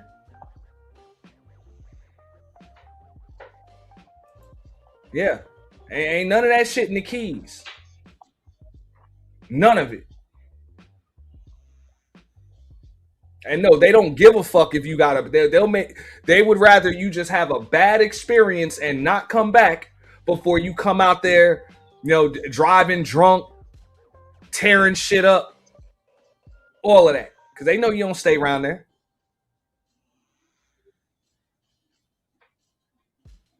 Yeah. They out there protecting all that old, that not even old money, but old people money. Shout out to TBE Trucking, you know what I'm saying, with the $5 super sticker, man. Appreciate that. You know? Yeah, they gonna protect that shit. He said if Key West hosts spring break, you know, MU motherfuckers gonna do the same shit. Big dog. Key West wouldn't do it. They ain't hosting shit. No, hell no. Sorry. You know, the residents of Key West would protest that shit. It's not going down, brother. It's not going down. That's old retirement money. Yeah. They would protest that fucking shit. They are not fucking playing, man. And even if they did host that shit, nah. That would be worse than Daytona. That would just be a cop trap. They about to generate all types of revenue that weekend. Guarantee you. Bro, you don't even have to be out there driving drunk or no shit like that. You go out there, your ass about to get pulled the fuck over. You fucking circle the wrong block more than once. You about to get pulled the fuck over, bro. Mm-hmm. Who are you? Where are you coming from? Why are you here? Yeah. They ain't hosting no spring breaks events down there in Key West. The people that go down, let me tell you, Ant, the people that go down for spring break, they not going down there for an event. They going down there for spring break. That's why, it's like scattered people. It ain't like, somebody playing music or what have you. It ain't none of that. They're just out there chilling for spring break. It's mild. It's easy atmosphere. It's relaxed. But Bro, as far as that's why events, you no. got an influx of like just like you were saying the other day out the mud with hey, you ain't gonna turn up Houston gonna turn you up. Hey, it's the same shit out here. Like you just got an influx of motherfuckers that just don't want to hear from the older crowd. That's why when I'm hearing that people still going to Daytona for spring break, it's like, oh, y'all just young and dumb. Real shit, y'all just young and dumb. Because motherfuckers stopped going to Daytona for spring break back in the 2000s. Once people was coming back with charges and shit.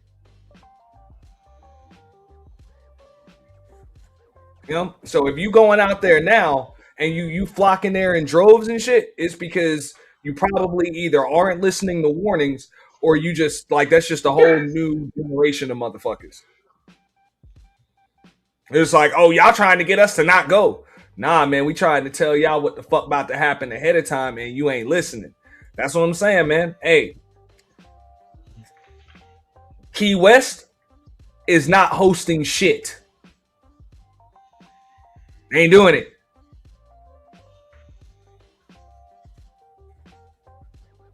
They don't play that shit.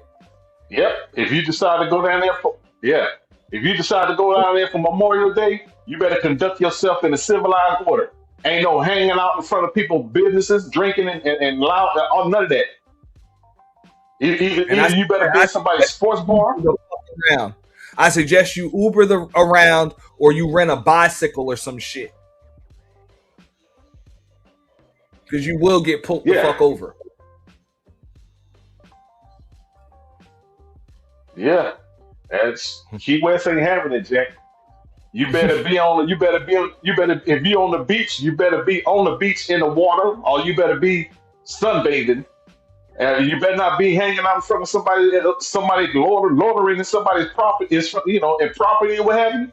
You better be in the sports bar. Hey, that's what they don't understand neither.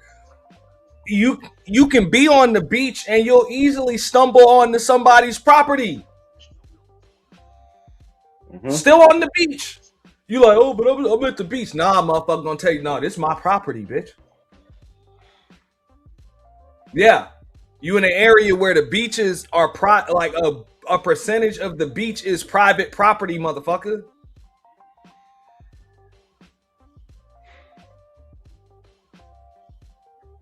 There ain't gonna be none of that. West, just say, you fuck Key around West is the keys. The wrong line. Yeah. Key West is the keys. It's not just one city. You'll get a Key West is the keys. And TBE understand that shit. Yeah, it's one way in, one way to fuck out, bro. Oh, y'all know what's up. One way in and one way out. Y'all know what's up. That's what I'm saying. So they definitely, like that shit the same distance. That shit the same distance from Cuba as it is from Miami.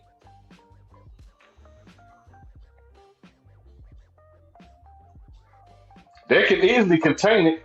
If somebody trying to do a takeover party in Key West, they can easily contain that shit. It's one way in, one way out. They will block your ass off. And where you going, boy? You better go the other way. They won't even just block you off. They will corner your ass in. See, okay, so it's one way in, one way out for you if you go in there. Look, I saw the same shit happen on Palm Beach Island when motherfucker after that George Floyd shit, when a bunch of motherfuckers tried to march on Mar-a-Lago. I don't know if you remember that. They tried to march from downtown West Palm across the bridge to Mar-a-Lago. And they figured, okay, we'll get across. If we can get across the bridge first, the cops got to come in. And there's so many of them because, you know, Palm Beach Island got their own police force. Yeah. Fuck out of here. Soon as before they cut that corner to turn onto the block that Mar-a-Lago's on, those motherfuckers still got met by West Palm sheriffs. You want to know why? Because they travel by boat.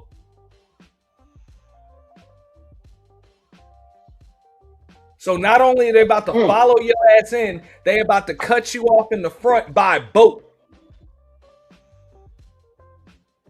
Yes, the cops got fleets of boats. Air boats, speed boats, all of that. Ain't none of that. So your ass ain't gonna do no takeover parties at Palm Beach Island, huh? Hell no. Hell no. If you think it ain't flying in the key, you try Palm Beach Island. Hell no. West Palm Beach, that shit might be able to happen. Maybe. But not Palm Beach Island, bro. You cross that fucking bridge. Hell no. Hell no. That beach is totally unoccupied because that shit be private property. Because you got mansions on one side of the street, and then right across be the beach, and that shit say straight up, no trespassing. This is private property. Damn, man. You said mansions? Yeah. It's Palm Beach Island. Oh, yeah. Oh, mansions. Okay. Motherfucker, bro. You said mansions, then I know that they ain't taking that shit. They ain't having that shit. Once you said mansions, oh, they ain't. But nah, you can't. Hey, in the daytime, you might be able to slide in, you know what I'm saying, and go shopping on Worth Avenue or some shit if you got the bread to do that. But yeah, after dark, or if you got a room at the Breakers or some shit, you'll be all right. But that's still an expensive ass hotel. Or you know what I'm saying, the Chesterfield or the Four Seasons or some shit like that. You know what I'm saying? If you want at one of them 5-star hotels or something. But I mean, yes, it's paying $1,500 a fucking night. So yeah, basically no niggas allowed.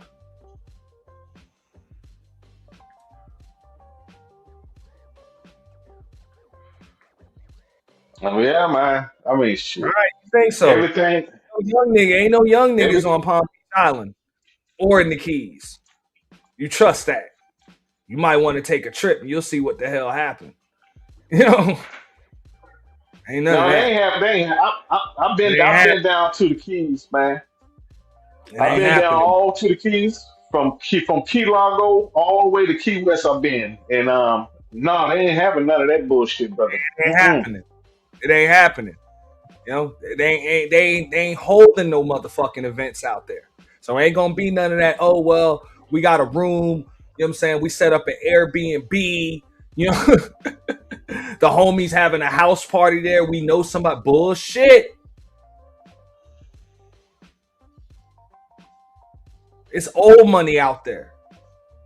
Mm-hmm. You know? Old retirement money. That's what I call it. If they don't know you, they about to harass you. So even if you are able to just come up on an Airbnb or some shit for the weekend, you know, hey, you better just sleep in that motherfucker. Ain't no throwing a party. Trust me, the owner of that damn Airbnb will be notified. You trust that. They will be notified and they will be warned.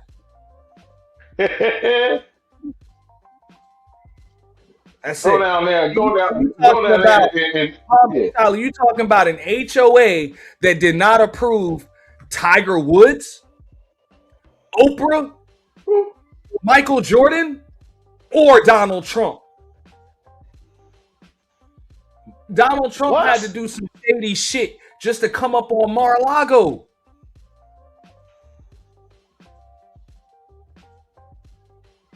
Ain't that some shit? Yeah, they told that motherfucker, yo, money too new.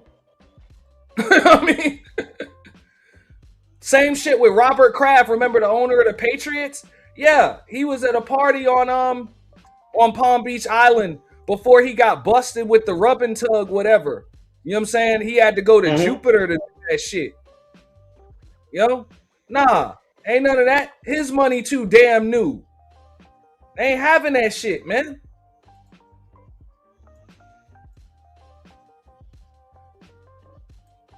What up, Shadow? What up, my boy? Damn, my nigga. How you feeling? Had to take my bike to the shop this morning. That was fun. What you got, a bicycle? No, motorcycle.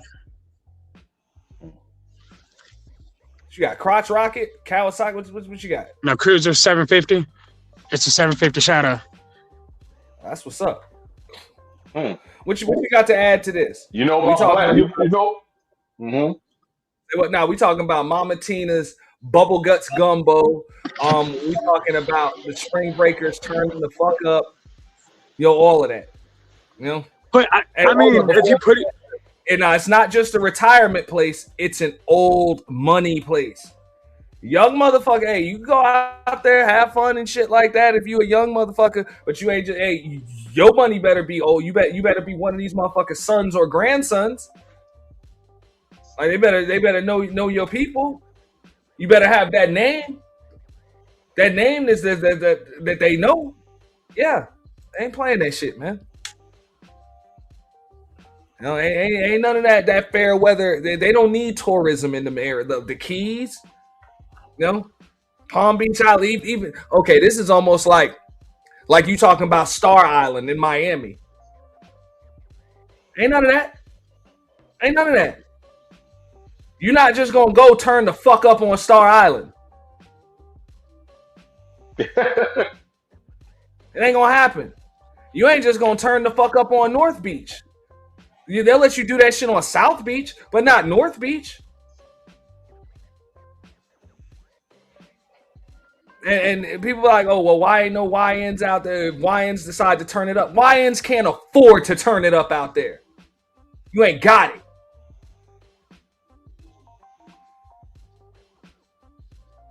But go ahead, Shadow. I think there's a difference between being rich and being wealthy. And a lot of people who ain't never had it don't understand the difference. Like, it's like you're saying, old money creates wealth. Like, people know who you are. Even if you didn't have the money, people will give you the money because they know you're good for it. Like, that's why you can't go to you can't, like, an Airbnb out of South Lake out here in Dallas. There's some neighborhoods, you're not doing an Airbnb at all. It's prohibited. Like, you are not getting in there. There's no partying you're finna do. There's certain things you just can't do in certain places. It's a decorum issue. But yeah, regarding the melanin lacking now, because I don't know what kind of witchcraft they're doing, but Beyonce and her mama are now turning white, and it's weird. I think they're using this gumbo to do it, because ain't no way. Like, I don't know how that math happened. Like, she's sitting here starting to look like Reba McEntire. Like, what is going on? Every time I see her, she's another shade. And I'm not colorist, don't get me wrong, but my eyes don't lie. I would eat Reba McEntire's food before I ate fucking Mama Tina Knowles' food. Real shit. You know me pretty, like, I was raised by white people, so we can skip that whole nonsense. But I've had gumbo in my life. Ain't no way I've ever heard of gumbo with both seafood and land food at the same time. Like, I think literally speaking, that's just a bad combination. I don't know what that's about. But you got to keep in mind, she was using the fame that she had, the fame with her daughter, to sell a product that she wasn't going to eat herself. That's what I said. I would have paid $35 to get the selfie and have her ass go on video eat 4 bites of that shit. But I'm not eating just anybody's gumbo any damn way. That's just me. But look, keep in mind this also. They saying that she's making the sea gumbo and the land gumbo in the same pots. Bro, there's people with actual real life food shellfish allergies. Like, that's just dangerous in general. And that's one of the more common allergies. Like, we're not even touching on that. That's what I say. You know? But so, bro, I mean, shellfish, bro, man. I'm allergic to seafood anyway. But I would be real careful about eating anybody's shellfish, bro. Right. Like, that's it. What is Texas and during spring break, bro? I think it got like up to 80 something out there. And you just got this random ass pot out there just kind of chilling for hours at a time. Yeah, people got sick. Like, that's just bad cooking. But if she's been doing this shit all her life, how does she not know that? Hey, Raven, if you can vouch for that, consumers didn't know what they was getting into. I'm not eating that shit.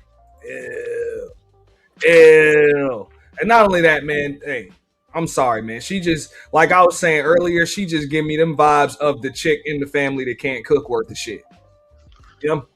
I mean, she good with the hair and the fashion and shit like that. She where the women go to get their hair done. You know? Like, you get your hair done, you get a dress made or whatever. Like, great seamstress, great at alterations and shit like that, prettying you up. But other than that, nah, you ain't cooking shit. Like I say, you got the knife, and we'll let you cut vegetables. That's it, man. At the most. She just strike me as that chick in the family. Yeah, for real. The consumers didn't know what they was getting into, Ant. They didn't know what they was getting into. They was expecting a traditional bowl of gumbo. They were expecting to get something from Shay Fly La La Who. Mm-hmm. Hey, what the fuck does look? I mean, I know who DJ Hamp is, but what the fuck? I don't give a fuck what that motherfucker said about that shit. I'm not eating no fucking gumbo from Beyonce's fucking mom. That shit stupid as fuck. And if DJ Hamp with the tough stomach decided to eat that shit, that's on him. No? Wait, so he did get sick? What about the other people who did? But he just strike me as the type of motherfucker that got a tough stomach, nigga. Oh, eat anything ass nigga. For real. Oh, eat anything ass nigga, man. Go ahead. I mean, so we got one person that didn't get sick, but 500 videos of people who were throwing up after eating it shortly after. I'm just saying, like, it ain't just one or two people who got sick. Like me as one of them people that just eat Arby's food every fucking week, like a couple times a week. Yeah, I love Arby's. Type ass motherfucker, bro. Fuck out of here. You know? Like, you nigga got Teflon lining in his stomach and shit. I'm done with you, nigga.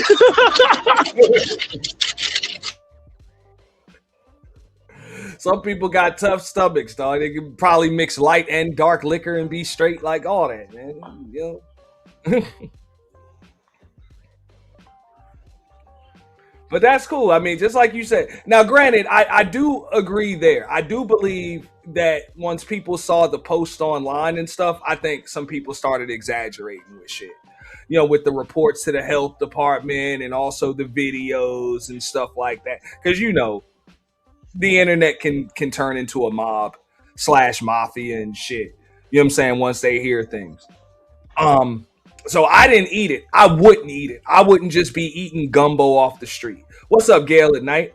Shout out to Gail at Night. I wouldn't even eat gumbo off the street. That's just what it is. Like, I know that much. That's supposed to be some personalized shit. Like, I mean, like, I gotta know who made that shit in their kitchen, like, for real. If you telling me that you made it somewhere and then transported it over here, I'm not eating that shit, bro. It's fucking gumbo, bro. Anchi, do you think it could be a money play? Yeah, it's a money grab. Like, there's a bunch of people. No, I mean the people who are fighting it. Do you think they could be trying to all co-sign for the bad gun? I mean, don't get me wrong. I still think there's a lot of fucked up things about this gumbo. Don't mistake that sentence. But what I'm saying is, do you think that the people who are co-signing it, oh yeah, well, we all got sick and this and that, are doing it because they're trying to make a play because it's Beyonce's mom, so if they do a class action lawsuit against her, they can try to pull some money out of it. Just that's what I was thinking. But I don't even think people are trying to do a class action lawsuit. Okay, so here's what I saw. Like, a lot of people got these texts right here. I'm gonna pull it up.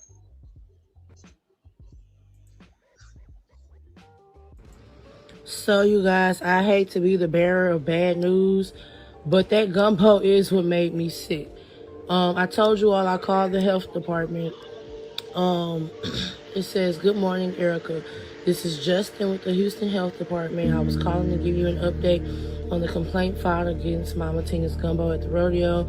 In short, the temporary establishment was closed due to inaccuracy between their permit application and the actual food preparation they were conducting. We also discarded all gumbo on site due for the same reason, as well as the food being stored inside unapproved containers. And we could not verify proper cooling methods for pre-cooked batches of gumbo. At this time, they are not allowed to operate until a new application is submitted. A health officer can verify proper food preparation on site, and the permit is approved and fees paid." So I'm about to call their office, and this is the complaint ID that I filed.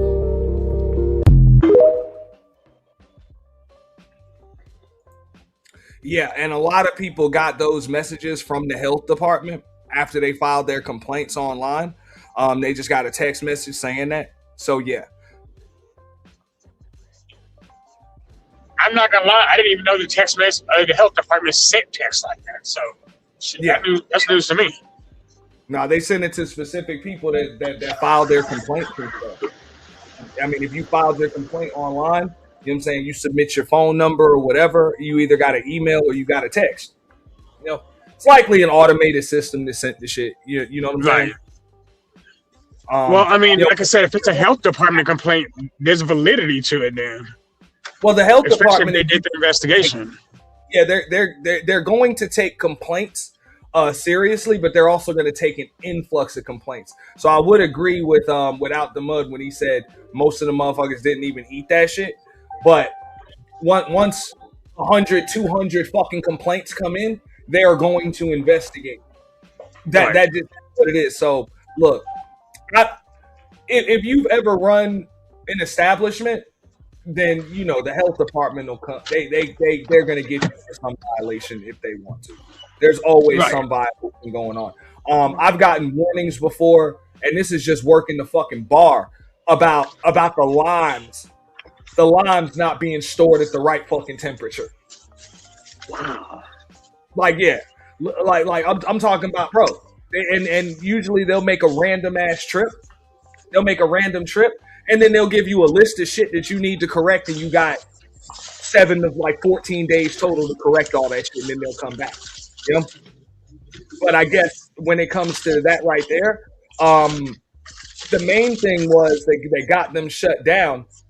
It wasn't just food being, because usually if food is stored inappropriately, I don't know how it is in Texas, but if food is stored inappropriately and it's not like frozen food, you know, all you got to do is just change the way that it's stored. You know what I'm saying? Because if it's already frozen, it really shouldn't be a problem. But I think they were able to make them discard that shit because their permits weren't adding up. You know what I'm saying? No, like I get as soon that. as your permits don't add up, the rest of that they can pretty much shut you down. Throw all your shit away. And like I said, here's the thing. I'm I guess looking into the whole.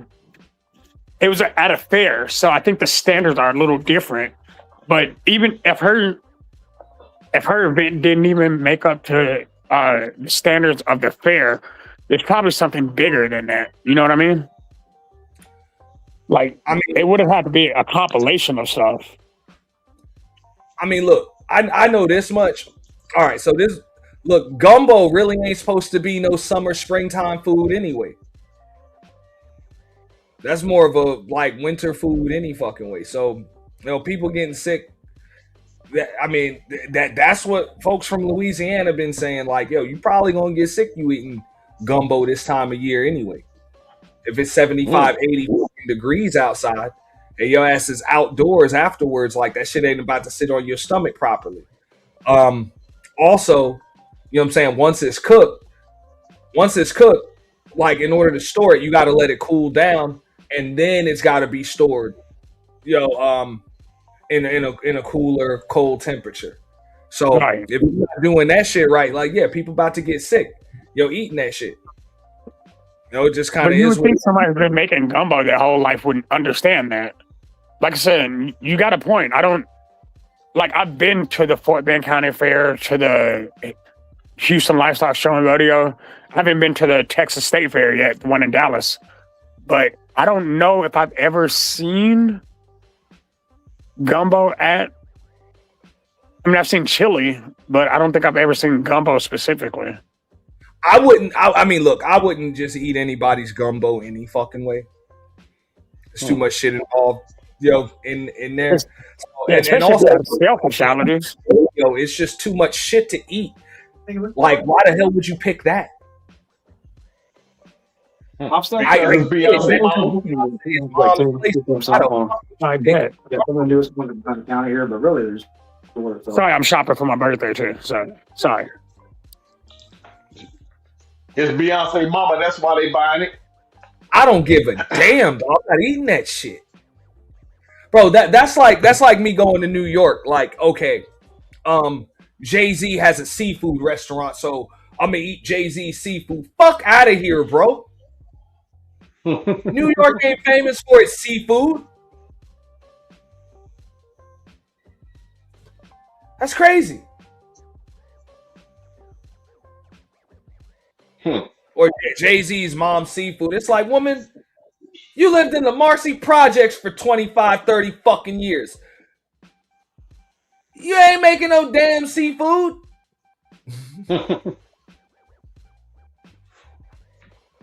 Like, that's funny. No, I'm just being real. Like that shit crazy.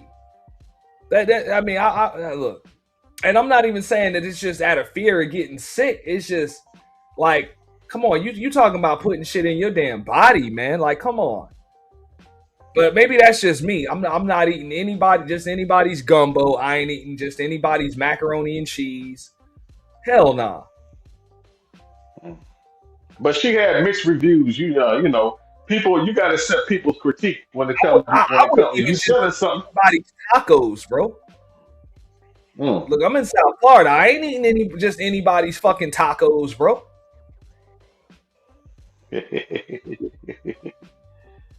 But they do got some good ass Dominican restaurants in Florida. I'll tell you that.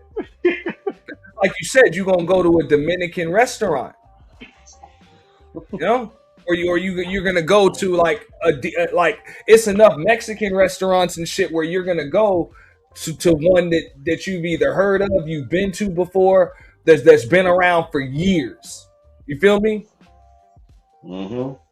It's just too many. Same with Cuban restaurants and shit. Like, there's certain shit that I'm gonna get from certain places. I'm gonna and I can't imagine. So what? Tina Knowles decided, and that's the only fucking thing she had on the menu was gumbo. But wait, it was at a booth at the fair, right? Yeah, bro. The only thing she had on the menu was gumbo. She had a shrimp and chicken gumbo. She had shrimp, chicken, and sausage gumbo, or just chicken and sausage gumbo. Did she have a food prep license? Or do we know if she had a food prep license? Like, in order to do it in Texas? Like, do we even know any of that information? I'm assuming so, because they allowed her to do it.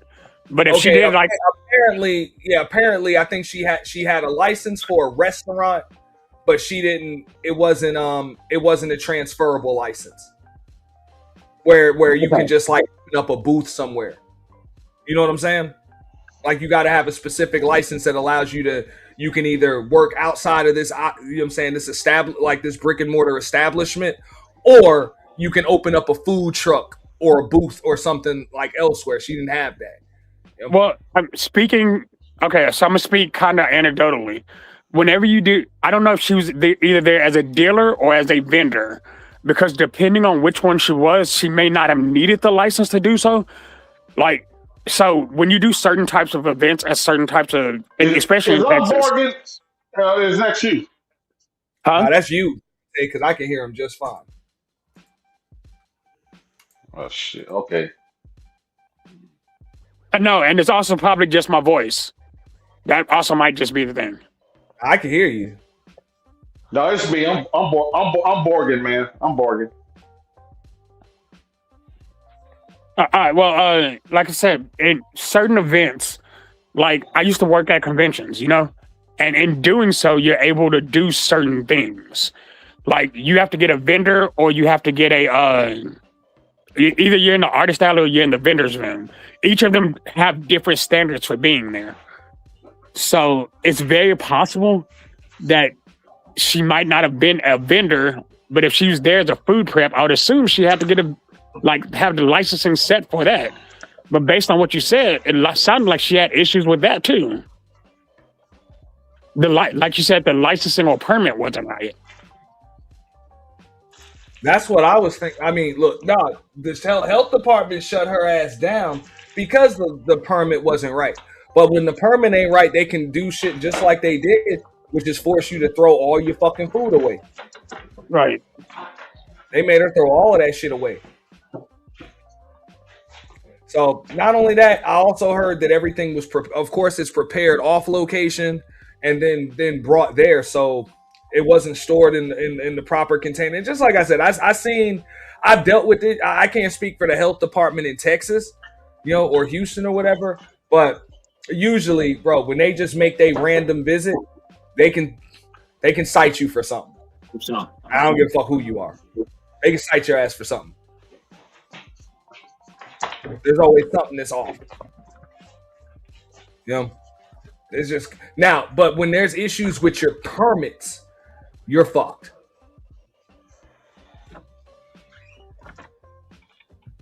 You know, I remember one time, man. We got when they got us. Of course, they got us for the limes not being the right temperature. I remember we had the the beverage dispenser gun. That, you know what I'm saying, that shoots the syrup and shit, you know what I'm saying, for the soda. We had that shit just going in, but it wasn't a tube between it and the trash can. It was just sitting over the trash can. You know what I'm saying? Now granted, it had a holder, you know what I'm saying, a holder for it where it sat, but because it was just over the trash can and it wasn't a tube, right there, boom, we had to fix that and make sure there was a damn tube. And then they went into our stock room and was like, the floor isn't epoxy properly in the damn stock room. Like they gonna get you for something. They gave us 2 weeks to fix that shit. Okay. But that's also a valid point. They were usually given the opportunity to fix it. It sounds like they didn't give her a chance. Like they were like, now you froze. Yeah. But no, I mean, that'll happen. I'm checking out. Yeah. Well, good. I'm just saying that'll happen. There's no opportunity to fix it when your permits ain't straight. That's what I'm saying. When your permits ain't straight, bro, they can shut your ass down right now. But I'm pretty sure she knew all that. No, I'm just saying, if it's some shit like, okay, food isn't stored properly, food isn't stored properly, the shit in your refrigerator ain't at the right temperature, you know, whatever, yeah, they'll give you an opportunity to fix it if your permits are straight. But if there's something that's fucked up with your permits and it's not enough code violations, then that's when they shut your ass down.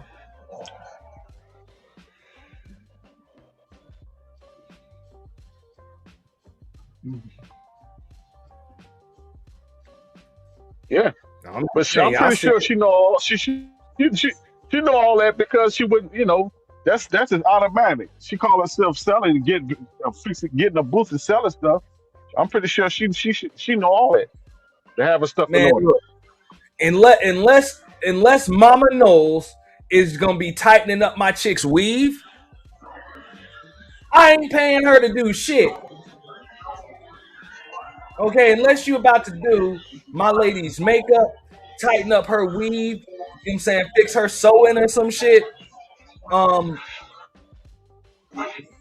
Maybe design a dress or something, an outfit. What the fuck else am I gonna pay Miss Mama Knowles for?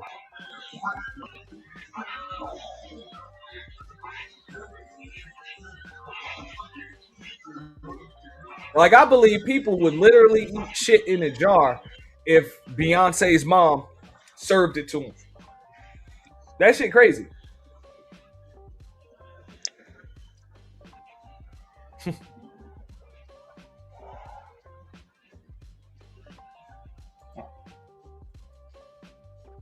No. That's what you call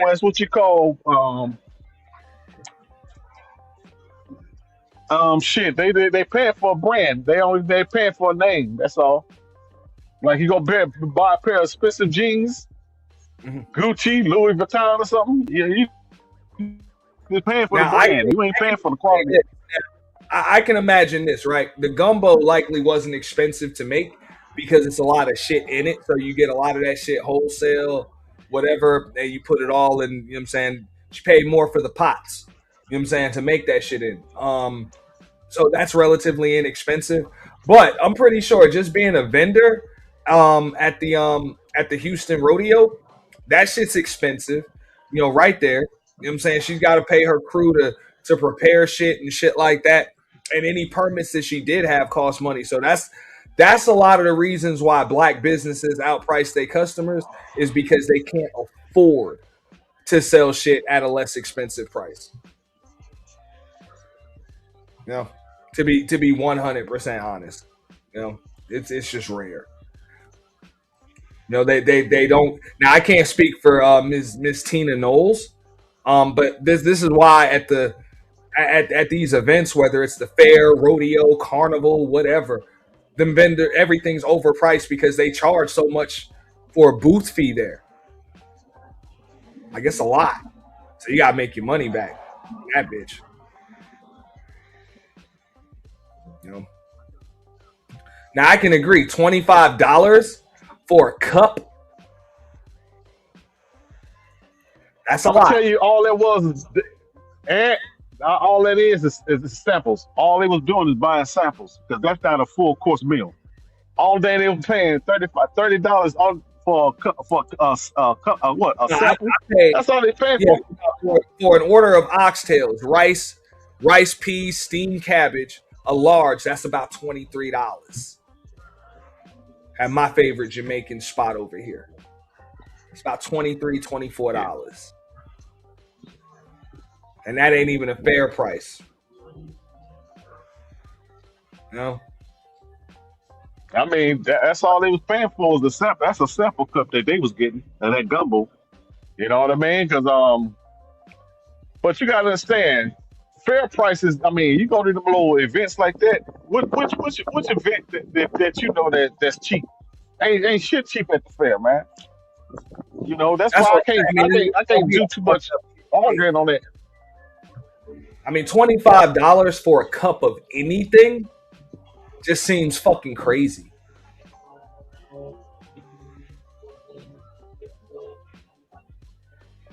Damn.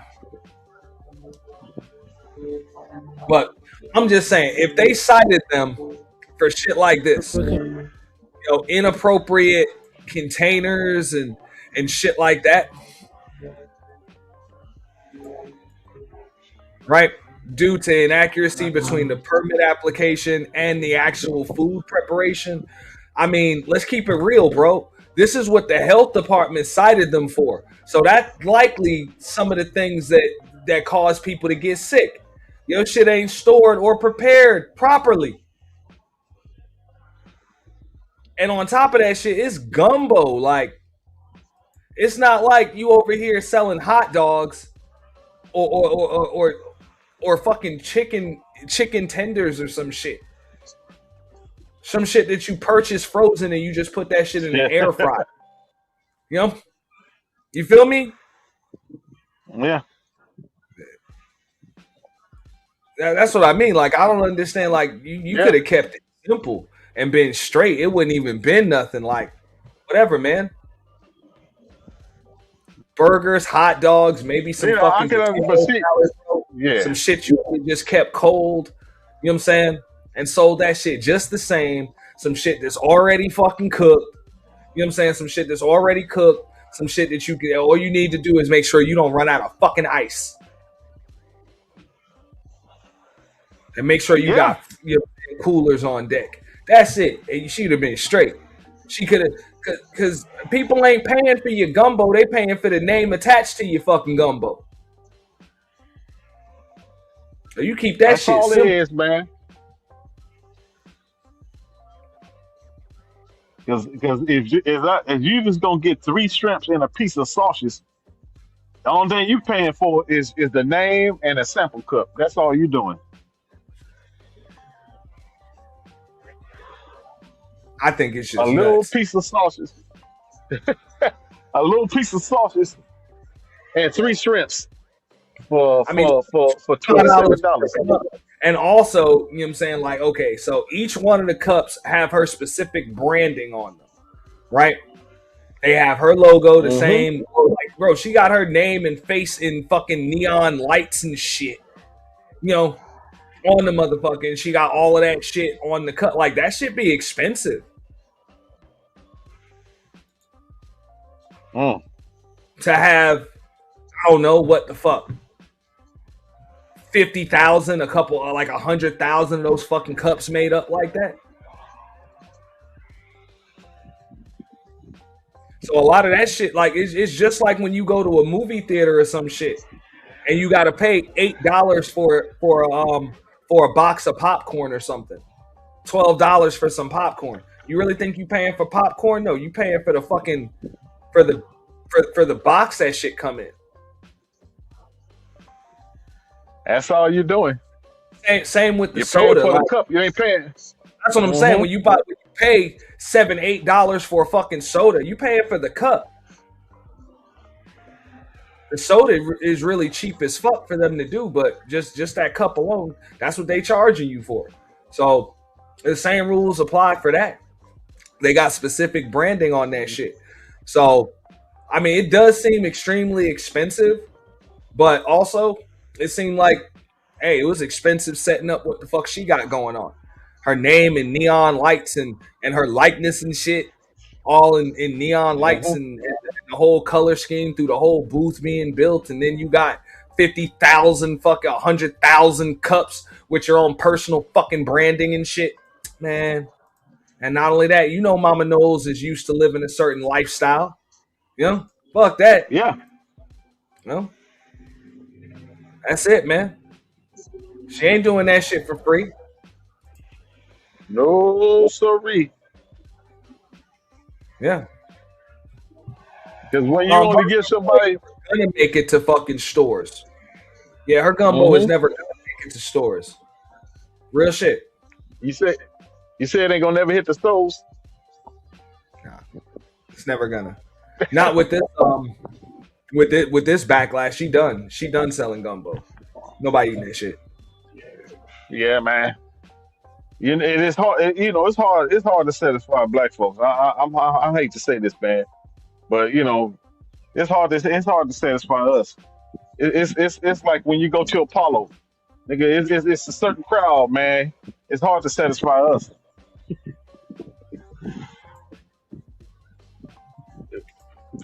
We either gonna boo you or we gonna clap or we gonna applaud you. Just like the Apollo and the not at the Apollo. I get it. But also they said that she was pretty much a witch with a bee when people were like, she was taking selfies with people, but then after the backlash came in about her gumbo making people sick and shit like that, she just had a real bad attitude and shit. So that'll cause people to start giving you bad reviews and shit like that. Because a lot of people, especially once they heard she was working the booth, they just wanted a a selfie with her. Or they want to capture her on their phone or whatever. Serving that shit. Like, people crazy, man. Yeah. If you ain't a customer, you ain't come to purchase, why even, I understand that. I understand it. Why even waste, I'm doing the business. I'm busy. I ain't got time to be, buy something. Well, I mean, I don't think she was very smart. Yeah, maybe you show up like the first day, maybe an evening here or there, and then you dip. You know what I'm saying? Make sure you make an appearance for when the news crew comes and wants to interview you and shit. You know what I'm saying? A certain time of the day, you're going to sign some autographs, maybe take some pictures with some of the patrons. But other than that, eventually you're going to get annoyed by that shit. Like, you got random motherfuckers in there. Like, you trying to run a business at the same time. Like, out of here. Like, you got to know, like, her of all people should know that shit. Yeah, man. Because this isn't like you showed up to the Jennifer Hudson show or some shit, and everybody just loves you, and everybody's in the studio audience, and you serving motherfuckers food.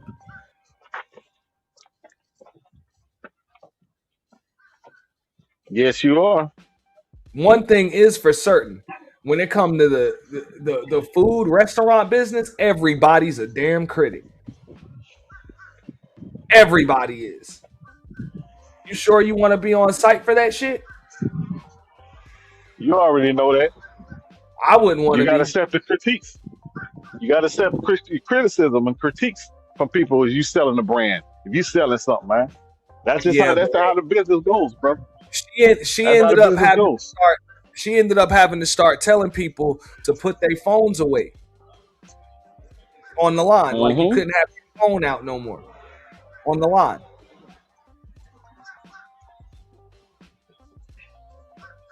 Yeah. I mean, to each his own. I think, when you're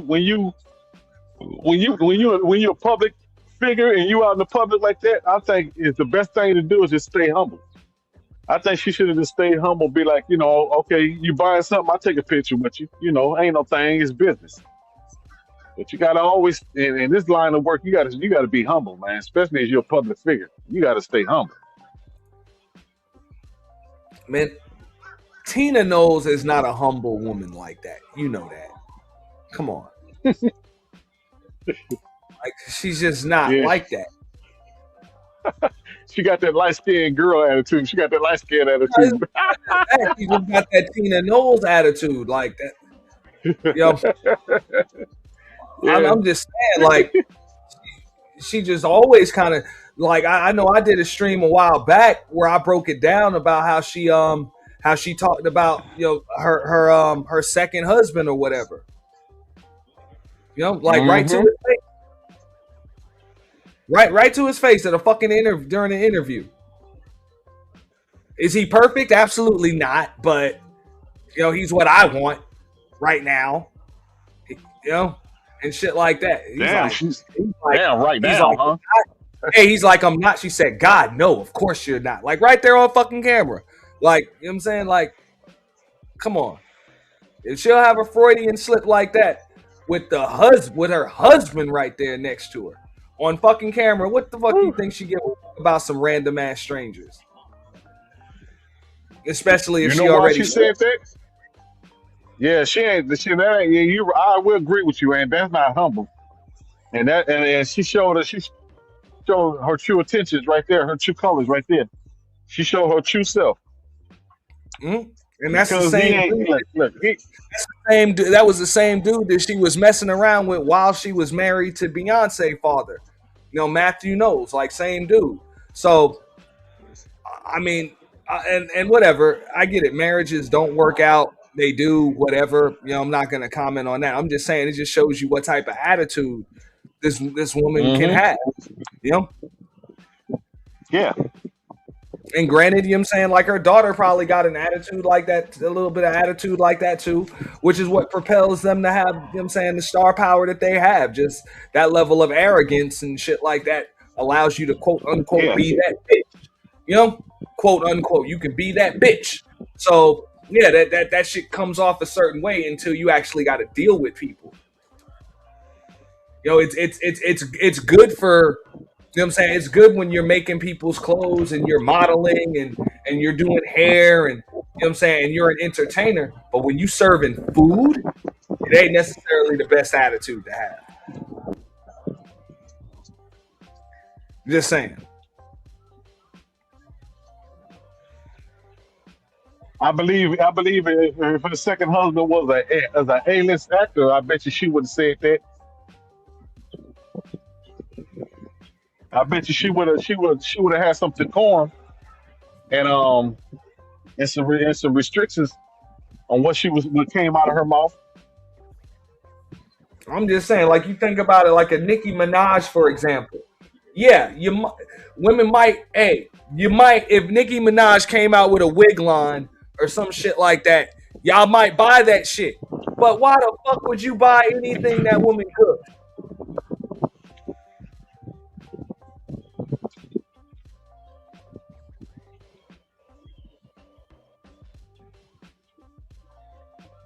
Man, I remember Nikki. I think Nikki was at a hair store. You remember that? Nikki was at a hair store, lingerie line or some shit. I get it.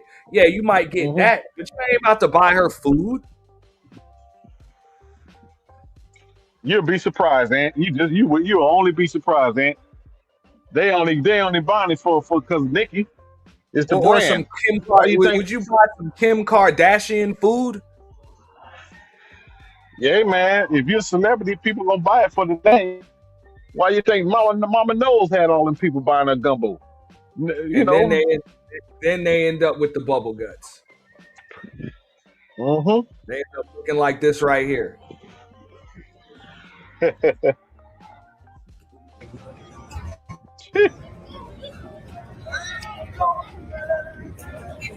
toasty.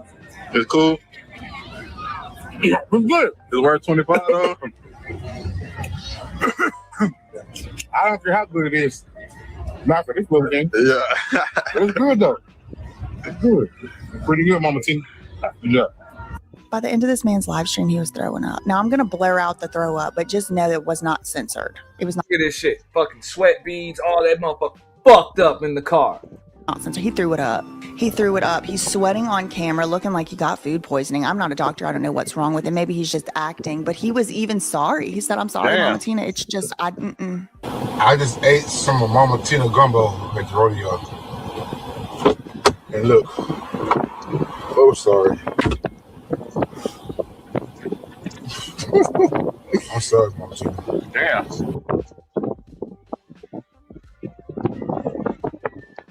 Real. That's that claim your soul witchcraft bubble guts pay and pray Mama Tina's gumbo.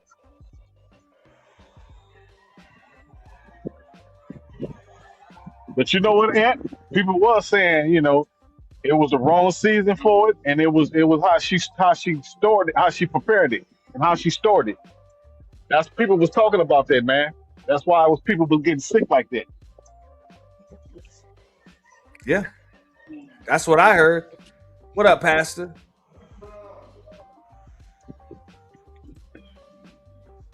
Is that Pastor? Is that our pastor? Yeah, that's our pastor. What's up, crazy? What up, man? Hey, yo, what's up, yo? Yo, the kitchen witching got to stop, dog. The kitchen witching got to stop, man. We've been talking about this on this platform for years. I ain't trying to gender bang, but come on, we've been talking about the kitchen witching for years, and this what y'all want to get back into the kitchen. This what y'all want to get barefoot and naked in the kitchen. Boy, you're gonna end up with some arsenic in your soup. Like, why did she come out here with that cold soup, black soup, call it gumbo. Like, how did she not meet the regulations? Was it too cold? Was the meat not the right temperature? Like, I'm just. They said it wasn't prepared or stored properly. So more than likely, when they say it wasn't prepared properly, there was no, like, there likely, because of the permit that she had, there likely was no, like, outline of the preparation process. More than likely, don't quote me. I'm assuming that. You know what I'm saying? Because that's what the health department violation looked like. It looked like she had a permit, but not like they said there were permit violations. So when they said, you know what I'm saying, this preparation procedure, more than likely they didn't know anything about the preparation procedure. So more than likely it was prepared off site and then brought on site. So that's probably where the spoil came into play, where shit was spoiling. I believe that is what happened too, because down here in Texas they got these things called ghost kitchens. Y'all probably you ever heard of a ghost kitchen before?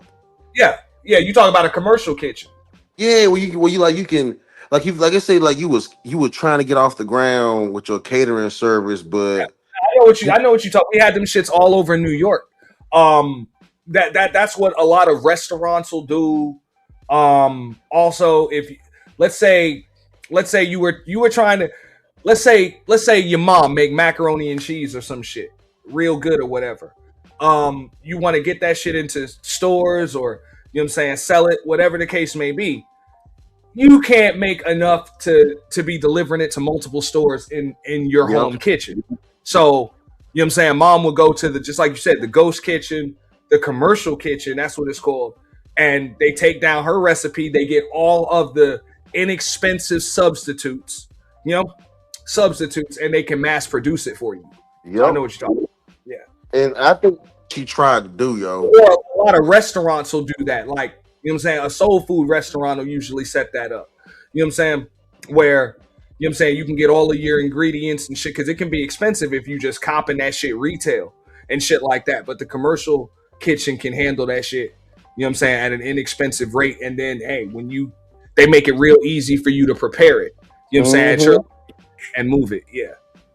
Like a lot of these chefs that we be thinking we be putting on all this extravagant stuff, that's what they be doing. Yeah. Well, that's standard. And she tried that. She tried it, yo, but she tried to come in there with some. Most bakeries do that. Like, most bakeries do that. But she didn't know what she was doing. She gave them a bad recipe. Cause but if she was smart, she flip it on them. Cause she didn't actually prepare. Cause let's not act like she got in there prepared every single bowl of gumbo. So she can cop out and blame the people that they say it was ill prepared. Well, then you can blame the people that ill prepared it and still maintain her good name. If she wanted to if it becomes a big deal, she just can throw them under the bus. I think that's what she'll end up doing. If it becomes a bigger deal. I think she can already throw them under the bus for that. I don't believe she cooked any fucking thing. That's what I'm saying. So even if it is, she ain't cook shit. Nah, she ain't cook shit. So they done tarnished her good name by not preparing that food well. And I stick to that. Yeah, but at the same time, this is what happens when you put your name on something. That is true. You get all the credit when shit goes well, and then you get all the blame when shit doesn't. But when they call it Mama Knows, like Tina Knows, you gotta be careful what you attach your name to. Exactly, yo. She probably ain't never made gumbo in her life. Matter of fact, I agree with the other lady. How long did Beyonce actually really even live in Louisiana? Shit, I think they went from Texas to New York. For as what I think, I could be wrong. I thought Beyonce was from the Houston area. I mean, there ain't nothing New York about Beyonce's accent. Trust that. Oh, she So, definitely from Texas. She definitely, I think she definitely from Texas. and And there's then you know, about mhm. her accent or her dialect, like real shit. It's ain't nothing New York Yeah, about Mama Tina is from New she's from Louisiana, but shit, everybody else is from Texas. Her daughters and her husband, he from Houston. I just don't think that her mom grew up eating that cuisine. I don't think her mom grew up eating. I'm gonna keep it real. I don't think she grew up eating old Negro slave food that they had to season real well to make taste good. I just don't think she grew up eating that. I don't think she grew up cooking shit, man. I'm telling you, this woman just strikes me as the one that just be having man. They just have her chopping up vegetables, dog, like real shit. You don't touch nothing. At the like they give her one oven mitt and a fucking knife, maybe two. That's Bro, it. they don't And even let her make the sweet tea or the lemonade, fam. she's just from a different generation. I get it. This generation here, you know, probably from the 90s and up, you have more women in the family that can't cook. You know, from the 90s and 2000s and up. But she from a generation where it was probably just one woman in the family that can't cook, and I believe it was her. It probably was. And she I believe probably a bad cook, but she probably a decent baker. She probably can bake a cake, yo. her husband got on crack, man.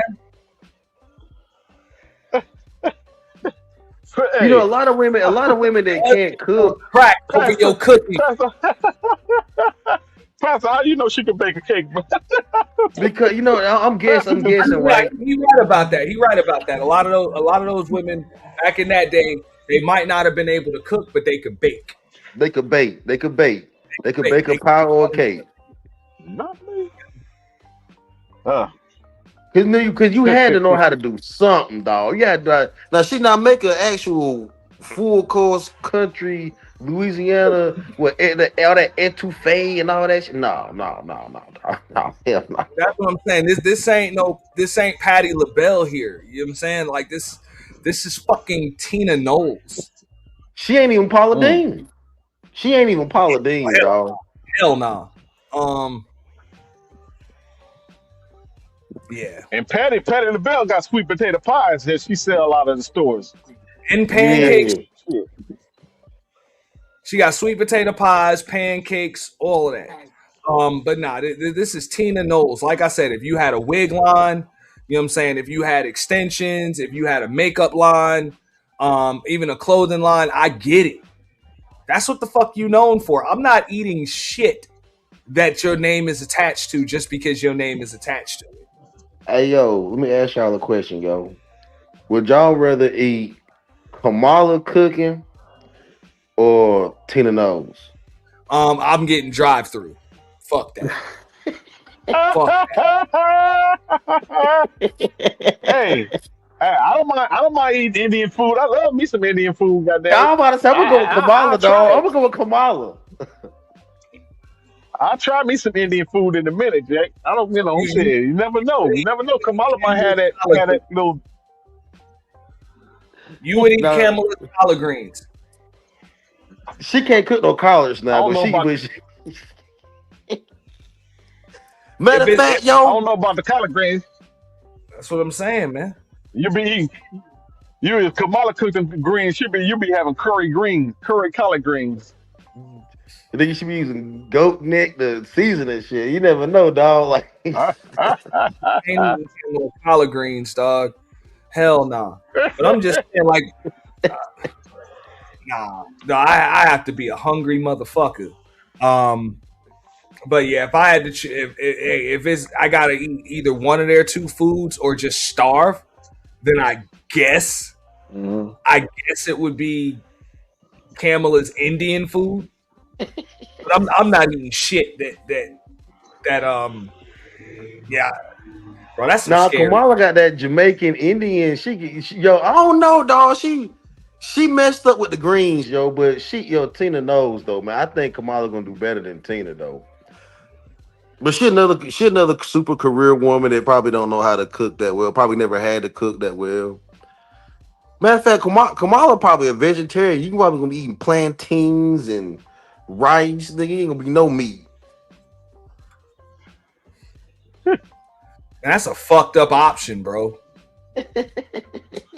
Kamala or Mama Tina, like that'd be a hungry ass motherfucking night, bro. Yeah, that's gonna be the struggle, dog. That's gonna be the struggle. But see, you know what? I think I can just trust Kamala food better than I can I'll just have a salad, like real shit. I'll just have a salad. See, Tina Nosby done try to make you a special salad dressing. Nah, we good. You know, I got. Hey man, you know, hey. Yeah. Only only person we know that can vouch for Mama Tina cooking is her husband. He been with her for years. That's the only truth you can get out of. Fucking left her ass years ago. No. Damn. Yeah, both her husbands left her, right? Yeah, both of them.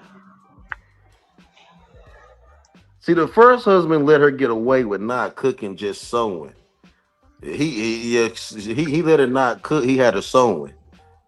And the second husband, that nigga just was, I don't know what to say, dog. He got the short end of the stick. He didn't get much because probably won't cooking much. She won't sewing much, making stuff for us. I don't. He got the short end of the stick, dog. And I feel bad for the dudes because I'm one of them dudes. I had to learn that shit the hard way.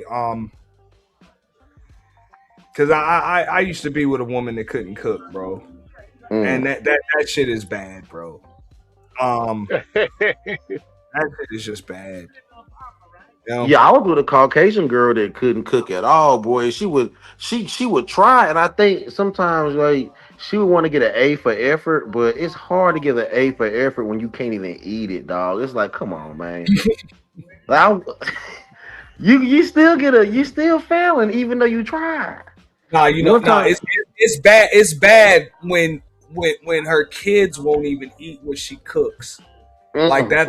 That's how it was. Like my son wouldn't even eat her fucking food.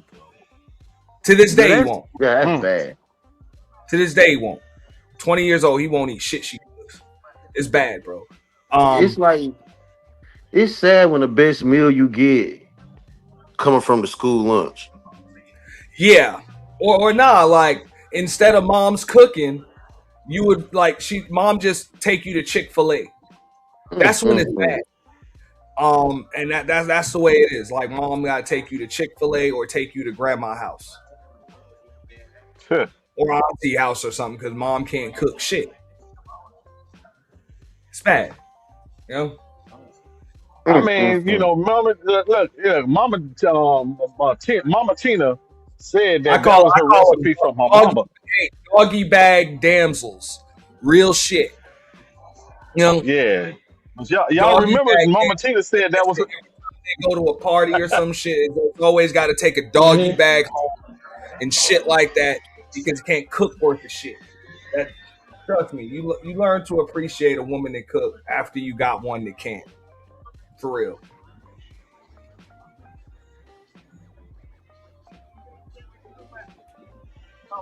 Well, Mama Tina did say that was her recipe from her mama and her grandma. But hey. Yeah. Yo, she lying on them old women, dog. She lying on them old women. I mean, your lying on the ancestors is bad, dog. Lying on the ancestors is bad. Yeah, she's a gifted stylist, makeup artist, seamstress, all of that.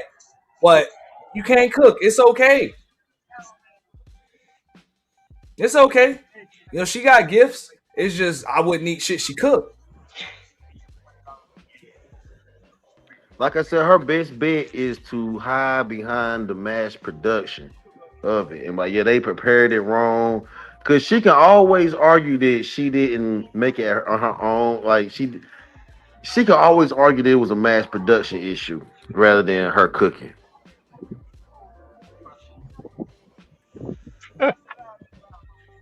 She got this nigga, man. Hey, sweat bead, all that shit, like fucked up, bro. Hey, y'all would go all the way with that shit too, Auntie. I bet that nigga was drinking all day. I would just go all in, dog. That nigga was drunk. He was down here spring break and drunk, and that's why he was doing that. I would go full denial, dog. Yeah, shit. He said he said it was the gumbo that done it to him, man, bro. But you know how that Brother shit can't is, lie. bro. He was Look, at the we grown. verdict. Look, we grown. You already know, man. Hey, you can go by mom's house and get drunk all fucking day, dog.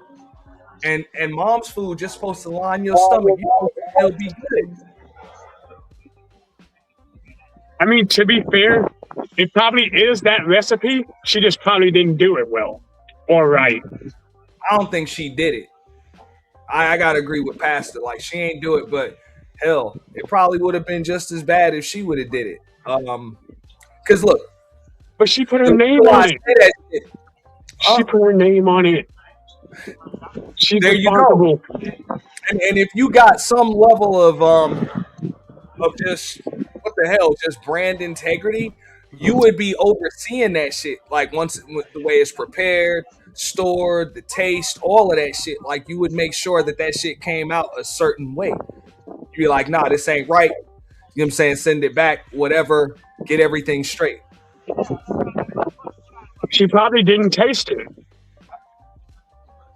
She probably didn't. The thing about it is, I don't think that it was traditionally made too, because like they were saying, you got some gumbo that is she tried to turn a seafood boil into a gumbo, because like the seafood boils had the rice, the potatoes, the shrimp, the sausage in it, but they were like it's either gonna be like chicken and sausage or shrimp and crawdaddies and crawfish and all that. It's gonna be either or. It ain't gonna be like everything just in there. Well, maybe she just didn't know the difference. But then that means she ain't really in Louisiana. That means she really ain't from Louisiana. Doing a seafood. Maybe she was doing a seafood boil, and she labeled it as gumbo because she's just bad at marketing. If you from Louisiana, I don't know, dog, because she marketed as Louisiana like, did she market it as Louisiana gumbo or just Tina Knows gumbo? Yeah. Tina's gumbo. Tina Knows. I thought it was New Orleans gumbo. But is gumbo, even though we know gumbo is a New Orleans thing, who else make gumbo besides New Orleans? Because Texas, they do make a little gumbo down here too. Tennessee make gumbo too? Yeah, okay. Yeah. So is Tennessee gumbo? They make gumbo in Houston because there ain't nothing but Louisiana people down there. So was she making a different? You know, it was Louisiana gumbo. Damn. Like I see y'all we're trying to reach under there, and nah. It was just a failed attempt, which is fine. We can accept that. Yeah, but charging people $25 for shit. What, 8 ounces of fake gumbo? Come on, dog.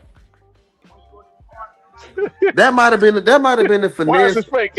Why is it fake, Pastor? No, they said it ain't real. They said it ain't real. Look, yo, that might have been the biggest finesse. That might, Auntie, I saw you did a live stream on how they were finessing people down there in Houston during spring break. That might have, and all the shit that was going on at the rodeo, that might have been the best finesse out of the whole spring break rodeo, everything. In a while. Like, this was a perfected spring break finesse. She knew this shit wasn't shit and still sold it as Beyonce's mama. Yo, that's People wild. didn't buy it because the gumbo was good. They bought it because she's Beyonce's mama. So let's talk marketing now. Now we can talk real business.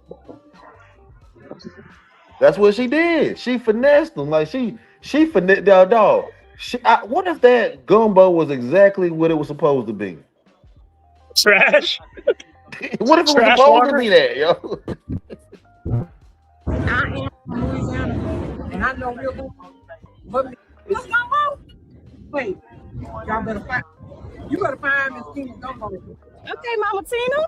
It's good. It's good. I can't wait to try it. So I'm so excited for Mama Tina's gumbo. The gumbo is so flavorful. It is cooked for 16, 18 hours, just simmered to perfection. We haven't had one person not to say that it was delicious. That's pretty amazing. Well, not too long after she made that comment, the reviews started to change and people started saying that they were getting sick. Okay, strike one, they gave us crackers with it. We don't eat crackers with our gumbo in New Orleans, but let's see. The color looks good. It smells okay. Let's see. It's a lot of other stuff other than seafood, though.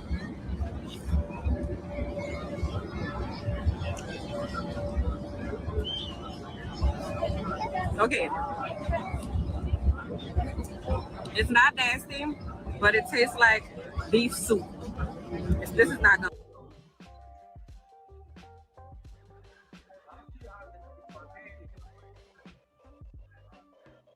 They said you got beef stew ass gumbo and shit, bro. Beef stew ass gumbo. Beef For real. They like, man, you look at this shit, they like, man, this shit look like Flint water and shit, bro. Nigga, that shit look bad, boy. But the thing about it is you can hide a lot of nastiness Entire pack in the water? Huh? They want the water. Don't blame the water shit. No, like, you know, they'll put the entire packaging in the water and then put a bunch of shit in the water and then drop the noodles in there and wonder how come the noodles still taste like plain noodles. That's what the gumbo looks like. That's how they be doing these nasty seafood boils if they don't cook again. See, let me tell you something. There was some things that I found concerning about this gumbo. It's like it got angel, you know, them little angel noodles that you find in like some types of pho and stuff like that. The little angel noodles. Yeah. I'm like, I ain't never seen noodles inside gumbo before. Like rice I noodles? may be wrong.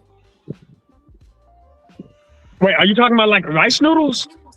No, like I just never seen noodles. If they're gonna use rice, they use rice. I've never seen noodles in gumbo. Now I could be wrong. No. I'm not saying rice. I'm saying rice noodles. You typically see them in like pho and like a lot of Asian. Yeah, but it looked like her gumbo had noodles in it. It didn't look like rice, it looked like noodles. Huh. And I just never seen it with noodles in it before. I seen it with rice and shit like that in it, but I just never seen it with noodles. And it usually is thicker than that. Her shit really runny. And that's what I was messed up about it, because it was really runny, and I've never seen a thin gumbo. Me neither. But like I said, he was mass producing it, or you know, whoever the dude was that cooked it that didn't know how to cook. Why we blaming the nigga for?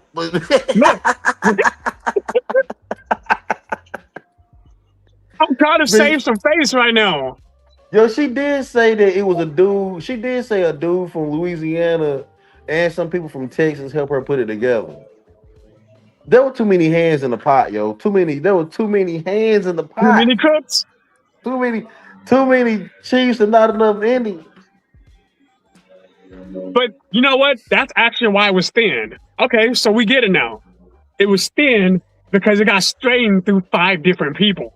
And each of them were trying to perfect the gumbo, and it became soup. Man, then that shit ain't gumbo then. What the fuck, bro? That shit soup. It's soup. Okay, well, she should have just advertised it as soup. It's a seafood boil on rice. Seafood boil on rice? In a cup. The seafood boil to go. That's kind of what it was, like, you know. And then, like, how they gonna meal prep gumbo? Like gumbo. Whoa! Hold on. Hey, y'all need to stop advertising for Mama Tina because she's gonna have to start paying y'all for this. Y'all trying to fix her PR? Let's do this right. Auntie, go ahead and make that. I wouldn't call it.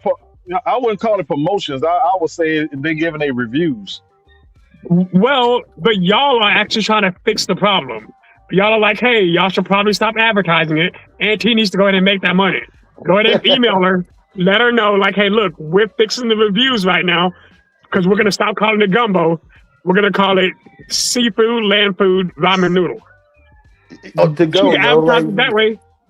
Her shit for the most part is over, bro. Like the health department done shut her down. Social media done tore her ass up. They said like she done got attacked online. The Barbs done attacked the Beehive. Like shit rough, bro. I don't want Beyonce's gonna come out and eat a bowl, and 30 million people are gonna come to Houston for it.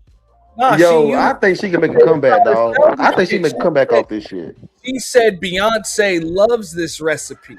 This is like one of her favorite. Like, bro, she ate. Wait, Beyonce has to say it though. That's what I said. I'm like, man, these motherfuckers will fall for anything. Hey, bro, I'll put a bet on it right now.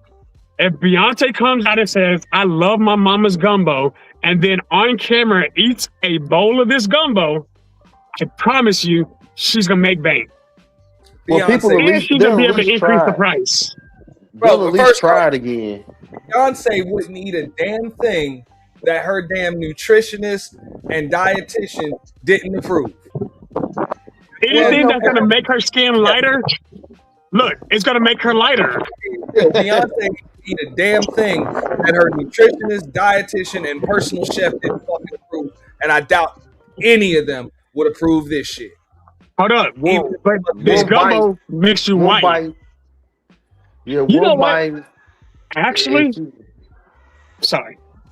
No, it's one bite and she fake it, right? She like she put it in her mouth, but she don't actually swallow. You right? You know, like this it.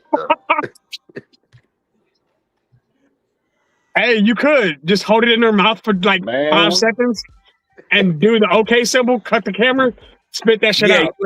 Hey, and then you have to cut the camera back on. Beyonce would have to put up an edited video of her eating this shit. Hey, and you can use AI now to make it with seem AI, exactly. With AI, nigga, we on. Oh, I could cut that shit with a basic ass program. No, but you do it with AI so normal people couldn't tell. Yeah. Yeah, you just zoom in and zoom out at the right time.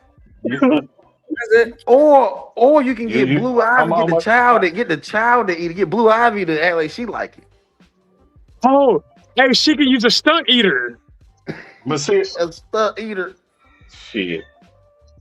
I'm gonna tell you, man, my opinion about it. That her grandmother is cooked. Real shit. I think there are enough Beyonce lookalikes that they can get a stunt eater. Beyonce can be like, yeah, Beehive, I support this 1,000%. This is the best gumbo I've ever had. Stop the hating. I'm telling you, it could work. Wild. I think her mistake is she should have just prepared it herself. She should have prepared the food herself and not have people just put their foot in it. She should have put her own foot in her own cooking. That might have been worse. I don't think she eats it herself. That might have been worse. Yeah. I mean, look. Listen to this. At all. It is cooked for 16, 18 hours, just simmered to perfection. But it don't take no 16 to 18 hours to make no goddamn gumbo. Wait, What kind of she meat you said got in cooked that? 16, You must 18. have all y'all hidden in that that's 20 years old. Say what? Oh, and you gotta boil that meat and cook that for that long. You cook that for 16 to 18 hours, you done boil all the water out of that. Mama Tina said it takes 16 to 18 hours to cook her gumbo. So that's how I know the people ain't lying who taste it and they from New Orleans that say it tastes like roast. Baby, gumbo don't take that long. Not if she's including the prep time. The prep time, not even that long. I'm sorry, it's not even that long. All right, so we here at the Rodeo 26. We're trying to see the gumbo. Yeah, look. We'll test it out. How much you pay for that? $25 for the number. Like, hey, this bitch put sushi in her fucking gumbo, man. That's what that is, man. That's what I was saying, dog. You ain't shit. How the random shrimp? She put 7-Eleven sushi in her gumbo. That's what it looked like, man. Joe, how did them shrimp end up on top if it was cooked all together? Yeah, I was gonna ask simmered all that. together. Like that's Nah. You got to put shrimp in last. You can't just put shrimp in at the beginning because the shrimp will break up and it won't be it won't be no shrimp. It'll be melted away. It should have dissolved. oh, so maybe it was gumbo. You got that? No, And the point is, you only get 3 shrimps. You don't get a bowl full of shrimp. You only getting them 3 shrimps that they give you. That's what I'm saying. So how they make sure you only getting 3 shrimp? Cause they not cooking it, man. Because they put boiling 3 them shrimps in there. That's how you. Mm-hmm. They boiling them shrimps and throwing 3 up there. And the thing about it is, she said they cooked it all and they simmered it all for 16 hours. Wait, they simmered shrimp for 16 hours? That's what I'm saying. Like, what did she cook? That's why that shrimp looks so damn pale. Shit. The whole thing. This nigga, boy, faster. You just be talking. That nigga said pale. Get your ass up here with it. Boy, I forgot it. It's you, Pastor. It's only you though. No, man, like you can tell that shrimp had been cooked too long. I bet you it was rubbery. You know, if you cook shrimp too long, it get rubbery. Hey, have y'all ever made gumbo made by white people? That's what I'm saying. I never had no Tennessee gumbo before. But it's Tennessee gumbo by white people though. Assume so. Unless it's from Memphis. I've never had no I never had South gumbo outside of Louisiana. So I wouldn't know. I've never had commercial gumbo. Like, nah, man. That shit was made in somebody I knew kitchen, bro. I ain't never fuck that, bro. If that shit was on the menu, I'll just pass over that shit, bro. You know what? That's one thing I don't see. Like we got a restaurant down here called Razoo's or whatever. It's kind of like a Cajun restaurant, but I don't see people ordering even their gumbo like that when I go there. You know, for real, they might get the alligator tail or something like that, but they're not even getting their gumbo like that. That just sound crazy, bro. Like, I don't know. Man, look, we just know like there's just certain shit you don't order from a restaurant, bro. Like 7-Eleven sushi? Yeah, 7-Eleven sushi. Or fuck it, bro. Yeah, a lot of shit, bro. I won't get chili on my burger unless it's at it gotta be a I don't go to no Dairy Queen or nothing like that and get they chili on my burger. I don't go to only certain restaurants where I let them put chili on my burger. I don't even go to Whataburger and let them do the chili on my burger. Cause you gotta be careful with this chili. Man. But I'm gonna tell y'all this, man. I'm gonna tell y'all this. The only thing that matters in this world is first impressions. Your first impressions always matter. If that's why if she ever decide to open up a restaurant, it's going to be an uphill battle because of the first impression. It's all the people that gave her the feedbacks and the backlash. No, So she'll going to be all right. I think you're underestimating. I think you're underestimating yeah, she would be all right. What'd you say, Shadow? I think y'all are underestimating the power of stupidity because I don't think y'all understand. First of all, controversy creates sensationalism. People are going to go back. Like, there are restaurants where people go to just to hate on them. Like I don't think you understand. If Beyonce co-signs this with her fandom before the Epstein stuff comes out with Jay-Z fully, I guarantee you people are going to be riding that. They're going to be about that life. I'll go a step further. I don't think Beyonce's even got to co-sign anything. That's her mom. That's always going to be her mom. So people are going to show up, not even just to hate, but just to get a taste or whatever. So, I mean, if she cleans up these issues, get some decent cooks and shit like that, she can kick off a restaurant. That shit'll be successful. People are going, and especially if she's gonna make a few appearances in that motherfucker. Oh, especially name recognition? Absolutely. As long as she can keep her permits and shit straight and not get shut down, should be all right. You know, Like she turn a profit. she should have did something more simple. Like Bun B got the burgers. I know Bun B got the trio burgers down here. Yeah. So she should have did something like a burger or a brisket sandwich or something like that. That's something that I would get from Houston. Like I would get Bun B burgers and shit like that. But check this out. All right, so y'all remember a few years back, this was like in the 90s. Remember when Michael Jordan had that cologne? Yeah. Man, that shit smelled like fucking grass. Say what? What that shit smell like? That shit smelled like cut grass. Like real shit. But people were still buying that shit. Name recognition matters. But you know that shit ain't on the shelves no more.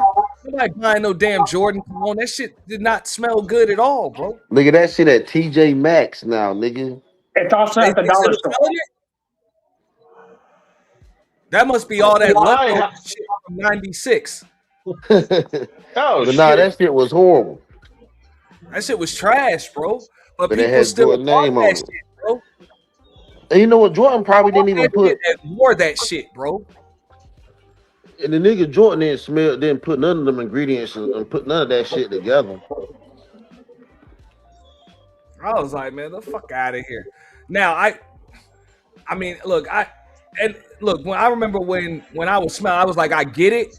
There are some colognes that have a scent like that, but I guess it really depends on what type of scent you want as a man. That wasn't my type of scent. It wasn't subtle enough. But obviously it wasn't shit because ain't nobody buying that shit no more. Or Auntie, this shit may be more diabolical than we think. Cause shit is right. You know how Trump leased out his name? Yeah. What if Beyonce mama messed around and leased out her name on a bad product? Well, we can't even do that because, in truth, she co-signed that in real life. Yeah. Yeah, that might have been part of the lease. So that might have been part of the lease. She showed up at the booth and all, bro. She showed up at the booth, man. She was taking selfies and shit.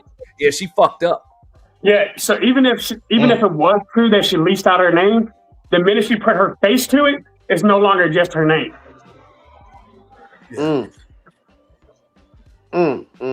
She should have just.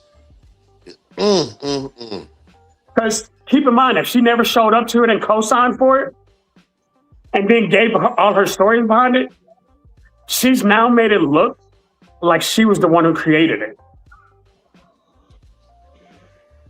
She said it was her recipe. She said she helped make it. Hey, from generation to generation. So I'm like, hey, no wonder your ass went into the fashion and beauty. You know. But you know, to be fair, because your ass can't cook. No, I'm still blaming it on mass production because even when she says it's a family recipe, that's usually for, like, I know the family, like, you know, about anywhere from 10 to 20 people at a time. Unless y'all having a family reunion, right? Like, we're talking about a black family reunion, right? If it's a black family reunion, it's gonna be about 100 and some people there, yo. Yeah, but come on, bro. But she said a family recipe, like something they ate on like a Sunday afternoon when, you know, some of the family got together. So probably like 10, 20 people at the most was eating it. They had to serve it for thousands of people. I think it's the mass production was the issue. I think that it was the mass production. Because oxtails cost, think about this shit, right? I don't even think it was overpriced either. I don't think it was overpriced, right? Because you would spend 20. No, I don't think it was overpriced. Yeah, I said I don't really know. because I don't know what she's paying for booth fees, what she paid for those cups, because it's all got her branding. It's not like it's just a basic styrofoam cup. Each one has, you know what I'm saying, her name and likeness on it and shit like that, bro. So that costs some money too. And then of course the materials, or not materials, but saying the ingredients and shit. And then on top of that, you know what I'm saying, you still got to pay the workers, the employees. So I don't know if it's overpriced. You know what I'm saying? It's still overpriced for that amount. Like, It seems put it based on everything that's around the area, right? You're talking about an 8 ounce. I mean, the cups, the sodas were about what they should have cost, because that's fair, right? But now we're looking at actual issues. We're looking at the cost of the actual meal prep. $35 for 6-8 ounces of food? Nah, it was $25. And check this right. If you go to a bar, if you go to a bar and spend, you will spend $25 at a drink at a bar and just get a little drink. And check this right. It had shrimp in there. It had sausage in there. It had a whole lot of rice. It had a whole lot of shit in there. So therefore, like, it's I think a slice of pizza can cost you $12 at an event like that. So that's why I don't think it was really overpriced. I just think it was ill prepared.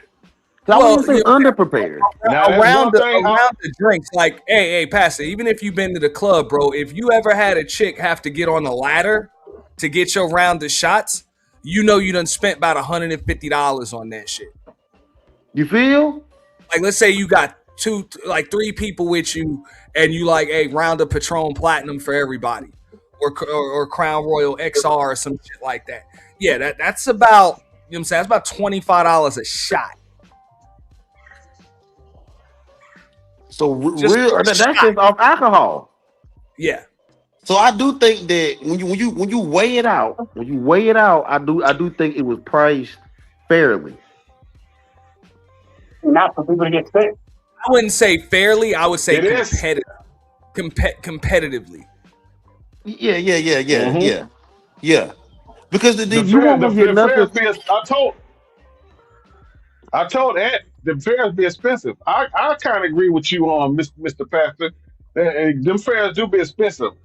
A slice of pizza costs your ass damn near for $10 for one slice of pizza. Damn near $10 for one slice of pizza. I will agree with you on that, Pastor. The fares And one thing cheap. down here, Go to any they fair. like this. They like to sell these turkey legs with all kinds of shit in them. Like, they'll take a turkey leg and put some macaroni and cheese and bacon. They put anything in it, right? And that right there costs you every bit of damn $30. Man, she should have been out there selling shish kebabs, bro. That's some shit a motherfucker would have got, bro. She could have did turkey legs. She could have did turkey legs, brisket sandwiches. There's so much shit she could have did. I'm just saying, shit that's easier to cook up on an open flame, whatever. But I mean, it looks like I don't know.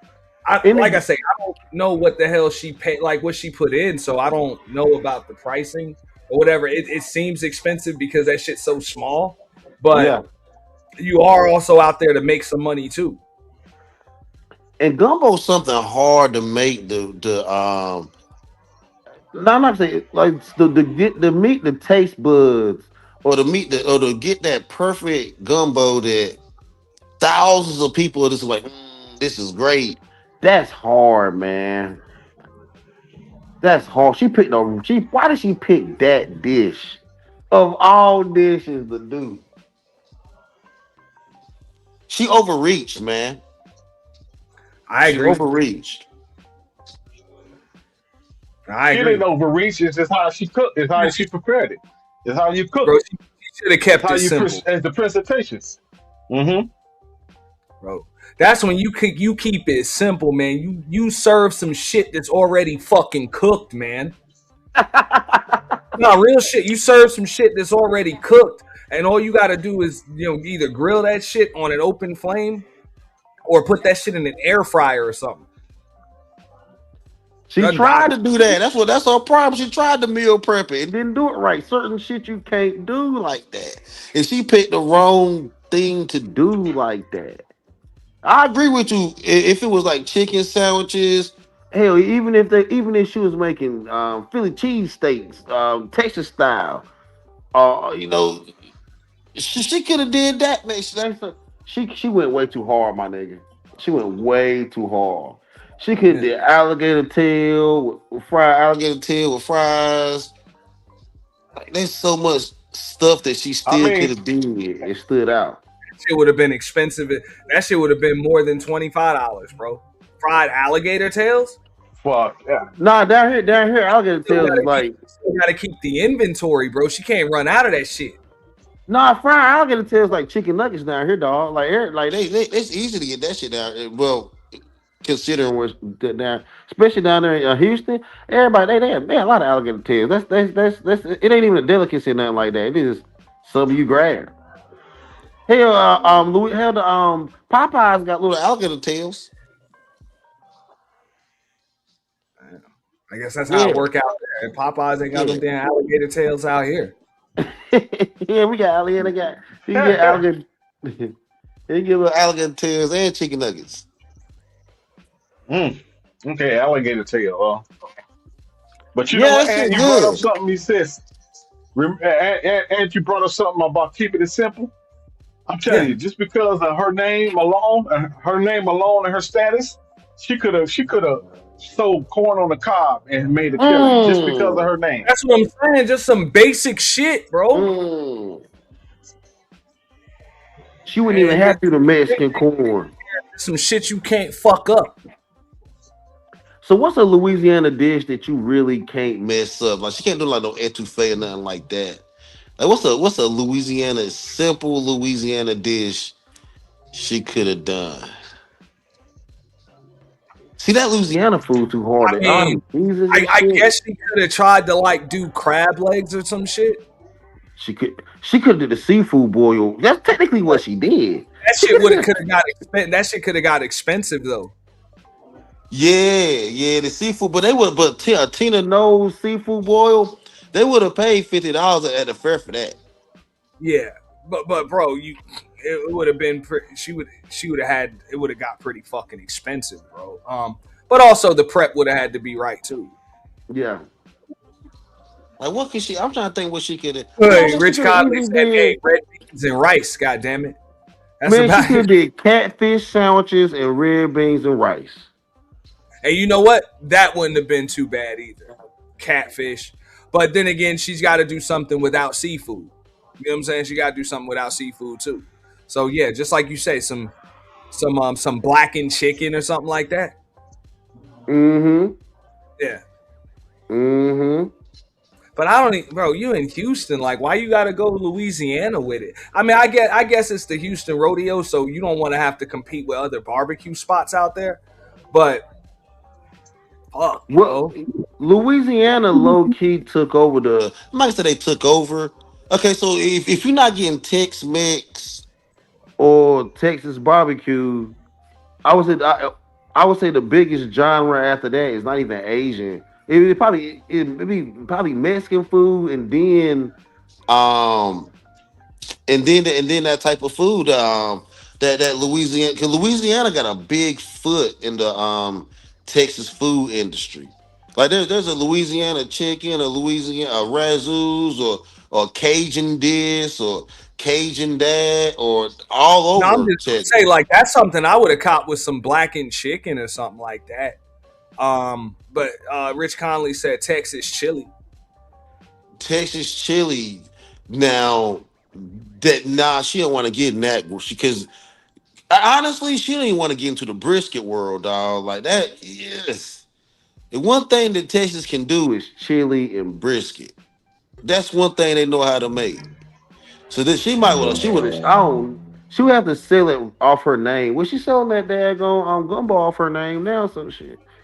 Oh But no, I'm man. just like, bro, you got dough. Like, fuck that. Like, you got Knowles money. Like, fuck that. I'm about to put a smoker out that bitch, dog, and that's it. And your name alone is about to sell shit. Yeah, because she brought other people in anyway, right? Because she brought other people in on the gumbo. She could have Yeah. brought other people in on that on a Texas brisket and put out them brisket sandwiches, and then she wanted to bring a Louisiana style to it. She could have did like brisket sandwiches with jambalaya or red beans and rice or fried okra. Keep it simple. But hey, I guess in her mind that shit was simple. Look, one thing I never saw was her eat any of that shit or taste test it. I'm telling you, that woman sold some shit that she wouldn't even eat. She worse than the nigga from McDonald's. You remember that? Yeah. The nigga that wouldn't bite the burger. Yeah, I mean, most people that work fast food, they don't eat the shit they serve because they know how that shit made. Mm-hmm. I mean, look, I don't even work at McDonald's. Never have. I wouldn't, bro. I haven't eaten McDonald's in what the fuck, probably about 16 years. Nah, I don't be going up in McDonald's like that. I don't be going up. I don't even go to Chick-fil-A no more. Now I will go to Chipotle. I ain't gonna lie to you. I go up at Chipotle. Chipotle straight. Check this out though. Here, let me pivot the topic a little bit because this is one of the things I want to talk about right here. So we got President Trump talking about ICE agents are coming in to replace TSA workers. What y'all think about that? Because TSA workers have not been paid for a while. That's slick. That's a slick way of doing mass deportations without a lot of in the middle of the street violence. Here, check this out. Check out. Y'all let me know if y'all want me to stop it. Meantime, President Trump is now saying ICE agents will be deployed to the nation's airports. Could happen as early as Monday. That's again if Senate lawmakers cannot agree on a deal to fund Homeland Security and the partial shutdown. Whatever the federal government's going to do, they're going to do. So it's like, if that helps it, then it helps. If it doesn't help, it doesn't help. It is a scene playing at airports across the country. Long lines, short staff. Nationwide, around 400 TSA officers have quit since Valentine's Day, with absentee rates 33% in some cities. The last paycheck we received, which was 3 weeks ago, was only a few $100s. Some officers only got a few dollars. You have to pay for your cell phone bill. You have to pay for your car insurance. You have to put gas in the car. You got to get groceries. And that doesn't even take into account rent or mortgage. President Trump posted on Truth Social. He says ICE agents will be at airports if Democrats don't agree to fund Homeland Security. Writing, quote, I look forward to moving, don't agree to fund Homeland. Now, look at this shit. They done politicized this shit too.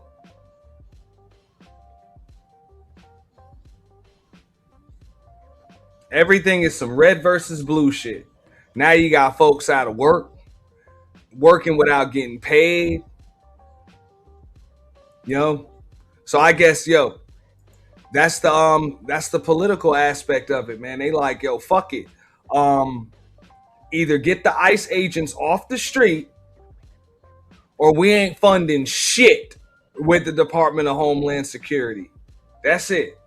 Stalemate. And that includes TSA. Man, to have America, but see, ICE agents are still federal workers though. So why are, if TSA are federal workers and ICE agents are federal workers, why are you holding the fact that he's using holding a payback is crazy because they're still federal workers. And he's not the one holding their payback. Okay, so I guess they're funded through the Department of Homeland Security. I'm assuming ICE agents either have some kind of exemption or something. I don't know. No, they're DHS too. ICE is DHS too. Because obviously ICE agents are still getting paid. But ICE is still DHS. DHS is everything. It's the whole military, Air Force, Navy, Marines. I think even the CIA is even under DHS now. Well, the Coast Guard, Department of Homeland Security is the umbrella over everything, and the fact that ICE agents are like Border Patrol, all that's all DHS. look, I'm gonna read you Trump's tweet, right? I'm gonna read this shit out loud.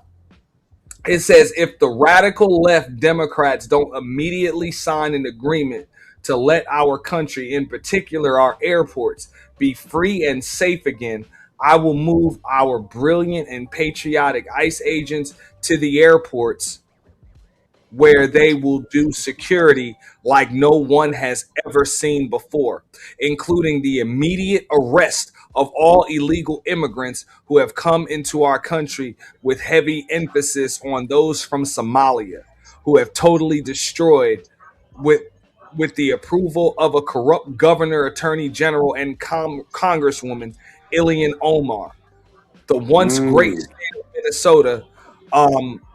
I look forward to seeing ICE in action at our airports. Make America great again, President Donald J. Trump.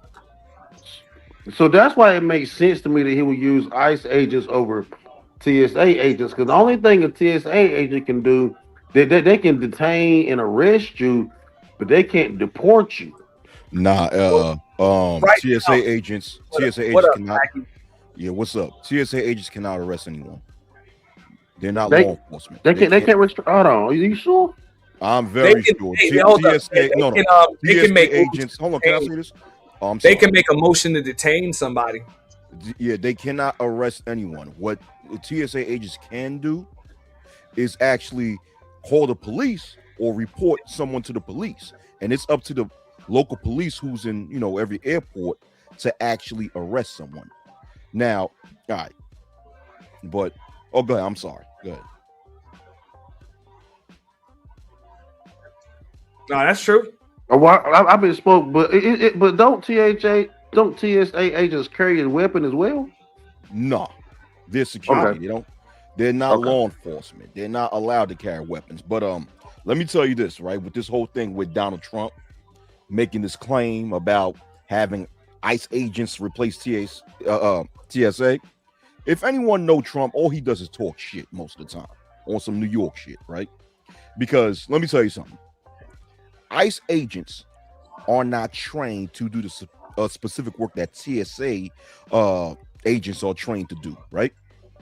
TSA are specifically trained to look for explosives and weapons on individuals crossing through airport checkpoints, As well as right? other forms of illegal contraband. Yeah, but TSA are specifically trained to look for weapons and explosives. Yeah, a lot of people think that they're looking for drugs. No, they're specifically trained to look for weapons and explosives, right? And the way that TSA are trained to do that, ICE agents are not really trained to do that.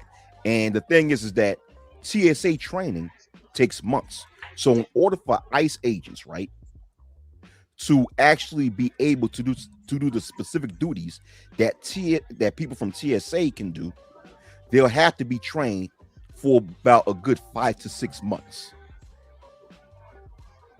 Because 40 hours. That's what What they say. At least 40 hours. They each need at least 40 hours. 40 hours is not enough. It's months of training. No, I'm just saying that's the guidelines. That's what they said. Yeah, but that's not necessarily true. Realistically, 40 hours of training is not enough to properly train someone to be properly trained to look for specific items at airport checkpoints. Like Trump is just talking his shit, and not only that, you would have to get Congress approval in order for TSA to be replaced by ICE in airport checkpoints, and that's not going to happen because you're going to have some Democratic approval, and most of the Democrats in Congress are not going to approve that. That's why I'm saying all this is a bunch of fluff that Donald Trump is speaking. It's a bunch of fluff. I don't think it So looks good. I don't think it looks good publicly to have ICE at the airports. I think TSA is enough of a deterrent. I don't think you need ICE. It don't look good. It don't look good. Trump is not gonna adhere to anybody's bullshit, especially coming from the liberals. He know good and well the liberals are fighting, and he's gonna stand his ground, and he's gonna do what he sought to do when he came into office. That's what No, that's his goal. That's his endeavor. like So imagine flying to like the World Cup. Like we having the World Cup down here in Arlington, Texas, right? So you fly the DFW, and and you got damn ice out there. But come on, dog. I think it's a little bit too aggressive. I I don't think think the so. optic is too aggressive. No, I don't think so. I don't mind ICE being at the airport. Hey, I don't mind. I support ICE. I I ain't gonna support lie. ICE. I'm kind of with Wacky on that. I would feel less safe on a flight with ICE agents doing the security to get in. You know what I'm saying? Determining who gets let on a plane. In a post 9/11 world that we living in, I would feel more comfortable with TSA agents. But I don't think they would have ICE doing that at the checkpoints like that.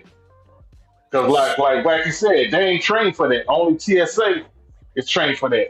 I think ICE would be doing something different than TSA. I don't think TSA be looking through bags and looking at X-ray machines. They would have to. do it if they replacing them. You got Exactly. They would have to, Exactly. but they need to know how to. They need to know how to use those machines and exactly what to look for. It does require some level of training. I wouldn't feel. I feel safer on a flight with TSA. And it takes months of training in order to properly operate these machines that TSA operate and to look for these specific items. It takes months of training, and there's also other things that involve that TSA does that well it's considered. I can't even get to it, right? But there's other things that TSA does that ICE does not do that they need training to do. Like ICE specifically, to just be simple, right? I'm just going to simplify it. ICE specifically not specifically, but ICE are trained to detain immigrants, right? To detain immigrants and arrest them and look at their documents and what have you, right? TSA does a total different thing. That's what I'm saying. In order for ICE agents to do what TSA does, it takes them months of training, but also at the same time, right? You have to have Congress approval. I'm sorry to repeat myself. In order for this to be real, what Donald Trump said to realistically happen, you would have to have Congress approval. Congress will not approve that. Yeah. And then I agree with you on that. Because it No, I'm can't just saying, what does that mean when the president can sign an executive An executive order. You ever do an executive order? Like that's what I'm saying. What does Congress approval mean when you can sign an executive order? Well, the thing is, here's what it is, right? An executive order can be turned down by a federal judge. That's one, right? And also number You mean two, it could be overturned? It could be overturned by, and not only that, number two. But I'm just saying, once it goes into effect, now you got to overturn it. But let me tell you this. Still put into effect. I get what you're saying, but here's this, right? When it comes to federal agencies, right?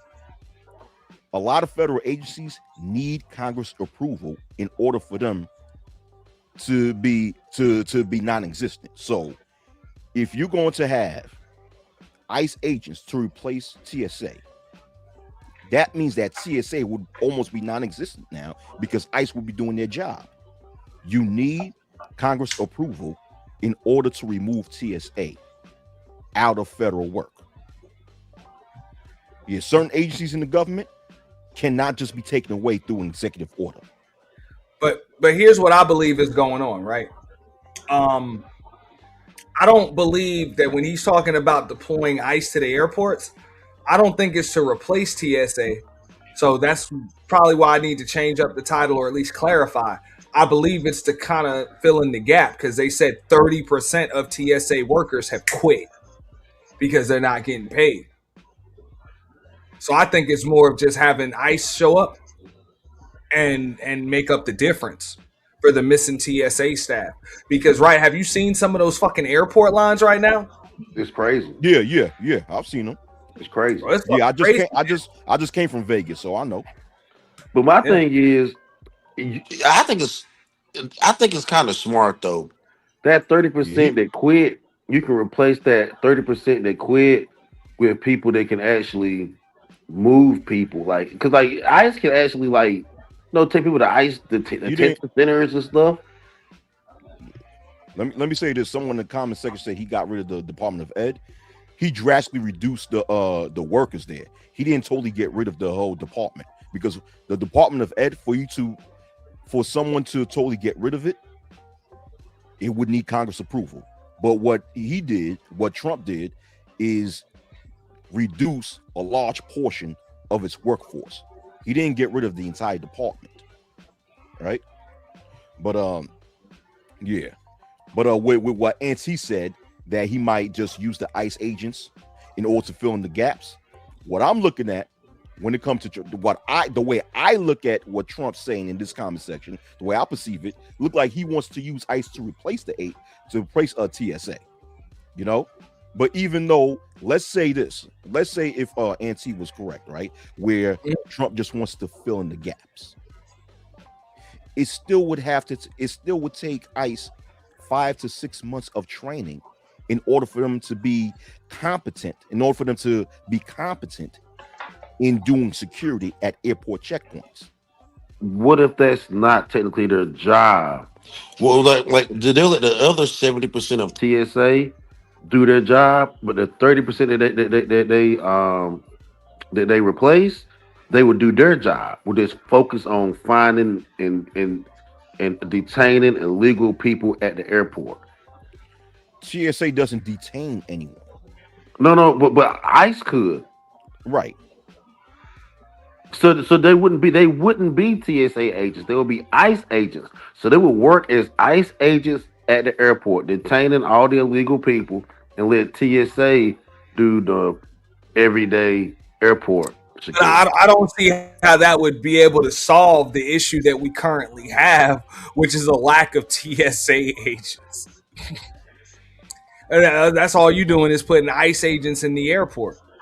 How the fuck is that gonna make the lines go faster? It doesn't. And right now you short staffed with TSA. So unless you're gonna train them agents to do TSA's work, you haven't solved any problem. Exactly. What Pastor said. You're just putting ICE agents in the airport. Yeah. What Pastor just said is already happening, right? But like Auntie said, it's not resolving anything. You know, ICE agents are already coming in and out of airports, you know, bringing quote unquote illegal immigrants to the airport checkpoints so they could go to the plane and fly back to their country. So they're already doing that. They're already detaining people and stuff like that. So it's not really solving anything. Like Auntie said, it's already happening, and we still have this issue when it comes to airport checkpoints. And I agree with y'all. Chicago is right. The issue is TSA ain't getting paid. Yeah. Because he's using them as a way to get this what was the Save America Act, or was it the Save America Act? The Save Act? He's using right now, according to what he's saying. Now, this is the way I'm reading it, and also hearing from Trump is just, we're just going to deploy ICE agents to do TSA's job. That's it. If they can't work, but I think what he's really trying to do is squeeze. You know what I'm saying? Squeeze whoever's blocking. You know what I'm saying? The Homeland Security funding into funding the shit. So that way TSA does, because bro, this is a very, very busy time as far as travel is concerned. Yes, it is. And it's not just this. You're about to have Easter, Passover, all of that too. It's about to be pretty fucking bad, bro. And yeah. The World Cup coming to this World Cup, a bunch of stuff, sporting events. It's about to be pretty goddamn bad. And right now, bro, they said motherfuckers are showing up to the airport 6 hours early. And a lot of them would miss their flights if the planes would take off with no passengers. So this is causing all types of flight delays, everything. Yeah. And what's going to happen now? Overload on the system. Time of boarding, there's nobody at the gate, bro. Yeah. This is something bad, but see, I'm not saying something bad is going to happen, but it sets the potential. Because once you start overboarding the system like that, people are going to start making mistakes. Do you guys know what caused this specific shutdown? Do you guys know what caused it? He didn't get his way. He didn't get his way on the street. What happened? They want ICE agents off the street. Nah, it's not really that. This is what Democrats want ICE agents to do. 3 things, right? They want ICE agents to institute body cameras. They want ICE agents to no longer cover their faces, right? Because a lot of them do that when they go in around the country, they cover their faces. And Democrats in Congress also want ICE agents to act. No, they also want DHS to actually have more stricter stipulations when it comes to who and where they ICE agents can apprehend certain individuals at. These 3 things are very simple to change, right? The Democrats in Congress are not asking for much. They just ask for these 3 things, and the Republicans in Congress are just saying that's no. a lot. That's a lot. Okay, That ain't so a lot. That's What, a that's lot not for a them lot. niggas. Hold on. That's not a lot. That is not a lot. I'll be more Hold than on. happy to Wearing explain. body cameras. That is a fucking lot. They want officers to wear body cameras. They want officers to no longer hide their faces, and want DHS to put more stipulations on ICE agents handing out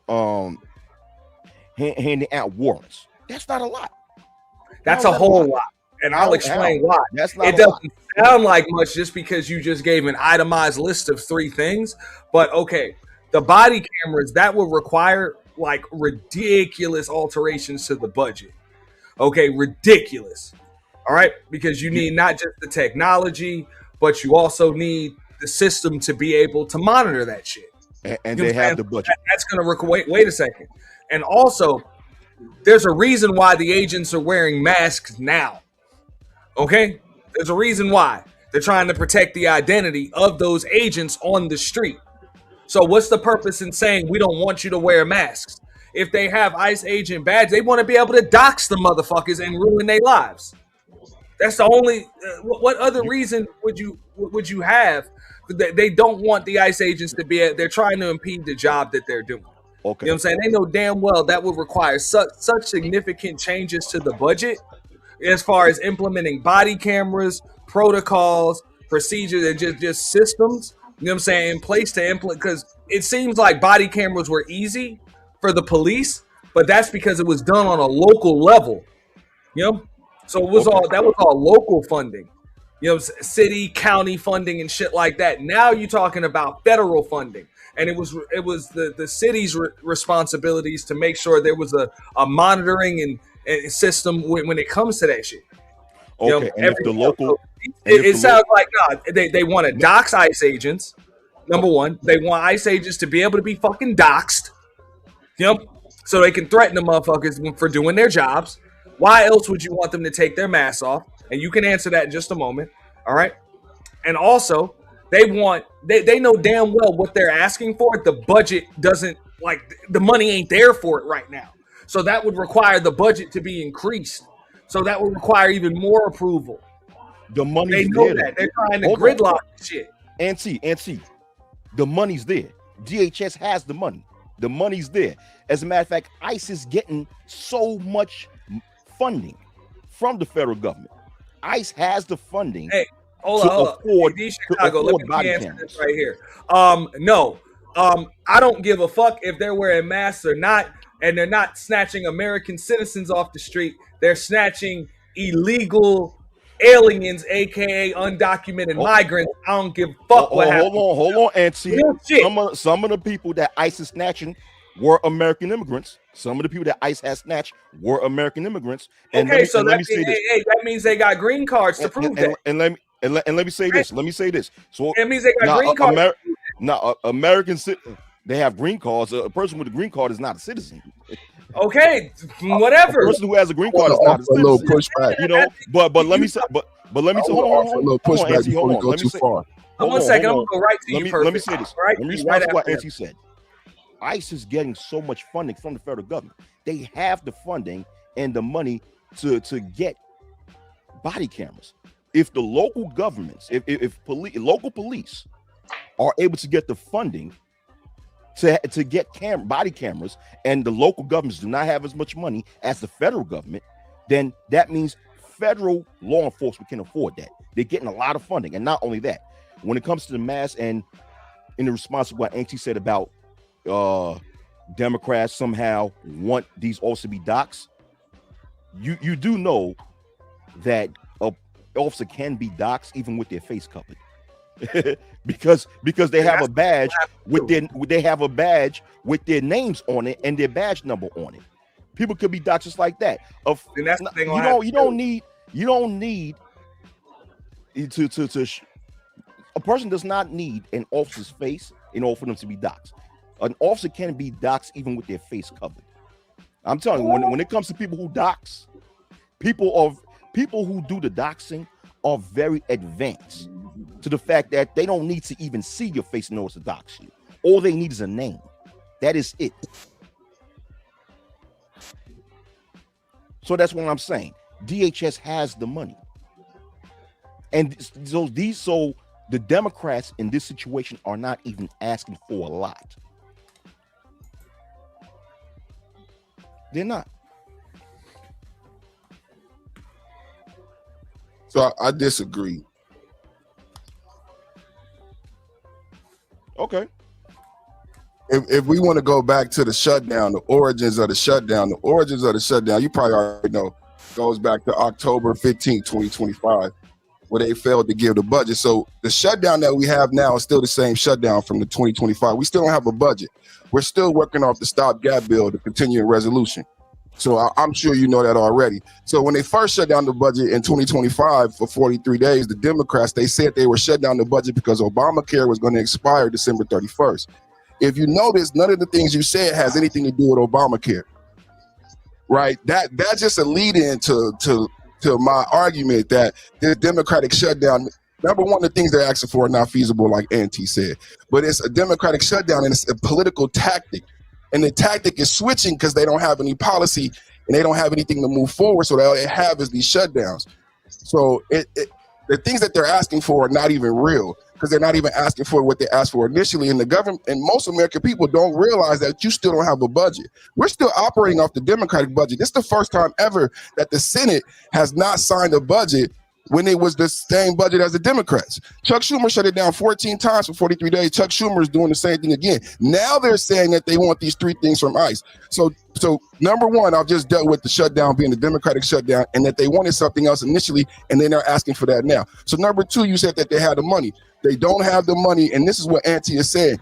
They're asking that they don't want to adhere to what's known as deportation orders, where these illegal immigrants go see an immigration judge and get a deportation order. Under Biden, they received the date. I actually know people, you probably do in New York and California, I actually know people that got a date to leave the country, they never left, right? So all Trump is doing, this is how we know where they are, this is how we know where they work, because they've been given deportation orders by immigration judge. So we go get them and say, you should have left on August 15th, you didn't leave, you got to go now.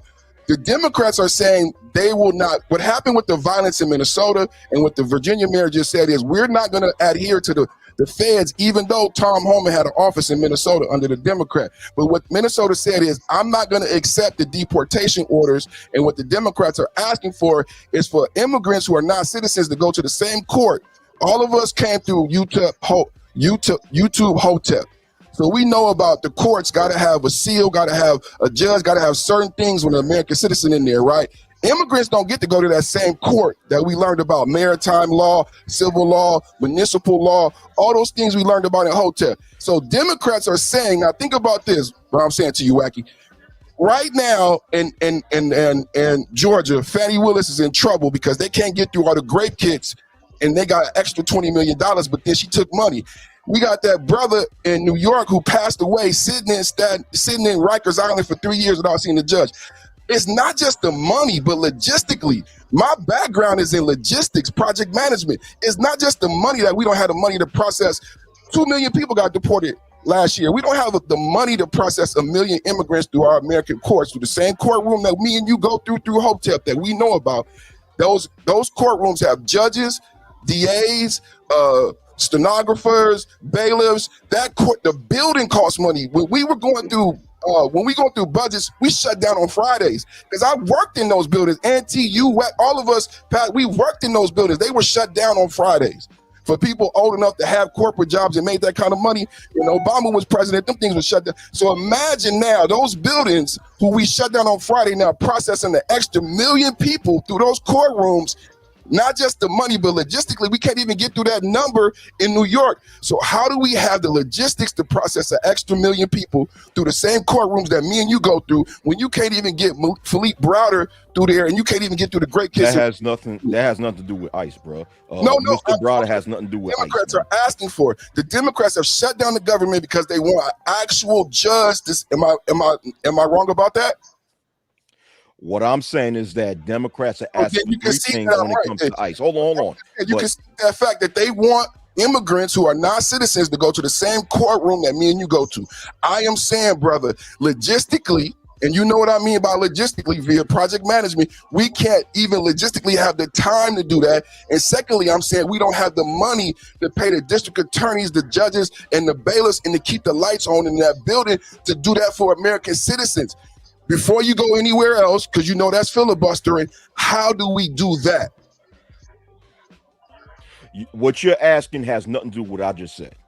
No. What I'm saying, okay, this is the screen share that I gave, right? Because the argument is that DHS does not have the funds to provide body cameras for ICE. And I mean, you just do a simple Google search. It states that, yes, the Department of Homeland Security does have the funds to do that.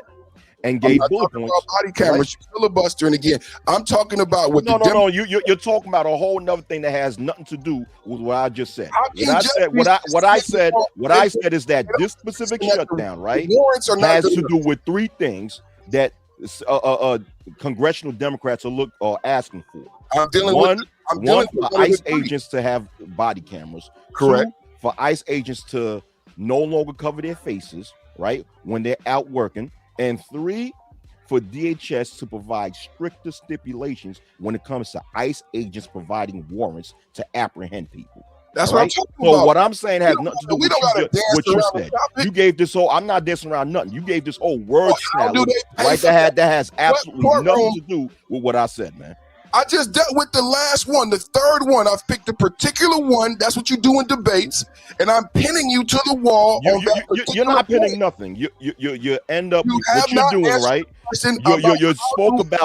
You spoke about the prior shutdown with Obamacare, right? And which has nothing to do with what I said with this specific shutdown, the main cause being these 3 things that congressional Democrats are asking for, right? And not only that, you then talk about Mr. Browder being in jail in New York City. That has absolutely nothing to do with ICE. It's the same. You're giving a word salad, brother. The government. I get what he's saying. I don't get what you're saying because what he's saying has nothing to do with what I said. Hold on, Pat. The government never opened back up. Can we concede that?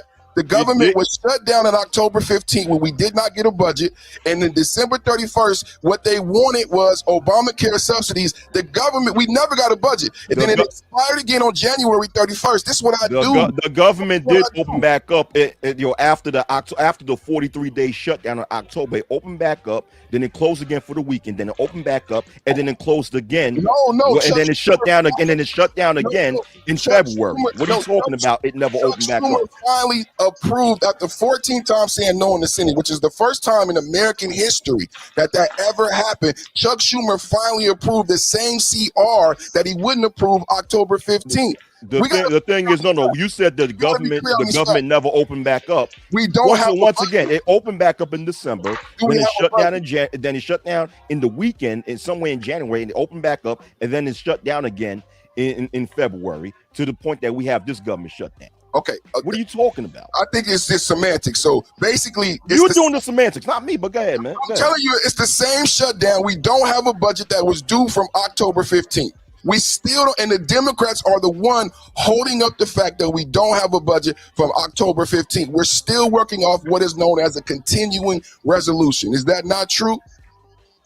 It's the same budget from October 15th, right? There's not more than one budget, right?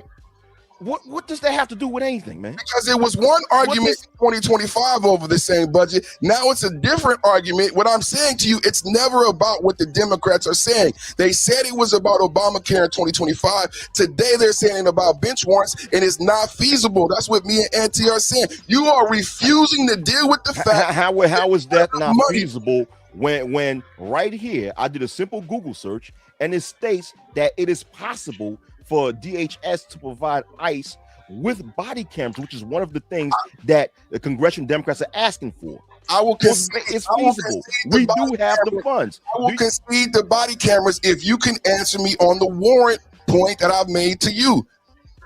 What for so DHS could give more stipulations on ICE giving warrants? Democrats how is that not wanting feasible? the immigrants to go to the same courtroom that me and you go to. My argument is they've already seen an immigration judge. They've received what we call deportation orders. And in Minnesota and in Virginia, what they've said is they refuse to adhere to the deportation orders. What do you mean the same courts that me and you go to? Because there's different types of courts. There's criminal court, there's civil court, there's family court, there's immigration court. When it comes to immigrants, they go to They want a criminal bench warrant from the same court that me and you go to. That's why I brought up Hotep. That's why I brought up the seal. That's why I brought up all of the accoutrements that come along in the courtroom that they don't get. I don't know what Hotep court is, man. But Okay, I apologize for the cussing. Forget the Hotep portion, right? I'm saying that when you are not a citizen, you don't go, you are not privy to the same things as a citizen. And when we go into a courtroom, brother, if you didn't know, there are certain things that you are supposed to have in there, or you are not technically in the courtroom. You understood as an American citizen. They are not privy to those things. They go to a different type of court. They see an immigration judge. They have immigration deportation orders. Minnesota and Democrats have said, if you want them to leave in a democratic sanctuary state, we will no longer accept the federal deportation orders. We want a local municipality to give them a bench warrant to release them from jail and to get them out. And I am asking and saying, like Auntie, I'm saying it is not feasible in two manners, that we don't have the money to pay for them to go through the same course that I go through. And I gave examples with New York City and people sitting in Rikers Island for 3 years without a court date, innocent, because we don't have the money or the time to process American citizens. So my argument is, if we can't process American citizens, and that young man took his life as an innocent young man because he sat for 3 years with the inability to see a court, and I brought up Fulton County as another example of backlogs with American citizens, how do we then do the same thing with people who are not citizens logistically? Just in the time, because in Fulton County and New York, we don't have the time, but then add into that the monetary aspects. How do you do your third bullet point? Anyway, you got all these damn word salad, this damn long-winded bullshit, man. On one You know what I'm hand, you saying? are saying they committed a crime, so if they committed they committed a crime illegally, far as overstaying their coming to the country illegally, right? They committed a crime. You kind of have to prosecute it in a criminal. Oh, hold up. 1 second, Pastor. I'm gonna give it right back to you. I'm gonna let Wacky respond to that, and then you got it. They was going back and forth. I'm gonna let Wacky. Dude, let me tell you something. Dude, when you go to court, it's based on what crime you're doing. So if you're doing if you're doing a crime within the United States, you go to criminal court. You have to go to criminal court, right? Not if you're not a citizen. That's my whole point. Hold up, perfect. I'm gonna let him finish, and then y'all gotta pass it to Pastor. For sure. And the thing is, if it's something in regards to breaking immigration laws, you go to immigration court. That's just part of the process. All right, Pastor, you got it. So, okay, this is my issue, right? So I see I see the issue, right? If they commit a crime and they end up going through the criminal court system, a lot of times that we have to go through, it does overbook this. It completely overbooks the system, and I do think that their crimes should be kept under straight immigration law. Even if they shoot somebody, they stab. I don't care what crime they commit. It should stay under immigration. So if they committed a crime that bad, we need to kick them up out of here and they can't come back. But America be wanting to hold on to these criminals and put them in our jail system. I don't think we need to do that. We can't afford to do it. I agree we can't afford to do it, but I get why it's done that way. That's part of the process. If you commit a crime within the United States, you have to go through criminal court, right? And then once the courts realize that someone is an immigrant, and based on the severity of the crime, they then have to be sent to immigration court, right, and get deported. But that's part of the process. It's going to be expensive, but that's part of the process. So my argument is that's what's happening now. I totally agree with you. That's what's been happening for decades. Right. Well, you got to let him finish, Wacky. Yeah, so, all right, cool. So I totally agree. That's what's been happening with Minnesota and sanctuary cities, which you may not know, but are not constitutional. So sanctuary cities are what's changing the argument, right? Sanctuary cities are now saying they will no longer adhere to those same things that they did before. And I mean, specifically, Tom Homan worked for the same and did the same job under a Democratic president. Tom Homan, who was responsible for administering these orders, worked in Minnesota and had no problem, like you said, going back to Reagan, because you said this has been the process for years. I agree. And it's never been a problem until Trump was president. This same Tom Homan, who got an award for Barack Obama for doing the same job, using these same processes that we are all familiar with, Minnesota and Illinois and Virginia have created something new to change the gamut. Sanctuary city policies, and they have refused to work with Tom Homan in the same fashion that they've done in every other administration. And that led to violence. So now what they're saying is they want to make that policy. It worked in Minnesota, and they know they don't have the money to do it, but the Democrats are saying, hey, Minnesota put up with Trump and said, we're not going to follow those federal orders. So now the Democrats are saying, we're going to do the same thing Minnesota said. We want to take it nationwide. We are not going to adhere to the system that we've been doing for years, brother. We've had immigration orders, deportation orders for years. That's how we've done it. Now the Democrats are saying we want to change the whole process. We want them to go through the same courtrooms that American citizens go through, and we want an American judge, not an immigration judge, not an immigration court. That's no longer good enough. Like you explained, they want something more substantial. They want them to go to an American court, an American judge, actually hear what they did, how long they've been here, and judge and decide whether or not to get rid of them. That's what they're asking for. Sure. I am arguing there's not enough time and money to do that. Hold on for a minute. You said Democratic Congress, congressional Democrats want these immigrants to go to an American judge. All these judges are Americans. What are you talking about? But semantics, but you know what I mean. Immigration. No, I don't know what you mean. That's what I'm saying.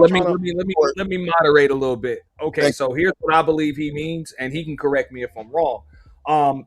Yeah, the judges are Americans, but they want them to go through an American system of due process in American courts and then go to immigration court, which means you are paying twice as much to prosecute and deport them than you do just to prosecute and incarcerate or even exonerate American citizens. So that's why it's costing more. Like, you can't spend more to put illegals through the court system than you do to put actual Americans through. That has always been the process, though, where if immigrants have committed a crime in America, they have to go through the criminal court process first. But they don't get adjudicated. They don't get adjudicated. They have to go through the criminal court process first. And then once the criminal courts realize that this person's an immigrant, they look at their status and they look at the severity of the crime.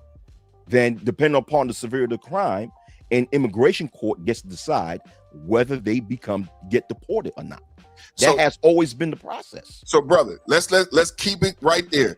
What the Democrats are saying in 2026 is they will no longer accept the adjudication from the immigration judge. They basically want to wipe that whole thing out and keep everybody in one court system.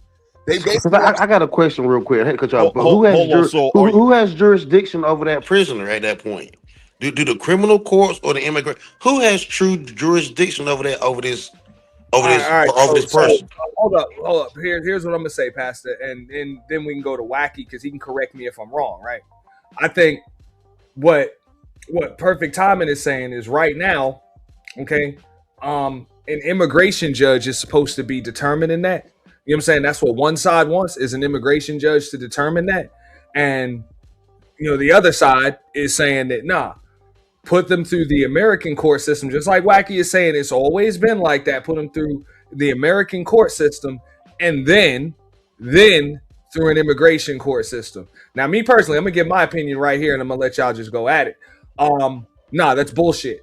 That would defeat the entire purpose of having to get American citizenship if you get all American rights, even that system of due process that we have, if you can do it without being a damn citizen or at minimum a legal resident. But you got it, Wacky. Go ahead. Yeah, but American law have always been a country where they quote unquote believe that all people should be treated a certain way, especially when it comes to due process, right? Yeah. I mean, it's been labeled as such. That's what I'm saying. No, but that's what the Democrats are arguing, right? When I've seen this debate go this far on CNN, and that's basically where the Democrats always end up at, is that we have these principles, but they don't never say, how do you pay for it? It's like the new mayor in New York. He wants to do all these ideological things, but how do you pay for it, brother? After quarantine, after less people in the workforce and the entitlement pool is shrinking, how do you pay for these things? My question, Wacky, is how do the Democrats pay for it? And logistically, if we can't get young men in New York in court in 3 years, we keep jumping over my point. That brother sat for 3 years. So if they want them to do this and go through the same courts, how? Where's the time at? We can't do that with American citizens. And where's the money going to come from? But when you use that guy in court in New York, you're mixing a local issue with a federal issue.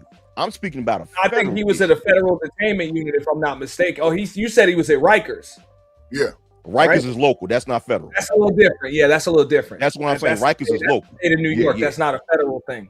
That's what I'm if he saying. was at like the MDC or some shit like that would be federal. I think you bolster my argument when you minimize it to just federal courts. I wasn't even thinking like that. You make an excellent point, which are even smaller, right? Yeah. Which have less of a conduit to handle more people coming in. So if you just reduce these to so now you're saying the immigrants would only go to federal. The Democrats, I haven't heard that, but if they're saying they only want them to go to federal judges who make more money, the lawyers make more money, those officers are nicer, then that's even more to process them in less amount. I never said that, bro. Okay. I'm just saying. I was just saying that there's a difference, though. There's a difference. That's my point, though, because then that comes down to money. If you're right, because the pastor said, and we jumped over it, who has jurisdiction? So if they're going to go to local courts, because this is why I'm saying the Democrats are full of BS, right? Because they haven't said any of this in their demands, and it's not easy. It's like a child making demands. I want them to go to court. You guys have just broken down why they're full of BS. What court? Who has jurisdiction? Is it local court? Is it federal court? All that matters because federal DAs make more than local DAs, and these courtrooms cost more. We know those of us who've been charged with a federal crime, we walking like, damn, it's nice in here, versus when you got charged on a local level. Them lawyers look broke. You know what I'm saying? It's a big difference. So I love the way that this argument is playing out because it illuminates how Hakeem Jeffries doesn't really truly want what they say they want. What in the world? I don't know. That's not making sense, bro. You give the way I see it, it looks like now. All right, folks your left side is exercising a lot of leverage. You know what I'm saying right here, because they're squeezing the DHS budget, and now that's affecting TSA.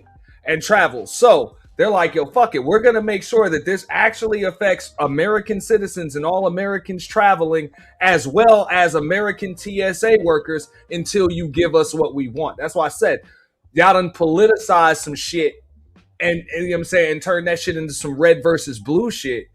When it's really this is affecting Americans on the ground, and that's pretty fucked up, bro. This really ain't supposed to have things regarding American citizens. It shouldn't be predicated on how the fuck we're treating illegals. It should be nonpartisan. Yeah, it shouldn't matter how we treat illegal. I agree, bro. I agree. And it's not just TSA. What about the Coast Guard? It's a lot of other. ICE is funded to 2029. Yes. That's another thing about it. ICE is not affected by this. Trump got them funded through 2029, unlike the Democrats. So this is really a Democratic shutdown designed to cause a certain population of pain. And just like with the food stamps, Trump voters are not affected by EBT shutdown. Trump voters are not affected by these things, right? So it's like the Democrats is playing some dirty pool, man. And it's not just TSA affected by this partial shutdown. You said Trump. See, that was my question. I'll be real quick. That's my question too, real quick. How? Because if TSA and ICE are all federal agents, because I was asking AMT that too. Like, how did ICE get money? No, he just answered, because I was gonna ask the same thing. I'm like, I thought ICE was funded by DHS, but Perfect just answered how ICE is funded. Yeah, they have a different. Yeah. Oh, yeah. I'm sorry, but Congress. They have a different. Gave ICE a separate. It's sort of like a. I didn't know that. Yeah, ICE was given a separate funding from other agencies within DHS, which is why ICE is funded until September of 2029, right? So that I was gonna go to where Auntie just said, right? When I mentioned the three issues or the three things, which is very simple, that congressional Democrats is asking for, right?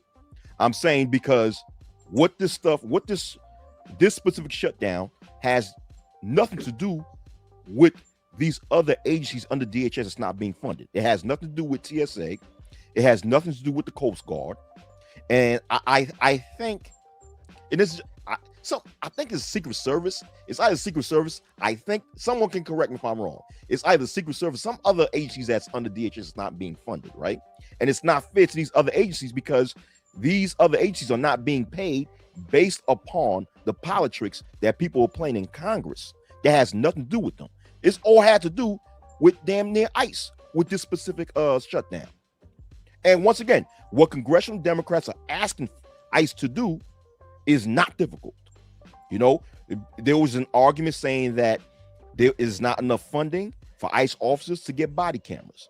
You do a simple Google search, it says that ICE has, or DHS has more than enough to fund ICE with body cameras. And also, perfect timing. You made a statement. You said something as if you said something to the degree that that Democrats do not want immigrants who have been detained to go to immigration court. You said, correct me if I'm wrong. You said something to the degree that Congress want immigrants to go to just the regular criminal court and let the criminal court handle that situation alone. Are you saying something like that? Correct. They are saying they refuse to no longer accept the immigration judge's deportation order. That's not good enough for them.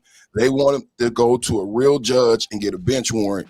And like you said, actually have a judge look at the case. He been here 30 years, judge. He don't have a citizenship, but he ain't never committed a crime. He been here 30 years. Actually have an American judge, actually have a lawyer argue. That's why the money and the time comes in.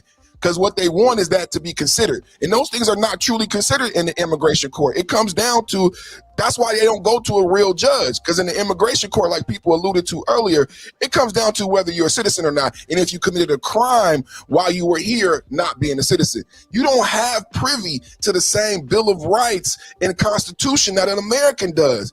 That's why you go to a different court. So it doesn't seem unfair in the UN and in global circles. How do you guys deal with immigrants, right? Do you guys just treat them unfairly? No, we don't treat them unfairly, but we don't treat them like American citizens. They don't have privy to the same thing so they go to an immigration court and see an immigration judge. We don't treat them unfairly, but there's a different set of rules and metrics that we get rid of them on, right? And These individuals had received deportation orders under Biden. We showed up in Minnesota with a list of names.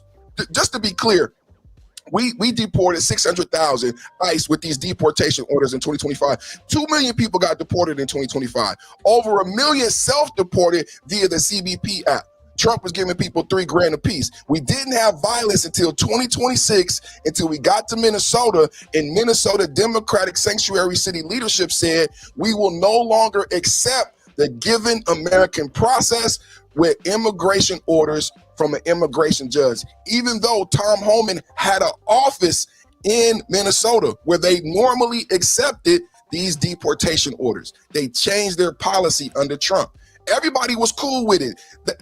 Just like Hillary Clinton said, Hillary Clinton and Obama deported more people. Tom Homan got a presidential award. He's the head of Homeland. He got a presidential commendation from Barack Obama for deporting so many people. This process has been the process, like you stated earlier, and Democrats have been okay with it and have used it. It's only an issue now under Trump when the Democrats, like you said earlier, you said something about the Democrats being able to win in Congress. We have the Congress and we have the Senate, right? I think the congressional math is like 219 to 213. So we have the majority in the House and we have the majority in the Senate. So if we needed to go to the Congress for approval, I believe they would get the approval. But I just want to clarify those things. Immigration court, immigration judge, deportation orders versus Democrats wanting an actual court that has to adhere by the Constitution and the Bill of Rights. That's the two differences we're discussing right now. Okay, can you? I think this right here. There's also a difference. Obama deported more at the border, and now because you got ICE having to do a lot more work within the framework of sanctuary cities. That seems to be the difference. That's why it's requiring a different set of funding and other things. It was easier to deport them when they wasn't here yet. So he was able to turn a lot more motherfuckers right around. And now, hey, you got to get them out once they're in here. That's the difference. So people, I know D Chicago said in the chat earlier, why don't you do it the same way Obama did? It's too late. It's too late. This ain't the same problem that Obama had to deal with. We're fighting over prisoners almost. Like we're fighting over prisoners. Like America, I think a certain part of America wants to keep these people and imprison them because they can make money off of them as a prisoner too. But then there's a whole part of America that's like, nah, dog, they got to go. They got to go. They got to go. Can you put up this screen share? Thank you, sir. Is it big enough? Okay. Yeah, you gotta full screen it, dog. Full screen it? Shit. Yeah, full screen it. And then you might even have to make it larger too. Make it larger before you do and just full screen it. Is it all right, there you go. All right, so so the question is the question is that I placed, right? Do Democrats want to get rid of immigration judge judicial court orders, right? Or deportation orders, right?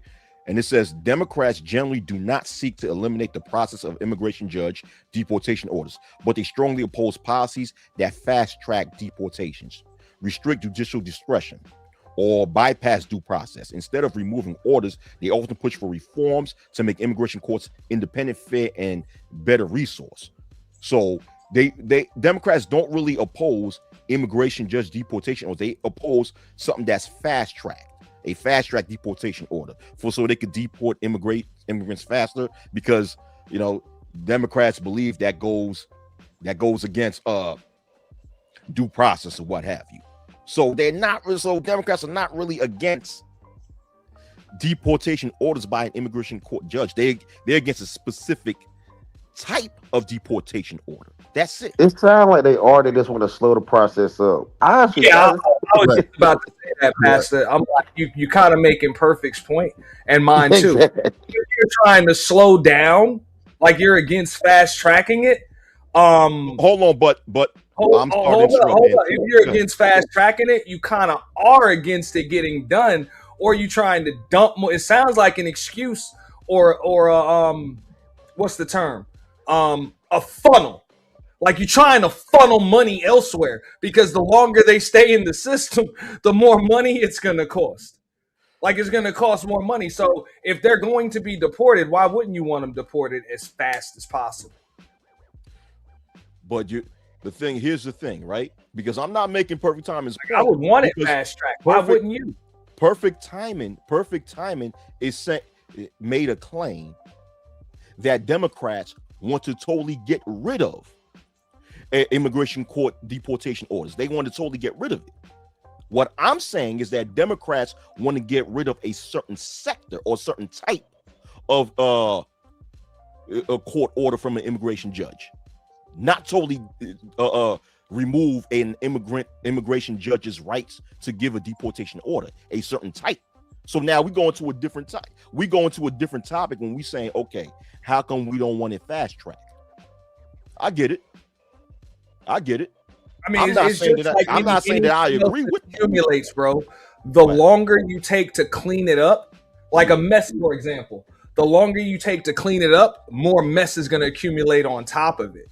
So you're never really going to solve the problem if you just keep people over here as long as possible. Like you'll never deport anybody. You're going to have more illegals coming in because you're taking so long to get illegals out. So it's just going to be problem on top of problem on top of problem. It's almost like it sounds like they want to accumulate the issue rather than solve it. So I put in the back chat where I looked up similar Google search. Hakeem Jeffries strongly advocates for requiring judicial warrants before immigration enforcement.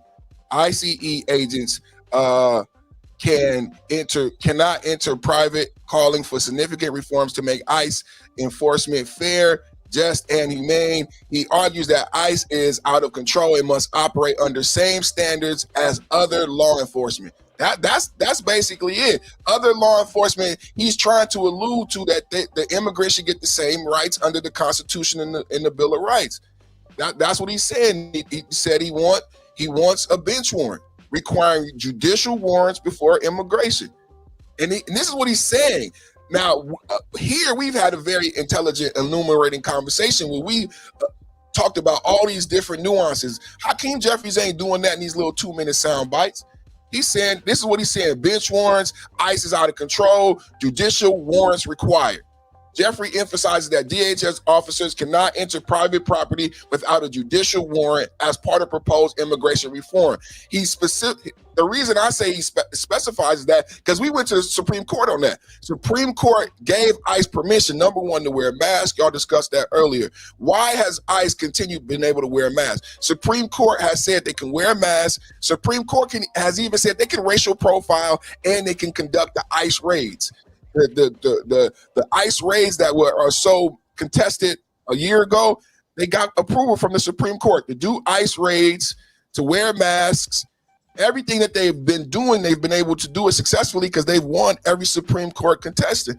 And here it is under a shutdown. They're trying to overturn this. That's another part why it's dirty pool, because a lot of these things have already been adjudicated in the Supreme Court. The masks, a lot of the things that you say are feasible, but they've already been adjudicated. Why not respect the Supreme Court? Because that's respecting the people.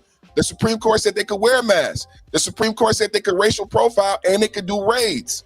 Now, via a shutdown, you're stopping the airports, you're stopping TSA from getting paid, and you're saying we want to make changes. It's the same thing like with the subsidies of Obamacare. Obamacare was shut down when Biden did make the subsidies permanent, but they wanted to make changes to the big beautiful bill that was already law via continuing resolution. And I'm screaming at the top of my lungs, you can't make changes to a law. Just like right now, they want to make changes to a Supreme Court adjudication just because of a shutdown. No, fuck what the Supreme Court said. We won't shut down TSA, even though the Supreme Court gave ICE permission to do everything they doing. Go ahead, Wacky. Okay, so the Supreme Court never gave ICE the right to racially profile anyone. Okay, you said that. That's BS. No, I did. And not only that, a federal court, not the Supreme Court, but a federal district court did ban a state law, right? Because there was a state, there was a certain state, I think it's New York or something. New York wanted to make a law banning ICE agents from actually wearing masks, right? So the district court actually repealed that. So Perfect Time is right on that, but no, the Supreme Court never gave ICE the right to racially profile anyone. Come on, Perfect Timing. Come on, man. But Perfect Time was right when it came to wearing to blocking a New York State law banning ICE agents from wearing masks. You know, because technically speaking, ICE is a federal law enforcement, right? So they're under the jurisdiction of the federal government. So a state cannot really tell federal law enforcement what to do unless if the federal government agrees with it. You know? All right. I just looked it up. I looked it up because I've talked about this a lot on my podcast, and they did one of the. Here it is right here. If you want to share the screen, and it says on September 8th, 2025, the Supreme Court issued a 6-3 emergency order in the Noam versus Vasquez. They temporarily lifted a lower court's restriction on immigration and customs enforcement ICE agents in Southern California. This ruling allows ICE agents to consider factors such as race, ethnicity, Spanish language usage, and specific locations like car washes or job sites when conducting investigative stops and questioning, which critics and civil rights groups have condemned as an approval of racial profiling. I wouldn't just say that, brother. I know I have a lot of respect for anti-platform and my platform as a content creator. I know it sounds crazy, but that's why I'm saying that the Democrats are making a lot of this stuff up. It's been adjudicated, and it's supposed to mean something when the Supreme Court makes a ruling. How can Hakeem Jeffries and the Democrats argue to make changes that the Supreme Court has already ruled on? That's not the proper process to get those changes done. I think that's why the Democrats keep losing, and the fact that they don't. You are very intelligent. You understand these things, but the fact that they don't educate the electorate on these nuances. So I know you probably might be surprised, but if you think about their job, it makes sense for this specific agency to have the right to do this. But that's the ruling right there. And that's standing now. That's how they do their job now. A lot of people don't know that. They have a legal right to go to Home Depot, and they got permission. People be protesting. They they know where to go. They going there purposely. They got permission to go where they be at. Well, even down here, the state troopers down here in Texas, they're the ones that pull 18-wheelers over a lot of times. If you driving that 18-wheeler and you ain't sounding right, they're gonna get ICE out there, man, for real shit. Because they will. I can't blame them. They allow it. But okay. Check this out real quick. I'm gonna give it right back to Pastor. No, I can understand why they going to Home Depot, because the word is even out around here. It's not just that they going in there copping supplies. They sitting outside of Home Depot first thing every morning looking for work, waiting to be picked up. Because contractors are going out there with a pickup truck at 6:30, 7 a.m., before 7 a.m. and picking up a crew of workers. That's been the word out where I am for years. You need anything you need done, whether you got a car wash, whether you got, you got motherfuckers doing pool installation, whatever, any contracting work whatsoever. You can go. There are certain spots that you can go to and just fill the back of your fucking pickup truck full of them motherfuckers, bro. And $50-$60 a day, bro, will get you a worker for 10 fucking hours, bro. That's what it is. And see what that's called is human. That's called human. Bro, for $300, I can get 6 workers for.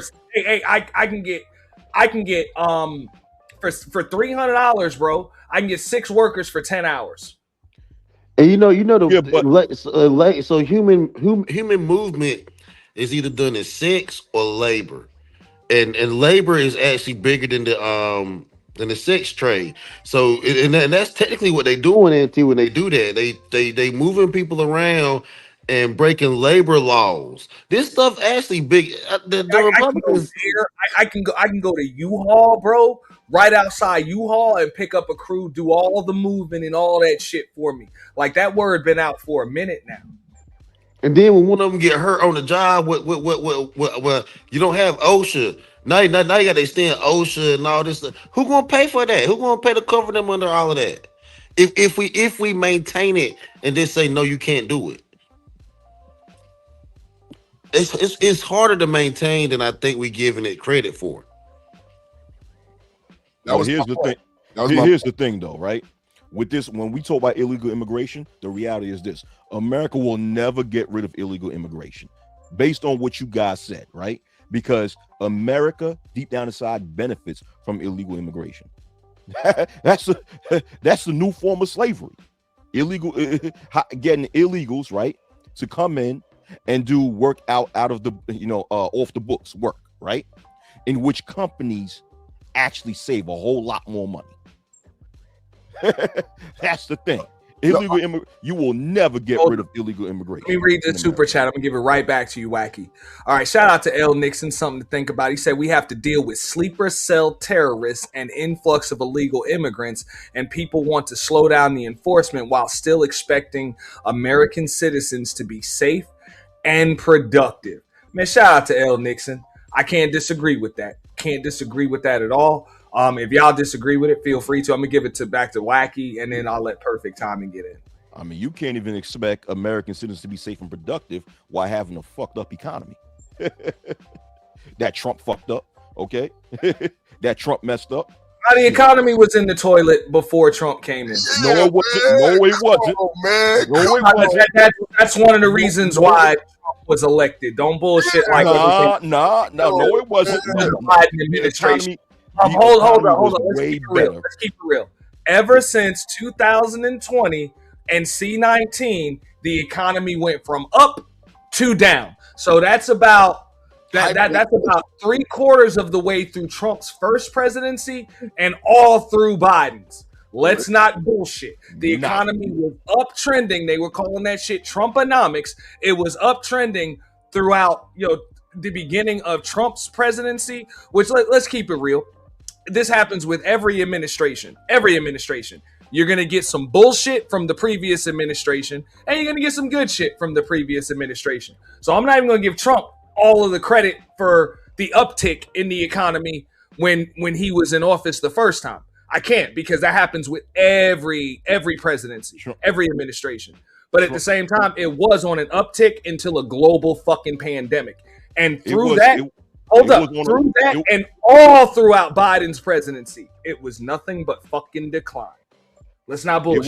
It was on an uptick during Trump's first administration, because Trump benefited from what Obama did with the economy, right? I said that.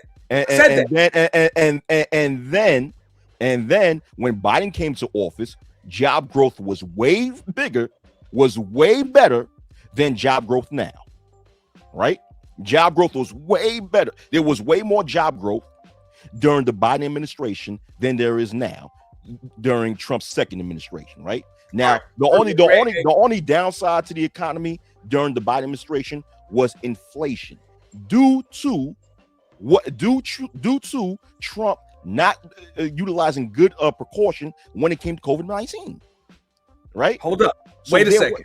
Wait a second. Because Wacky, you're actually making the point that I just made, and you're making it for me. Just like I said, every fucking administration, you're going to have some bullshit from the previous administration, and you're going to have some benefits from the previous administration. So even you can't say that Trump benefited from a little bit or some of the things from Obama's administration, but Biden didn't benefit from anything from Trump's administration.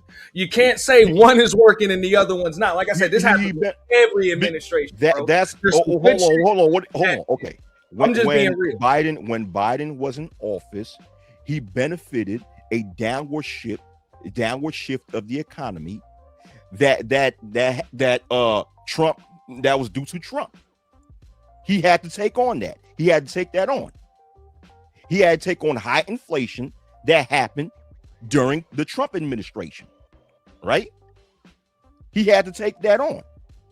and he actually decreased inflation and increased job growth. Where when Trump got into office the second time, guess what? Job growth is way down. All right, job growth is down. I disagree. We went through hyperinflation under Biden and also shrinkflation. I reminded people because people forget we went through shrinkflation under Biden. What is shrinkflation? It's when we were accustomed to buying 16 ounces, and when you look at a package today, it says 12 ounces. Now, even though the economy GDP has increased, the inflation numbers they predicted under tariffs would go to 7. They actually came in under 3%, 2.7. So even though the economy is roaring and doing better, companies and still passing on these high prices that were under Biden. How much we pay for eggs under Biden? $8 to $10 for a dozen, and we was paying. I said the other day, I made a joke. We were paying wartime prices for gas under Biden. We had to go to damn war to pay the prices we paying now. So that's just not true. We not only had hyperinflation that can be proved with a simple Google search, but we had something called shrinkflation, where if you guys recall, they shrank the aisles in Target, they shrank the aisles in supermarkets. They shrank the cans, and you can do a simple Google search on shrinkflation, and you'll come up with a ABC report about Coca-Cola shrinking the cans. People no longer getting the 16 ounces, getting 12 ounces, no longer getting 8 ounces, getting 5 ounces, but the can looks the same. It's called shrinkflation, and we experienced it under Biden. But also to talk to L. Nixon, sound like somebody after my own heart, man. I've been talking about the sleeper cells and specifically Iranian proxies, Hezbollah, Hamas, and the Houthis, and Iranian proxy Hezbollah 910. So when you talk, I live in California, so I take it very seriously when FBI warns California police departments of an incoming attack. And I believe it's a very important thing to worry about when you had an open border. When on modest estimates, 10 million people came across. And we've seen multiple accidents from Middle Easterners with CDLs. What I like to highlight to the sleeper cell point is that everybody that we've seen with CDLs are not from South America. A lot of the people who came across during 2022, 2 separate instances with CDLs for people who were immigrants that unalived American citizens. So when we talk about sleeper cells, we got to talk about the 10 million people on a modest estimate that came across during those Biden-Kamala era, and what happened to them? Where are they now in the potential danger? And then look at what we had recently in New York, in front of the mayor Zohrani Mamdani's house, in Austin. But you know, when I did my research, what I was very surprised is the uptick of proxy violence since 2020 when Biden came into office. Going back to, y'all remember that truck remember those 2 instances with that white truck in front of Vegas? They're tying those instances also back to Islamic extremism. So it's not a joke when we talk about sleeper cells, and it's not a joke about this Iranian conflict. And when we saw the uptick of proxy violence, you seem to be championing the Biden administration. What people forget is what we're dealing with now all occurred under Biden.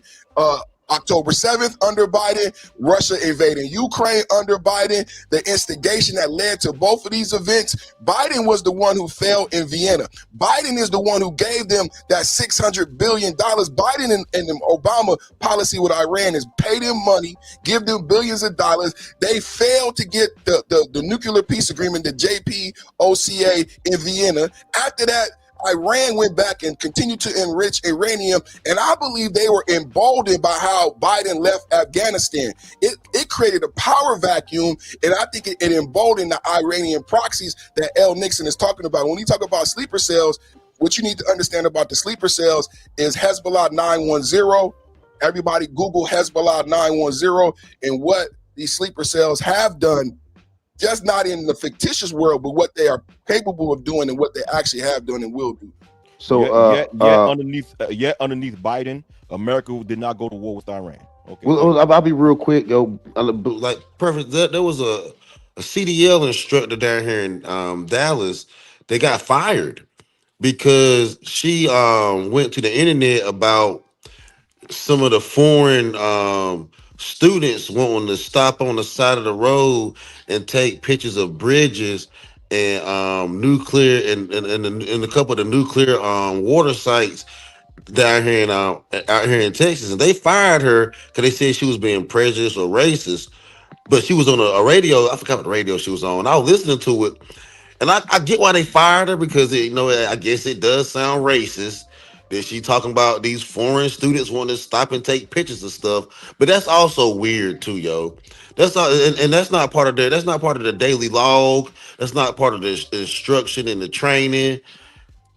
So I just think that I don't know, man. I see there's a lot of stuff going on in the country, and we gotta get these illegals up out of here, man. We don't need to make they don't deserve due process like that. Joke. It's not I'll go a step further. And this is just my opinion. Before you go perfect, I'm gonna go to wacky after this. It's not that they don't deserve it. I just don't think they're entitled to it because they're not American citizens. And if they are entitled to some level of due process, it's not the same as American citizens. I mean, and that's only because if you give them all the same rights and entitlements as American citizens, it defeats the purpose of citizenship. Like, why bother even becoming a citizen if you're entitled to the same shit, if not more shit, as a non-citizen? It doesn't make sense. So, I mean, are we gonna all of those extras and shit? It just incentivizes illegal immigration, or what they want to call is undocumented migration. They even had to try to change the fucking term, for it. But it's all good. Perfect. You got it. And then I'm gonna go to wacky. Man, what was we talking about? And lost my train of thought. No, the sleeper The sleeper cells and shit. When you brought up that, Pastor, I thought about those accidents, right? What if they weren't accidents? I never heard, this is my first time hearing what Pastor just brought to the debate, that I would love for you to give me more information on that. I could run with that, where he just said there was someone who was fired because they noticed that these truck drivers were taking pictures of sensitive sites. I think what was left out of what he just brought up, that they were taking pictures of sensitive sites as it relates to L. Nixon's comment in Super Chat. Shout out to that brother for that too. Man, I don't think it's a joke, man. What I said is, with these 10 million people that came across, all of them won't make it to sanctuary states and obtain CDLs. So what will they do for money? What will they do for food? And what would you do? Like, that's an ill thing to contemplate, especially for border towns. You know what I'm saying? When we talk about with the Nancy Guthrie and Tucson, and you talk about Houston, these border towns, I think, and they're already experiencing an uptick of violence. So this thing is like, I think a lot of us have a luxury when it comes to this conversation because we're not dealing with the immigration crisis up front. In my community, man, right now, I've noticed, I'm looking around, it's a very nice community. It's an HOA, it's a very prestigious community, but they've brought in a certain population. And I'm looking at my neighbors and I'm like, they don't pay attention. And in my neighborhood, you know what I said the other day? I don't know if y'all noticed this. It's not a lot of young men. I don't know if it's because young men are not getting married, they can't afford homes, but it's not a lot of young men who would be like a fighting age. But this population that they brought in, and I'm saying to my wife, why did they bring in a lot of these 18, 19, 20-year-olds? They be at the park every day. They all got these Priuses. They got all of the delivery jobs showed up. And it's like, they don't seem too happy to be here. So it's like, it could be, it's more than just a laugh. It's more than just a conversation. When we talk about these sleeper cells, over the last few years, we have an influx of these people in our communities. No matter what the community is, whether it's affluent, whether it's black or it's white, they've come in, they've taken over complete apartment complexes, and it's like a couple hundred of them. Now, the things I'm thinking about as I think about what's going on right now is the age of these people, right? And the vitality of the group compared to, it's mostly baby boomers in this neighborhood. It's a lot that's not to unpack about the age of the American population compared to the age of the people who came here during the 2022, border crisis. This is a real issue. Even L. Nixon, all of us talking about it, we like OGs. I don't see younger people concerned or younger people prepared for an issue that may affect them greater than it affects us. Man, them caravans. Here was my take on it, right? Before I go to wacky, I'm like, do you understand with even what we was talking about with the Home Depot and all of that, and folks being undercut by folks that are able to work for less than minimum wage. I'm like, the only way to even compete against that, if you're an American citizen, is to abolish minimum wage. And you know who disagrees with me on that? Your left side. Oh no, you can't abolish minimum wage. I'm like, then you gonna keep motherfuckers out of work. Like, you just gonna keep motherfuckers out of work. So if you don't want to abolish minimum wage, then you should be in favor of deporting these motherfuckers ASAP. Because you're not willing to do what's necessary to actually compete with them in the workforce.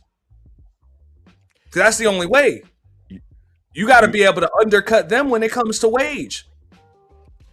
They're undercutting you right now. And they're legally able to undercut. They're not even legally able to. As a business owner, I cannot legally pay your American citizen ass less than or the same amount that I pay them.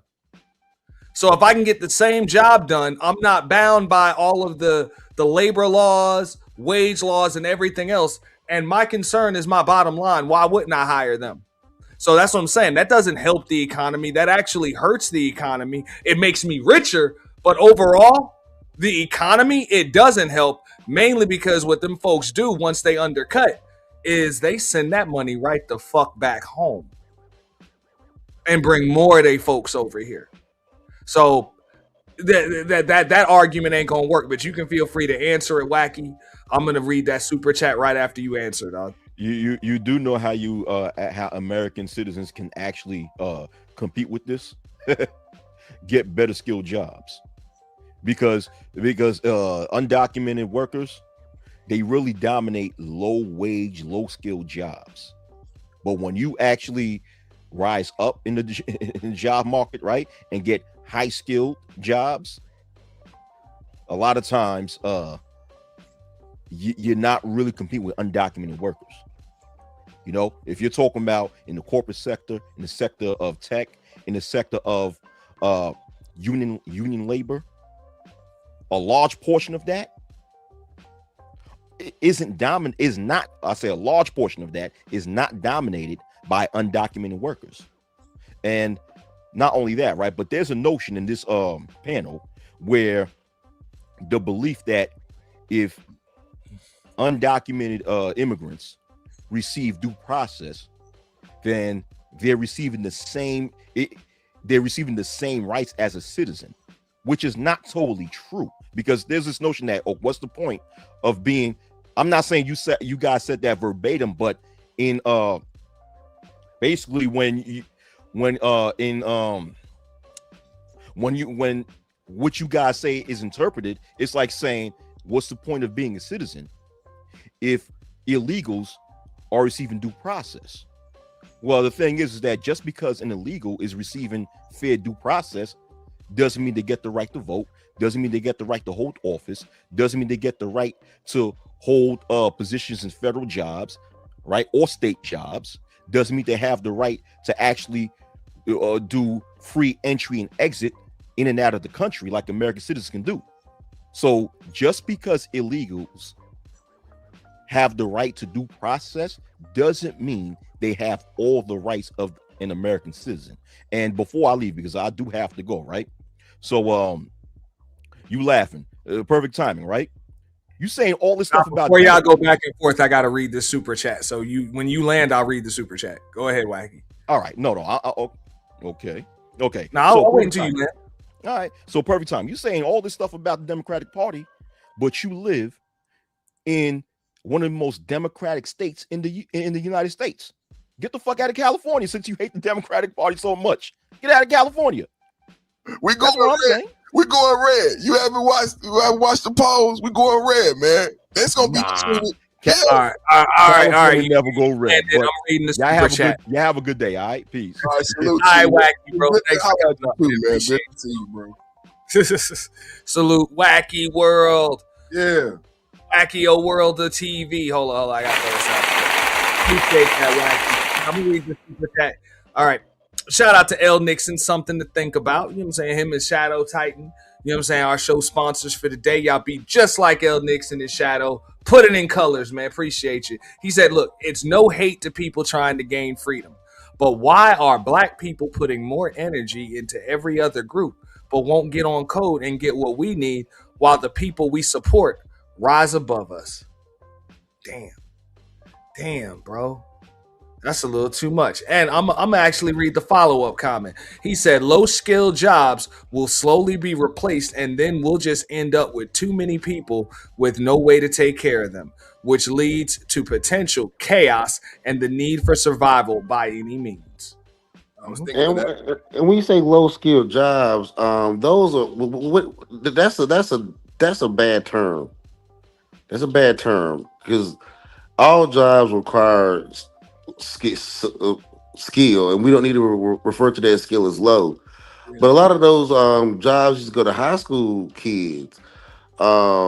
What's called a low wage or low skill job. Those are jobs for high school kids. They used to basically buy their first pair of Jordans, not their first video game, they first, yeah, it really helped, and it helped the economy out. They buy their first computer.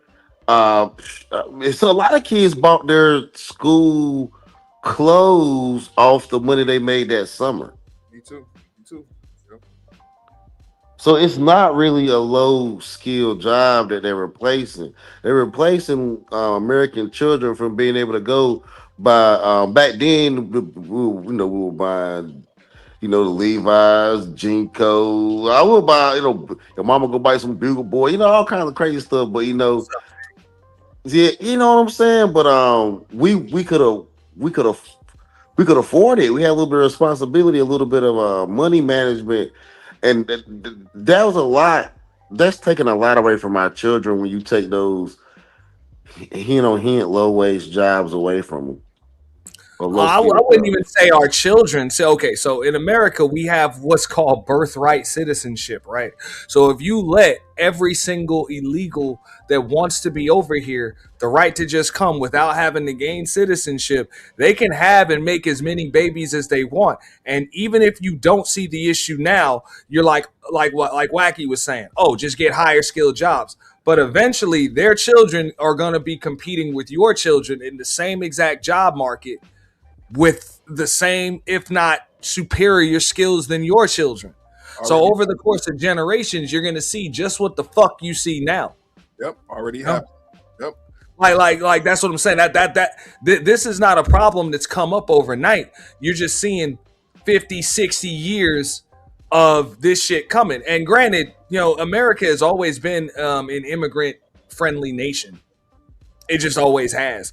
But at some point you got to get a handle on that shit. And I'm not saying no immigrants whatsoever. Look, this shit is embedded in the fabric of America. Immigration is part of America. But just like everybody say, just do that shit legally the right fucking way.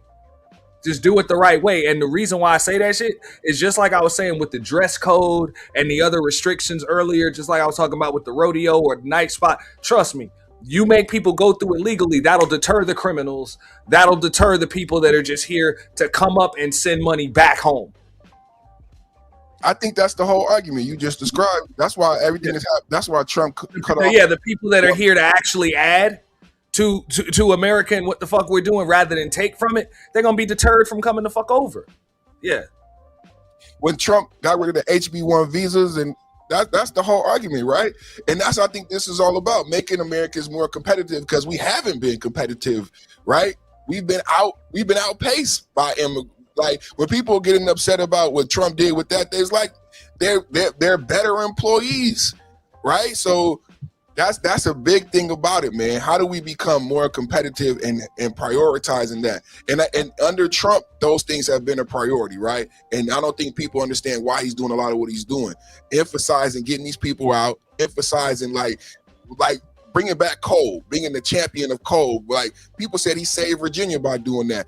Like, these things and the HB1 visas and all of that, then investing in the HBCU, the colleges. Any other president could have did that. Trump fully funded the HBCUs, right?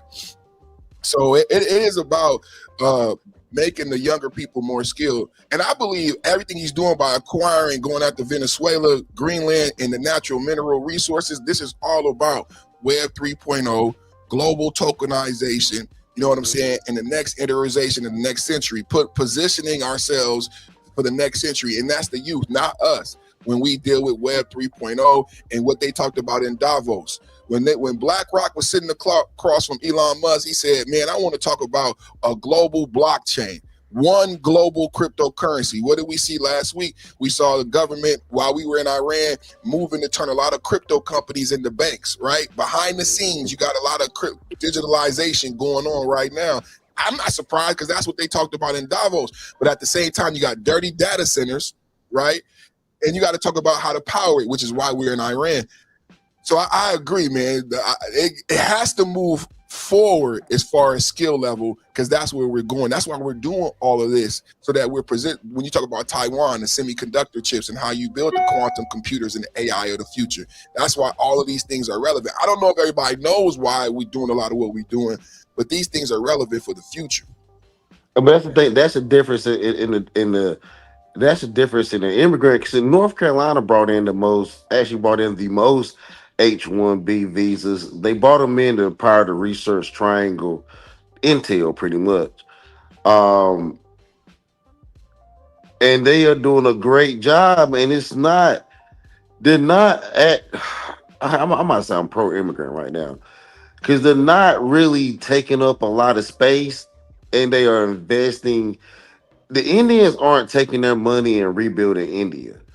They kind of like they taking a chance in America and doing pretty good with it, and they really ain't a problem. They haven't become a problem for North Carolina. I don't really hear a lot about them committing crimes, like no domestic, no drinking and driving, no robberies, no. I'm not saying they perfect immigrants, but they're model immigrants. Now, I don't mean it in a white way. I just mean it in like a Hold up, and white this is way. where I'm going to those comments in my chat, right? If you don't mind me cutting you off, right? Mm-hmm. So this is the first one, and Brownie is like right on the money. She's like, there's a whole generation of DACA that's either currently enrolled or about to finish up college. Right now. So as far as those low skilled as opposed to high skilled jobs, yeah, they competing with our children right now in the job market. Are they really competing? Like that's who they got to compete with. Now I'm gonna go to the other comments. Both Taylor and Brownie just said the same thing. They're not better employees. They just practice group economics and hire their own kind. So to go to what Pastor was saying, nah, just because they're practicing capitalism, doesn't mean that they're necessarily good. They're just making sure that their own people are straight, which there's nothing wrong with that. They practicing group economics. You know what I'm saying? That's cool. But how does that help? You know what I'm saying? Current Americans. That kind of keeps you at the bottom. So it's pretty tough for actual Americans to compete with that when you have all of those special concessions and everything else. Remember, I did a stream a while ago where I talked about all of those bills that Kamala had in place. Well, that went in place under the Biden administration, and Kamala was about to increase that shit exponentially with the Asian Pacific Islanders as well as the Indians, those people from India. Like there were going to be millions of work and student visas granted to those specific countries, and then all types of other aid to Asian Pacific Islanders on the other side. That's what they mean by brown people. I think that's what L. Nixon meant by us not focusing on us. We need to we need to focus on us. And that's what the ladies were saying too. They practice group, and that's her group. If we being honest, we allow her to call. I can't blame her for that. But no. Bill Hot Omar did the same shit. That's her group. Yeah, but people confuse the name Kamala for Kamala. Her woman's name is Kamala, motherfucker. Her mother's name was Shamala. Okay? That's not a black woman. If her name was Kamala, she might be a black woman. No, her name is Kamala. Okay? That's an Indian woman, man. A red dot Indian woman. And it's cool. I don't blame her to do what the fuck she gotta do. But that woman make collard greens in the bathtub, bro. She did, yo. But how about but are we doing any better when we got Tina Knowles putting out the gumbo? There you go, bro. We got we got to get our gumbo right first. You got it up there. He got it up there. Bubble Guts Gumbo. We got it up there. You got it up there, man. Pay and pray. Pay and pray gumbo. Hey, yo. It was like, I'm gonna just eat this shit and pray. Hey, perfect. I was telling Auntie that I think that might have been the biggest finesse out of all the finessing that went on with spring break and the rodeo down there in Houston. Because she saw, if you look at the unit she sold, she might have had the biggest. She might have had the biggest finesse. No, I think the biggest finesse, I ain't gonna lie, was those what was them people online that was selling them club tickets? Oh, selling the tables. Eventbrite tickets. People was paying the same name kept coming up. Bree, whoever Bree is, made a killing off them tables, dog. Yeah, them shits was worth it. But they said Eventbrite in particular, people was buying their tickets off Eventbrite, and them shits was worthless. Wow, at the door, worthless, bro. Wow. Damn, boy. Should have known, man. So hey, I mean, at least Tina was selling a cup of something. Them motherfuckers, bro, was. You know what? Hey, and I heard about them having all type of relations in public and on the side. You know what I thought about, brothers? And we've all done this story. The high STI rates in Houston for everything that I heard about, the clothing. Mm-hmm. I was like, how nobody ain't talked about that? Like, how are y'all being this promiscuous? I got that word all messed up. But you were close enough. How y'all acting like this, knowing this high? I think Houston has some of the highest in the country. Am I right? Do you remember back in the Gap when we were talking about the syphilis how syphilis came back? Wow, that was Houston. That was Houston about that was Houston. I was just researching. Yes. That's what I was thinking about when they talked about the rodeo. All jokes aside, man, them young people, man, it wasn't wise to be down there playing around, man. If you didn't do your homework, bro. Man, the syphilis made a comeback in Houston. Houston has a huge Dallas got a bad HIV rate too, but man, Houston is out of line. I think for blacks, it's one of the highest in the nation. It's one of the highest in the nation. It is all of chlamydia, gonorrhea. They have high rates of everything down there. Correct. So I don't know how they even pulled it off, bro. They said 42,000. They said they had 42,000 new cases of gonorrhea that weekend. 42,000. He put a disclaimer. Yeah, I got you. Once they start saying stuff like that, I gotta put up the disclaimer. We could kill that thing. We could kill that. Oh man, but we can kill that one. Oh man. But Houston put that story out. I'm sorry, Houston put out the story about the syphilis. Man, when I saw the rodeo and then how they were acting, I just thought to myself, wow. Based on what I know about the science of that location, I was like, wow, I can't believe it. Well, look, I was saying the same thing. Like, it amazes me that people still going to Daytona for spring break. Like, we learned that when I was spring breaking 20-something years ago. Like, hell nah, bro. I took one trip to Daytona. Man, it's too many cops out here for that shit. So y'all should have known, bro. That's a jail trap. Right. Mm-hmm. Like, the word been out on that shit, bro. That shit's a jail trap, bro. Now Houston, I guess, hey, that's a different type of trap. Now, I saw a lot of people from Houston trying to tell folks, yo, don't bother coming out here. You about to get got.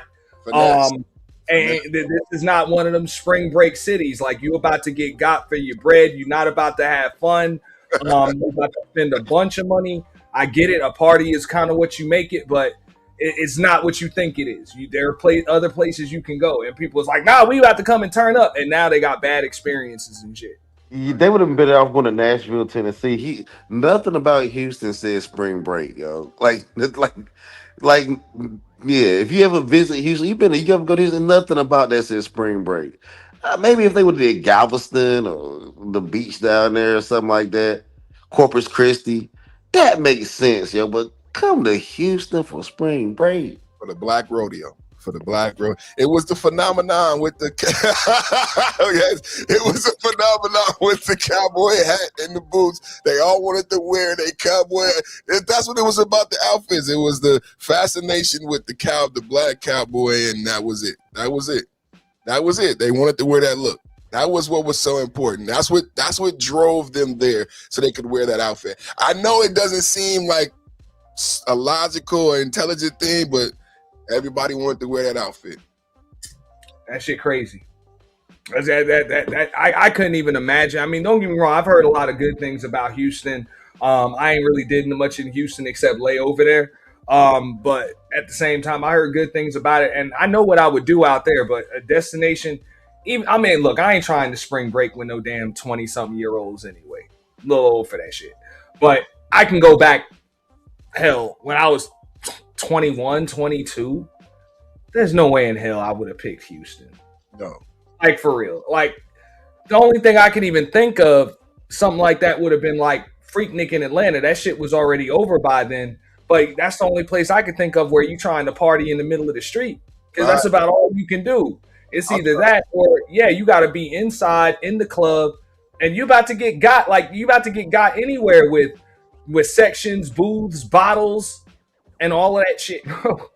Their idea of fun is different. I agree with you. My favorite spring break was Lake Havasu.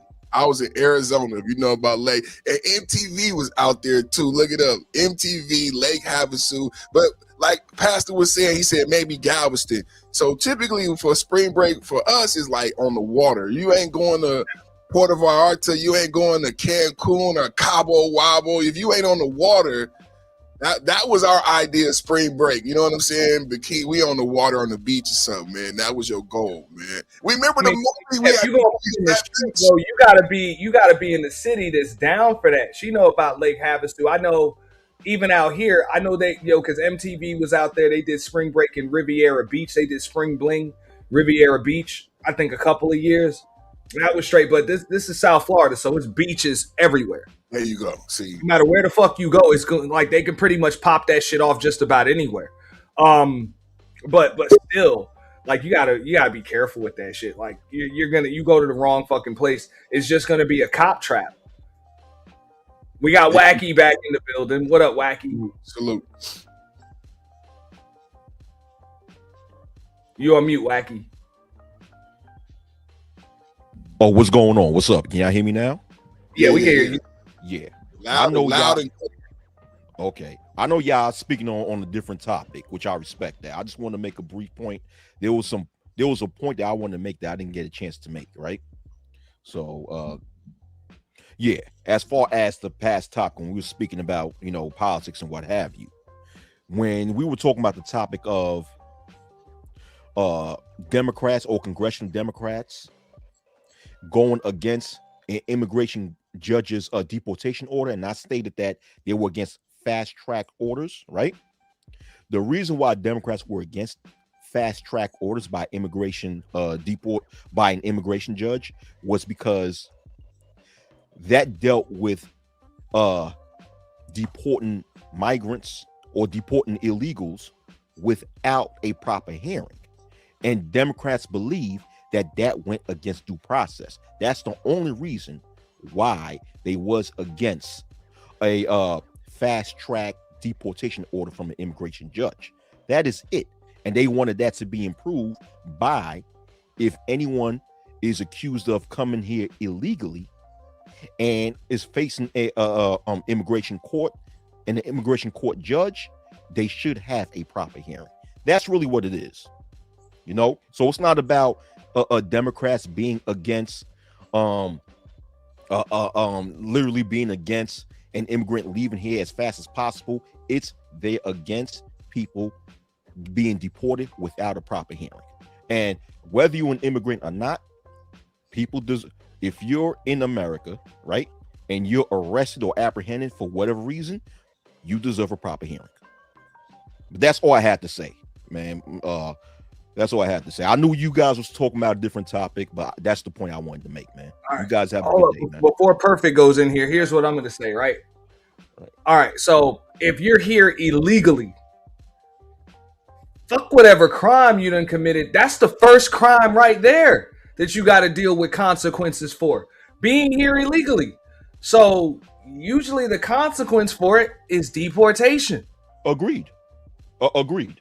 I agree, Auntie. But yes, the consequence is deportation, but you do deserve to get a hearing. But they were talking about totally decriminalizing illegal immigration. When? Where? That's why they changed the term from illegal alien to undocumented migrant. Nah, Right? I don't. They were talking about that even from what I can remember back in 2018. Decriminalize. This is when Kamala was in the damn Democratic primary, because you know she couldn't win that. That's what they were talking. They were all talking. All the Democrats was talking about that on the debate stage during Trump's first presidency. Exact terms. Bernie included was saying that shit. Decriminalize illegal immigration. Decriminalize. Yeah, I don't see that really happening, and I don't even see the majority of Democrats even agreeing with that. You know what I'm saying? The majority, I don't even see them even agreeing with that. You know. So Wacky, this is what I was saying to your point. Do you believe that when they see an immigration judge, does that not constitute a hearing? And do you realize that they're asking for something additional to be done in the process? Because like we stated, we have a process in place already. So it's two things. Are they not already privy to a hearing? When it comes to fast track deportation orders, there's no hearing involved. A hearing or a full hearing is not only when you see a judge, it's when both sides get to plead their cases. And when both sides get to plead I think we can argue over that definition, and it would come down to hold on, but I'm not finished, because you asked me, is that well, when a person sees a judge, is that not constituting hearing? I said a hearing is when both sides get to fully get to fully plead their case, right? And then based on the results of what both sides says, a judge or jury, or judge, right, get to make the final determination, right? But that does not happen in a fast track deportation order by an immigrant judge. There's no hearing. So all congressional Democrats are asking for is for a hearing to happen, and if an illegal is in an immigration court, that's it. But go ahead, my fault.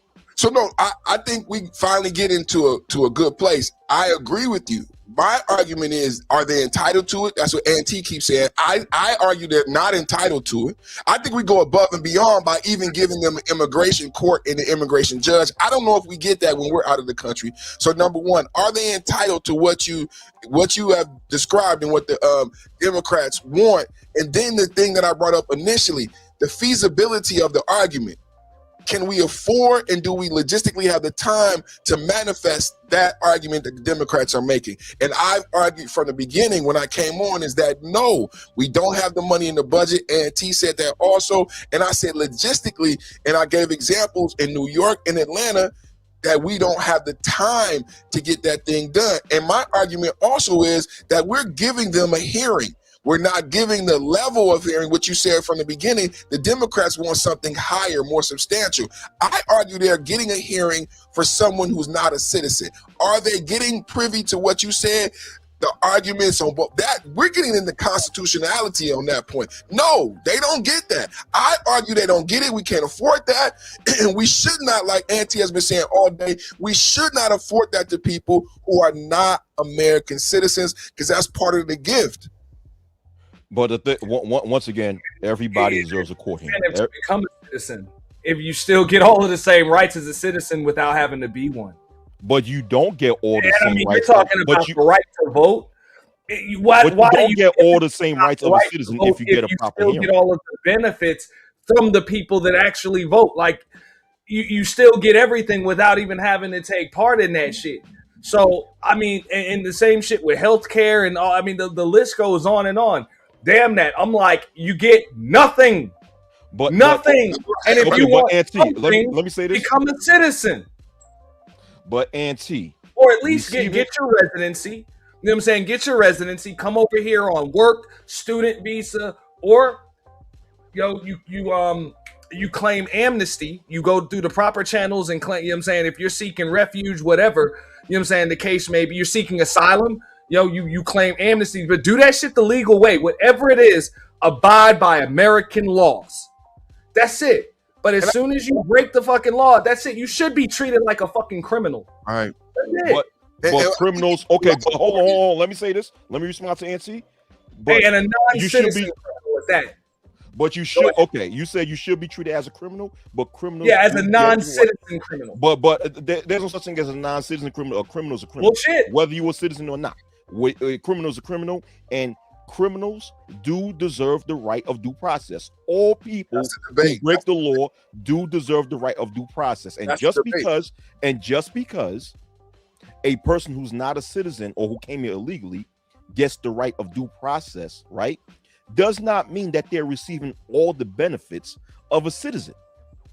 That doesn't mean there's still way more rights and benefits that a citizen get. All right. So that an illegal does not get. No, you're confusing constitutional rights with human rights. Right. No, I'm still talking about rights we get in America. Right. I mean, due process is a constitutional right, not a human right. But once again, just because immigrants get this available constitutional right, don't mean that immigrants receive all constitutional rights. Because guess what? Because illegals don't have the right to bear arms, citizens do. That's a constitutional right that citizens get that illegals do not get. You know what I'm saying? We get the right to vote. That's a constitutional right to vote, right? In federal and court processes. No, excuse me, federal and state elections. Immigrants don't get that. They don't get that. And so is the right to due process, bro. What happened? Due process. Okay, yeah, due process is a constitutional right. It's also a that constitutional right. illegals get. But what I'm saying is that just because illegals have the right of due process does not mean that they're receiving all the constitutional rights of an American citizen. But they do deserve that right, though. But we have they have it, just not at the same level as an American citizen. Go ahead, Perfect. We're not making that argument. That may be true, but we're saying specifically to this specific constitutional right, we're arguing that we don't want to even give them that. Right? We're saying that this is what conservatism is all about. We want to make things smaller. We're saying, I agree, but we don't want to give it. We don't want to extend it. And I think America should get a lot more credit than we give America. Because if we're outside of the country and we commit a crime, I don't believe we'll get privy to all of the rights that we give people here, right? The fact that they get an immigration hearing, an immigration court, an immigration judge, and under Biden, we didn't even put them in jail. They got a deportation order, which was a date. You got to go back home. You got to go back home, get with your family, get your things in order, and leave upon your own accord. This whole thing happened because people did not leave upon their own accord. Like, we had a great process. You got caught up. We're sorry it happened to you, but you got to leave the country, right? We didn't put you in the bus and send you away. These people got a date. You got to leave by October 7th. And that's when you got to leave the country. When ICE is going to door to door, these people have not left on the date required by the immigration judge. And that is due process. It may not, this is the thing that I'm explaining if we understand, and I know we all do, it may not be the same level as an American citizen, but you have to agree they have went through a process. And I don't think we get that same level of due process when we're outside of the country. They saw an immigration judge, had an immigration hearing, and got a deportation order, which is a date and time they have to leave America. That is a process. The Democrats are saying that's not enough. It happened too fast. It's not substantial enough. We want them to go through a judge. My argument has been from the beginning, can we afford more than what we currently do? Because Wacky, you already said we have this process. This is what we do. So can we afford to increase the process and now make it more intense. I've always said, do we afford money? Can we afford to give illegals a proper hearing? Is that what you're saying? Hold on. That's really the only reason why congressional Democrats are against fast and track. let me answer with this right here though, because I'm gonna say a couple of things. Just like Perfect was saying earlier, you got people that have been sitting awaiting trial, American citizens for years. So if we can afford to give them that proper hearing and everything, we need to give that shit to American citizens first. Now, I would also say this.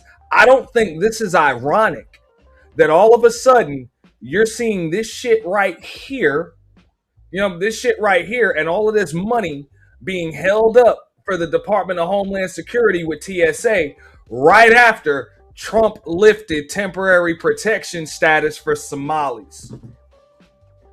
TPS. If I'm not mistaken, right about now is about the time when them Somalis are supposed to have to go the fuck back home. I don't think that has anything to do with that. It's the problem. Bullshit, bro. It's the problem with ICE. It's the problem with ICE. Hey, this is some perfect what you giving is a theory, but this has to do with ICE.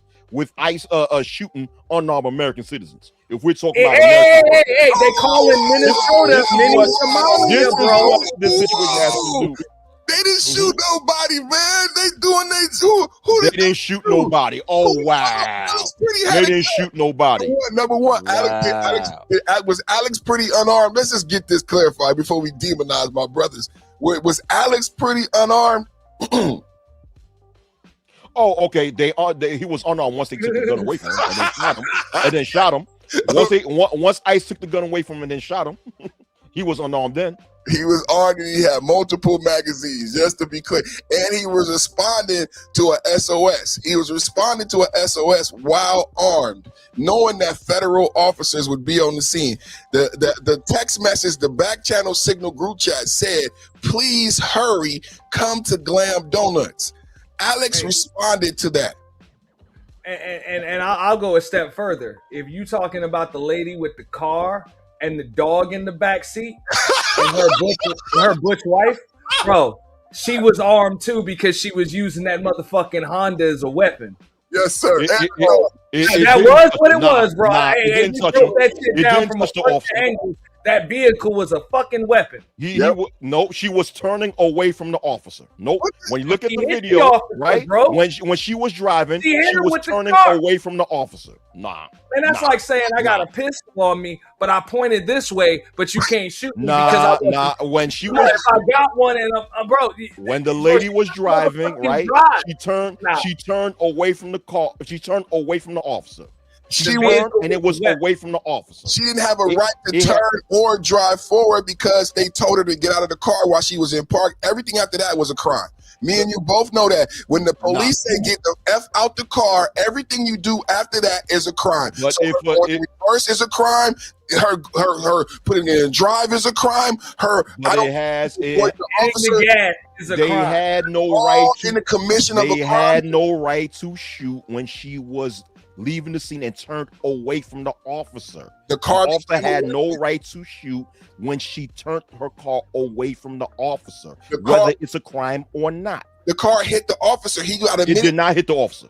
He was admitted to the hospital for I'm not even gonna pull it up internal bleeding. Nah. Where's the paperwork for that? Where's the paperwork for the internal bleeding? He went to the hospital twice for internal bleeding. Yes, where's the paperwork for that? We could Google it. Where's the paperwork for that? Twice for internal bleeding. Nah, he didn't get hit. The video did not even show her hitting the officer, man. I don't give a shit if she hit the motherfucker or not, bro. Once he puts that bitch in drive and that man is in front of her, he got a right to defend his damn self. She turned away. When you look at the video, right? She turned away from the officer. Therefore, the officer was not engaged in getting hit. And her wife said, "Drive, baby, drive." That's like saying, like telling someone to, baby, She said, drive, once again, you drive. That means the car became weaponized. Both of them see and acknowledge there's somebody in front of them, and they say, drive, baby, drive. That's the car's how could the car be weaponized when she made a turn away from the officer's direction? That don't even matter. Oh well, she had the wheel turned. There's a fuck all that. It's wet outside. Nah, that does matter. That does matter. Once you turn your car away from the officer's direction, you're no longer a threat to the officer. Hold up. We heard this shit with Michael Brown. We heard this with Philando Castillo. The officer was in fear for his life. Right. Okay. I want to hear this type of outrage when an unarmed nigga gets shot. All right. I was in fear for my life. That ICE agent was in fear for his life. Even though the car never hit y'all defend this butch Caucasian bitch more. Never mind. My bad. Hold on. Y'all as in who? Y'all as in who? Because I defend my black people when they get shot unarmed by police. I defend that shit. Way more than Wacky. The whole reason we got here because you said that ICE was shooting unarmed Americans, and I had to correct you. Sound like the vehicle you didn't correct me because you're incorrect. But yo, I do have to bounce, man. I do have to bounce. Now, the vehicle was a weapon. It was clearly a weapon. Yeah, man. I disagree, but yo, man, I love talking to y'all, man. And he doesn't have to wait to get hit to know to see it as a weapon. Soon as she puts it in drive, it becomes a weapon. And hits gas, it becomes a weapon. But when she turned away from him, it's not a weapon. When it's wet outside, bro. It's wet outside. So if she hydroplane, direction, she turn this way and go that way. That doesn't mean the vehicle's not still a weapon. That it does that. It does mean that the vehicle is not a weapon because it's not a threat to the officer. It turned away from the officer's direction. You know, she turned the car away from the officer's direction. But yo, I got to bounce, man. Yo, y'all have a good day, man. I just wanted to make that point when it came to the fast track judicial order. Right. That's all. But I do have to go because I got some stuff to do, man. Y'all have a great day. Salute, brother. All right. Salute. I don't know, man. Good conversation, man. Good conversation. I gotta go too deep. I mean, look, I done broke it down from every damn angle on this show already. That's the conclusion I came to. The vehicle was a weapon. Yeah. That's it, man. You know what I'm saying? It was obvious. It was. I played. Let those agents do their job. Don't use your vehicle to block the road and obstruct those agents from doing their job. This wouldn't have been an issue in the first place. And also, I mean, when they tell you get out of the car, whatever the case may be, as a federal officer, that doesn't mean put the car in drive and go forward when there are multiple ICE agents, you know what I'm saying, either adjacent to the vehicle, whatever the case may be. So fuck all that, bro. Fuck all that. You know? And I said that before I knew who was in the car or whatever, because I saw the video. I'm like, oh, nah, that right there is justified. I know if it was the other way around, that was my black ass, I know better. Like, I know better. Her wife should be prosecuted for telling her to drive. She should be a accomplice in the whole thing. When she say drive, baby, drive, now you involved. No, I mean, look, here's the deal. What I said with that was it's a shame that the woman is gone, you know? And yeah, she's an American citizen, but hey, it's a shame that she's gone. But it's a bigger shame. That's on the Minnesota, that's on the Minneapolis PD and the mayor in Minnesota. All right, because yes, people have the right to peacefully protest, but at the same time, it's the local police's job to make sure that the protest stays peaceful. And the mayor gave those cops specific orders to not be there. Correct. Knowing damn well, because any protest is going to get out of hand. Like any protest can get out of hand without the police in place to make sure that it stays peaceful. That shit can happen anywhere. So that was on the Minneapolis PD. And that was by design. That was clearly by design. It goes to Wacky's argument. This is what they want to make a national model. What we saw in Minnesota is what led to the violence, is what they're asking for. Minnesota refused, is the first state, even though Tom Homan had an office there and they previously accepted these, or everything that we've debated today, Minnesota previously accepted these orders and hearings and immigration judges, but Minnesota was the first state to say, you know what, we no longer want to accept what we've accepted up until now. We want something more. That's why I kept asking, do you agree that they already have a hearing, and should they have additional hearings? That's what you've been saying the whole time, Auntie, that they don't get more justice than the American citizen. Yeah, they say we should spend more money on their hearing. I'm like, no, if anything, bro, you get a hearing. That's it, not two of the motherfuckers. And in that, we told you to go in that hearing. I know it don't sound. All that's gonna do is hold it up even further, and we already see what the reasoning is for it. Motherfuckers is trying to funnel more money into these sanctuary cities, bro. Right. And this ain't doing nothing but lining politicians' pockets and their constituents. That's all it's doing is lining their pockets to keep the Democrats in power. What's up, Candy Cane? Yeah, not just to keep them in pocket, but not to just keep them in power, but keep them rich. Ilhan Omar, $30 million richer. That's what I'm saying. They funneling money, bro. You don't. And Minneapolis was like clear as the Minneapolis and Minnesota alone. You saw what that whole Somali population, where a lot of that money is going and shit, bro. The way that they were just bleeding federally funded programs for nothing. And then, but the recycling was happening that you just described. Yeah. It wasn't for nothing. The recycling was happening that you did. It was going into Democratic coffers. That's what I'm saying. It was just going up in somebody's pie. It wasn't even going to the programs that the funds were supposed to be allocated for, or the purposes that they were allocated for. So that's now you know. People try to say that shit's like illegal immigration is a victimless crime, and a bullshit, bro. There are actual programs and money being funneled, and yeah, that kept your politicians rich. That done kept people like the mayor in Minneapolis in power. Because I even showed that a few years ago after the George Floyd shit and everything. They made that motherfucker take the walk of shame when they was talking about defunding the police force and everything else, and they wasn't supposed to bring him back in office. No, they brought his ass back in office. You know? And your chick, Ilhan Omar and shit, she made sure that, hey, that whole Somali population, they line in her pockets. She's making sure that her people are getting paid. They bringing more folks over. So they over here able to lobby and make sure that all of that money gets funneled. That's how you come over here, you know, not to, you know what I'm saying, just having a modest wealth level, and now all of a sudden you're extremely wealthy. As a community, 80% on welfare. Keep in mind, and contextually, 80% of them on welfare. Yeah. As they amass all this wealth. How do you get all of that fucking daycare fraud and shit like that, bro? Wasn't no kids. They said them people just coming through from time to time, picking up an envelope full of cash. To be quiet. So so those people deserve more than an immigration judge. This is the confusing part to me. And again, how do we pay for it? And if they've stolen billions already, why should we pay more? Why should we bog down our system to get them to go home? Like they've already that's the criminal part. They steal billions and then we're gonna pay billions to get them out. I mean, I think this tweet even says it all. I'm like, whether you like Trump or not, I think this is the timing's just too perfect. Right now, you squeezing him just as he lifted that TPS from Somalis. Right. It was March 17th that it expired.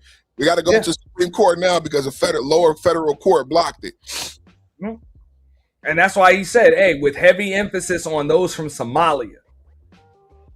And you got Haitians caught up in it too. It's like 350,000 Haitians also. This is not a joke when we talk about it, because like if these things are this nuanced and this serious, think about this, bro, Auntie. Why is Hakeem Jeffries so simplistic in his explanation? We got 3 bullet points and we need this and it's not as simple as he explained. That's what I said earlier, right? It's nowhere near as simple. How do you accomplish it? It's not even what Wacky was saying earlier. It's not even as simple as just the funding. Correct. It's not as simple. You can have all of the money, but you still need the means and the infrastructure to carry all that shit out. Like you need everything in place to carry that out, which is still going to take more time. And we already saw what happened during the Biden administration. And what does that do? That backing it up more time allows you to just open that border and increase the problem.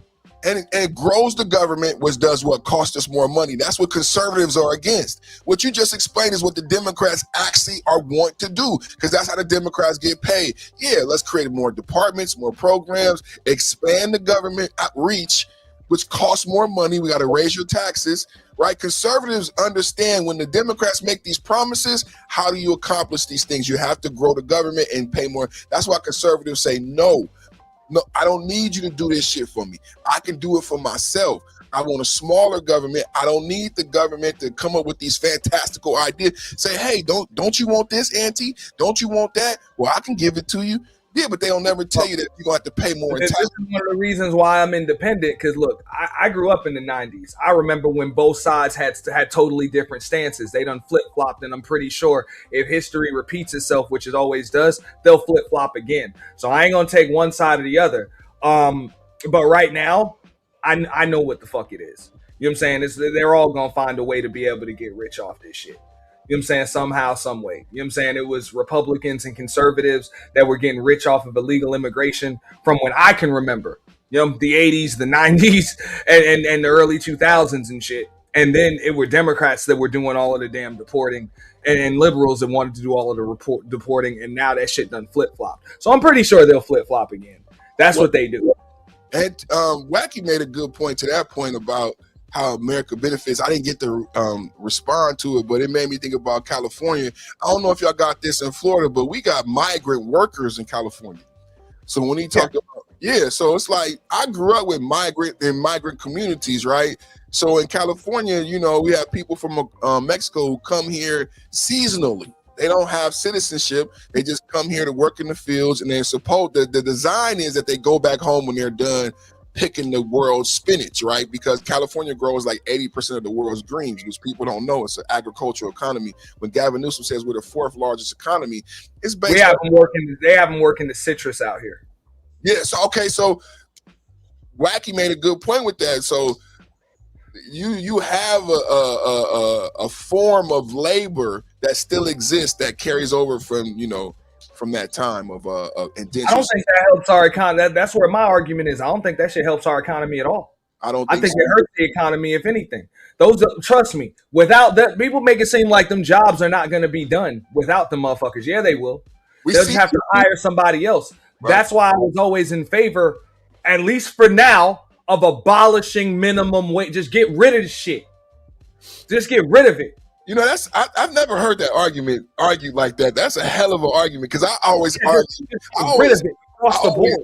I beat up the Democrats because when Obama was elected, that's when it stopped increasing. In 2008, when Obama that was the last increase. I was one of the few people in my district that voted when they were talking about raising the minimum wage out here. I voted to not raise it. And this is during the Obama administration. This is right around the time when I had switched to independent.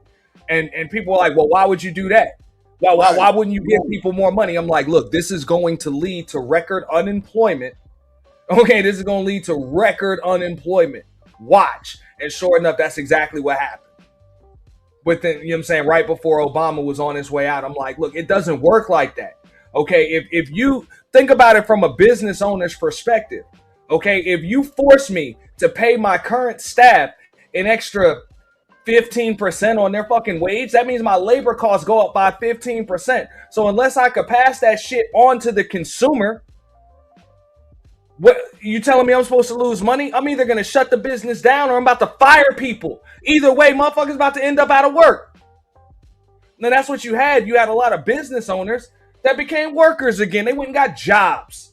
Or you end up having to take specific benefits off the table. So I know even in my line of work as an independent contractor, I had to go to independent contractor because if I was on W-2, companies that were offering me benefits, medical, dental, 401k, all of that type of shit. You know what I'm saying? Retirement benefits. They took a lot of that shit off the table. Not just because they couldn't afford to give it anymore. You know what I'm saying? So you can't punish people for being successful. That's why I say you abolish minimum wage. Just abolish it. Allow the American citizen to undercut them. Because they're American citizens. If you hire American citizens, that would incentivize companies to even hire them. And even if it's for lower wage than a minimum wage, then since companies are incentivized, they'll be able to give out benefits and other things. And not only that, it turns the job market competitive. So now, even though I can undercut you, even though the wage may be lower, Now we can turn those low skill jobs into actual skill jobs. So you're going to take the best available option. You're not just going to take the person that charges you less to do it. Right? Yeah. And not only that, it also causes companies to be competitive with each other. You're going to want the best employees possible, not just the least expensive. And that could drive wages So up. it can actually, you see what I'm saying? It could actually drive wages up. Right. And that it actually ends up driving wages up over time. That's why I was in favor of just abolishing minimum wage. Just get rid of this shit.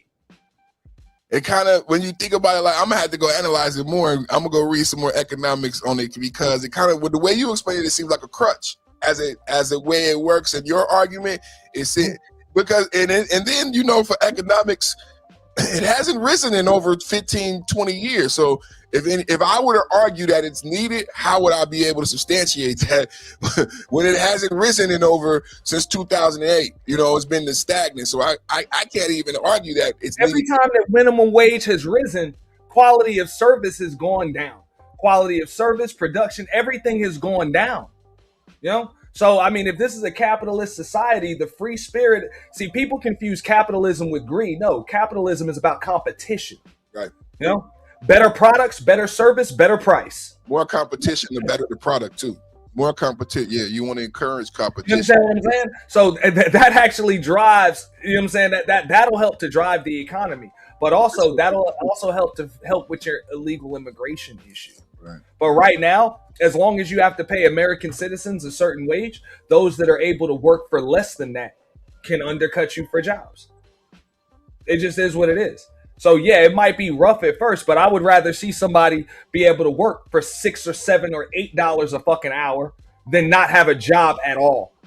Which is why this problem persists. Mm? Yeah. No, that's all I'm saying. So illegals are able to come here, do it, and then 7, 8, 9, 10 of them get a 3-bedroom apartment, and boom, they're good. They're good until they can kick off their own contracting companies and everything else. So why not put Americans in that position to be able to do that shit? I agree. That's my argument. You know what I'm saying? I'm like, bro, that's when you're actually able to pick yourself up by your bootstraps. But right now, just like you said, minimum wage, and this is just my opinion on it, minimum wage is actually what is holding most people back because you're not able to undercut the undocumented migrants' labor. Like you're not even able to. By law, you can't do it. Right. No, it's mandated. It's mandated. Yeah, I'm gonna do some more research on that, man. But also, you know what I'm saying? If a company hires American citizens, which means I can put your social security number on my books, I'm going to get incentives as a business owner for having you on staff. So by default, I will be able to pay you a competitive wage or risk losing you to my competitor. That business model exists too already. You know what I'm saying? Yeah. I know as an independent contractor, it exists with me. You know what I'm saying? Like that's the way it is. As a salesman, the company I work for has to pay me a competitive fucking percentage in commission or they risk losing me to the competitor. And the government benefits that you stated, that you hire a citizen, that you benefit. Exactly. Like a Walmart. Walmart does that now. That's why Walmart doesn't hire immigrants to this day. And if it came to that, if they weren't allowed to compete like that, they probably wouldn't have the American workforce that they have. What did that Walmart ask everybody? Who have anybody in your house receive TANF, TANF, or cash aid in the last 12 months? Why? Because they're going to subsidize your employment. Mm-hmm. The American government is going to give them a tax write-off for hiring you. It's basically you're working for free. Basically. That's what I'm saying. Yeah. Not only are they going to get, or what they can do is they're going to. It's not like you're working for free, but at the same time, that allows them to not just issue more benefits. You know what I'm saying? I.e. medical, i.e. dental. This is when you don't need universal health care. You know what I'm saying? You can actually the place you work for, just like the shit used to be. You know. And I'm not a MAGA person or any of that shit, but I think this is what they mean when they say "Make America Great Again." It's not about slavery or any of that shit. They're talking about times when you could actually grow with the company you were working for. Not only were there benefits and shit like that, but there were also revenue sharing and incentives and shit like that with the companies you were working for, because companies were still growing and you were able to grow with the company you work for. If you work for, there was job security when you work for a company for 20, 25 fucking years or something like that. Right now, that's not the case. You be aged out of shit. You know what I'm saying? There's nothing there. You know, so you got to bring that type of shit back. But in order to bring it back, you got to get a handle on a lot of shit. So just like we got to deal with. Okay, most people were not in favor of like universal. I guess what was Kamala saying? The answer for inflation. She was like regulating prices across the board, which I'm like, that's bullshit. That's bullshit. Communism, right? Yeah, that's like communism right there, and the smaller man won't be able to compete. No more. The smaller man, woman, you're not going to be able to compete. We weren't in favor of that. So if we're not going to do it on that level, why would we do it? Keep in mind, the job market is just like any other market. It's just like any other market. Better product, better service, better price. That's how it thrives. That's an excellent argument. I hate that. I'm glad I never debated you on that. It's the same type of thing. Yeah. So just like I'm competing, you know what I'm saying? If I start a business versus the guy across the street selling the same shit, doing the same shit, I have to have a better product at a better price or just a better quality of service in order to stay in business. The same rules apply if I'm in a certain industry that you're in. I got to be able to give either a better quality of service, a better product, or I got to be able to give it at a better price. Same thing works with the fucking job market. Be competitive. Yeah. So that's what I said, but minimum wage hinders you. It hinders you. You telling me this guy don't even have fucking papers and he can do the same shit that I do for less. Why wouldn't you hire him? Minimum wage eliminates winners and losers, right? Because that's the argument too. Like Wacky was saying, I like what you're saying because I'm a conservative, like, because we come from the era like it should be winners and losers based on your hard work, based on this competitiveness. If I'm better, right, the best man wins, right? The best man gets the buck. I think that's changed. Unfortunately, I think that's dying out. That I think people would argue with us that was what's wrong with our generation and the generations before us, and they want a new type of America. But I agree with you, right? I think the best man should win. But I think when they start giving the participation trophies, I think we may have lost that fight, which is why I think a lot of us love Trump. There's a problem with that. And that's what I said. Look, I'm not saying that, okay, just pay people nothing. No. But look, you either pay people what they're worth or you risk losing the best quality to your competitors. That's exactly the opposite of Zarani Mundani and the socialist left, who's taking over. Like Chick-fil-A versus Wendy's, bro. Yeah. There's a reason why Chick-fil-A got better service than Wendy's, which is why they can charge more for their shit. Then there ain't no dollar menu at Chick-fil-A. Or In-N-Out in California. Y'all might not have In-N-Out, but In-N-Out is one of the highest paying fast foods. A manager make over $100,000. One of the highest paid fast food workers, over $20, $26, $17. And it's because of the level of service and everything that they offer. But then they need a certain level of employee also. Any McDonald's worker, that's all I'm saying when it comes to that. So I'm like, let's extend the entire free market even to the employment market. Like, fuck all that, bro. Everybody that's really what it's right? About. Rakisha, and we can do it across the board. All of that. Oh, everybody's got to get into STEM and tech. Bullshit.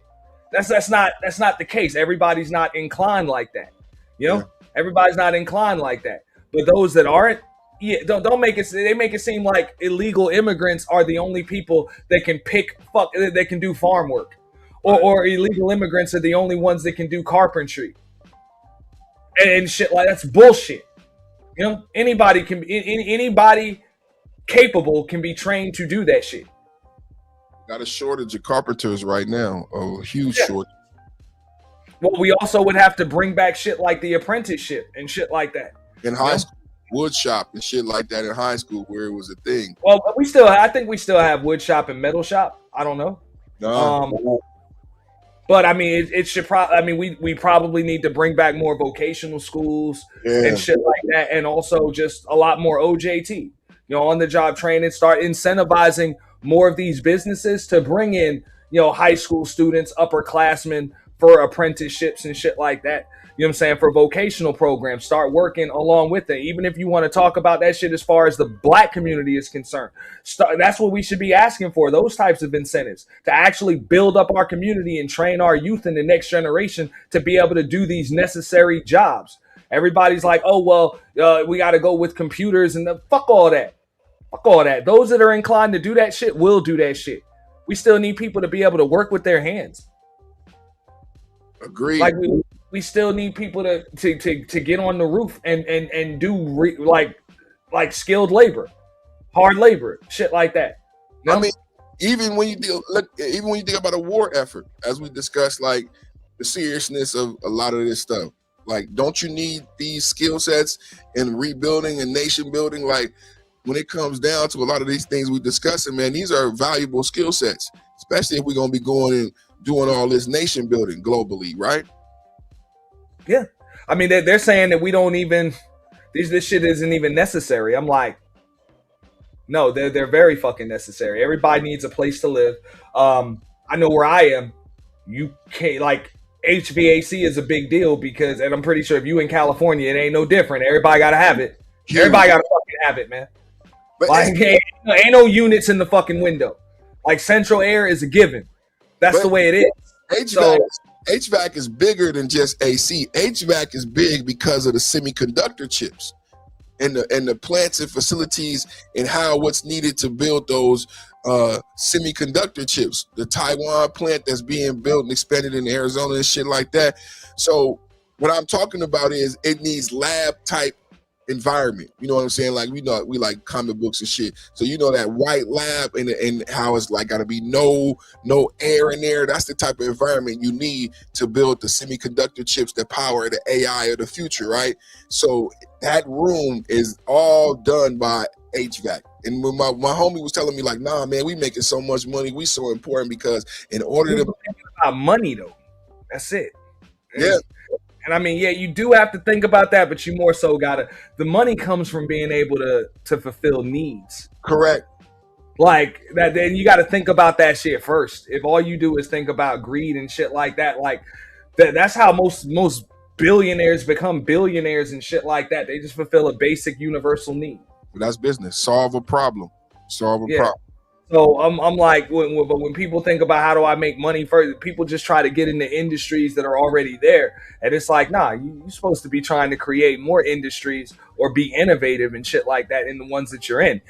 Even with me as a marketing consultant, I know look, people pay more for my service in just that field right there. Contracting, HVAC, home building, carpentry, all of that shit.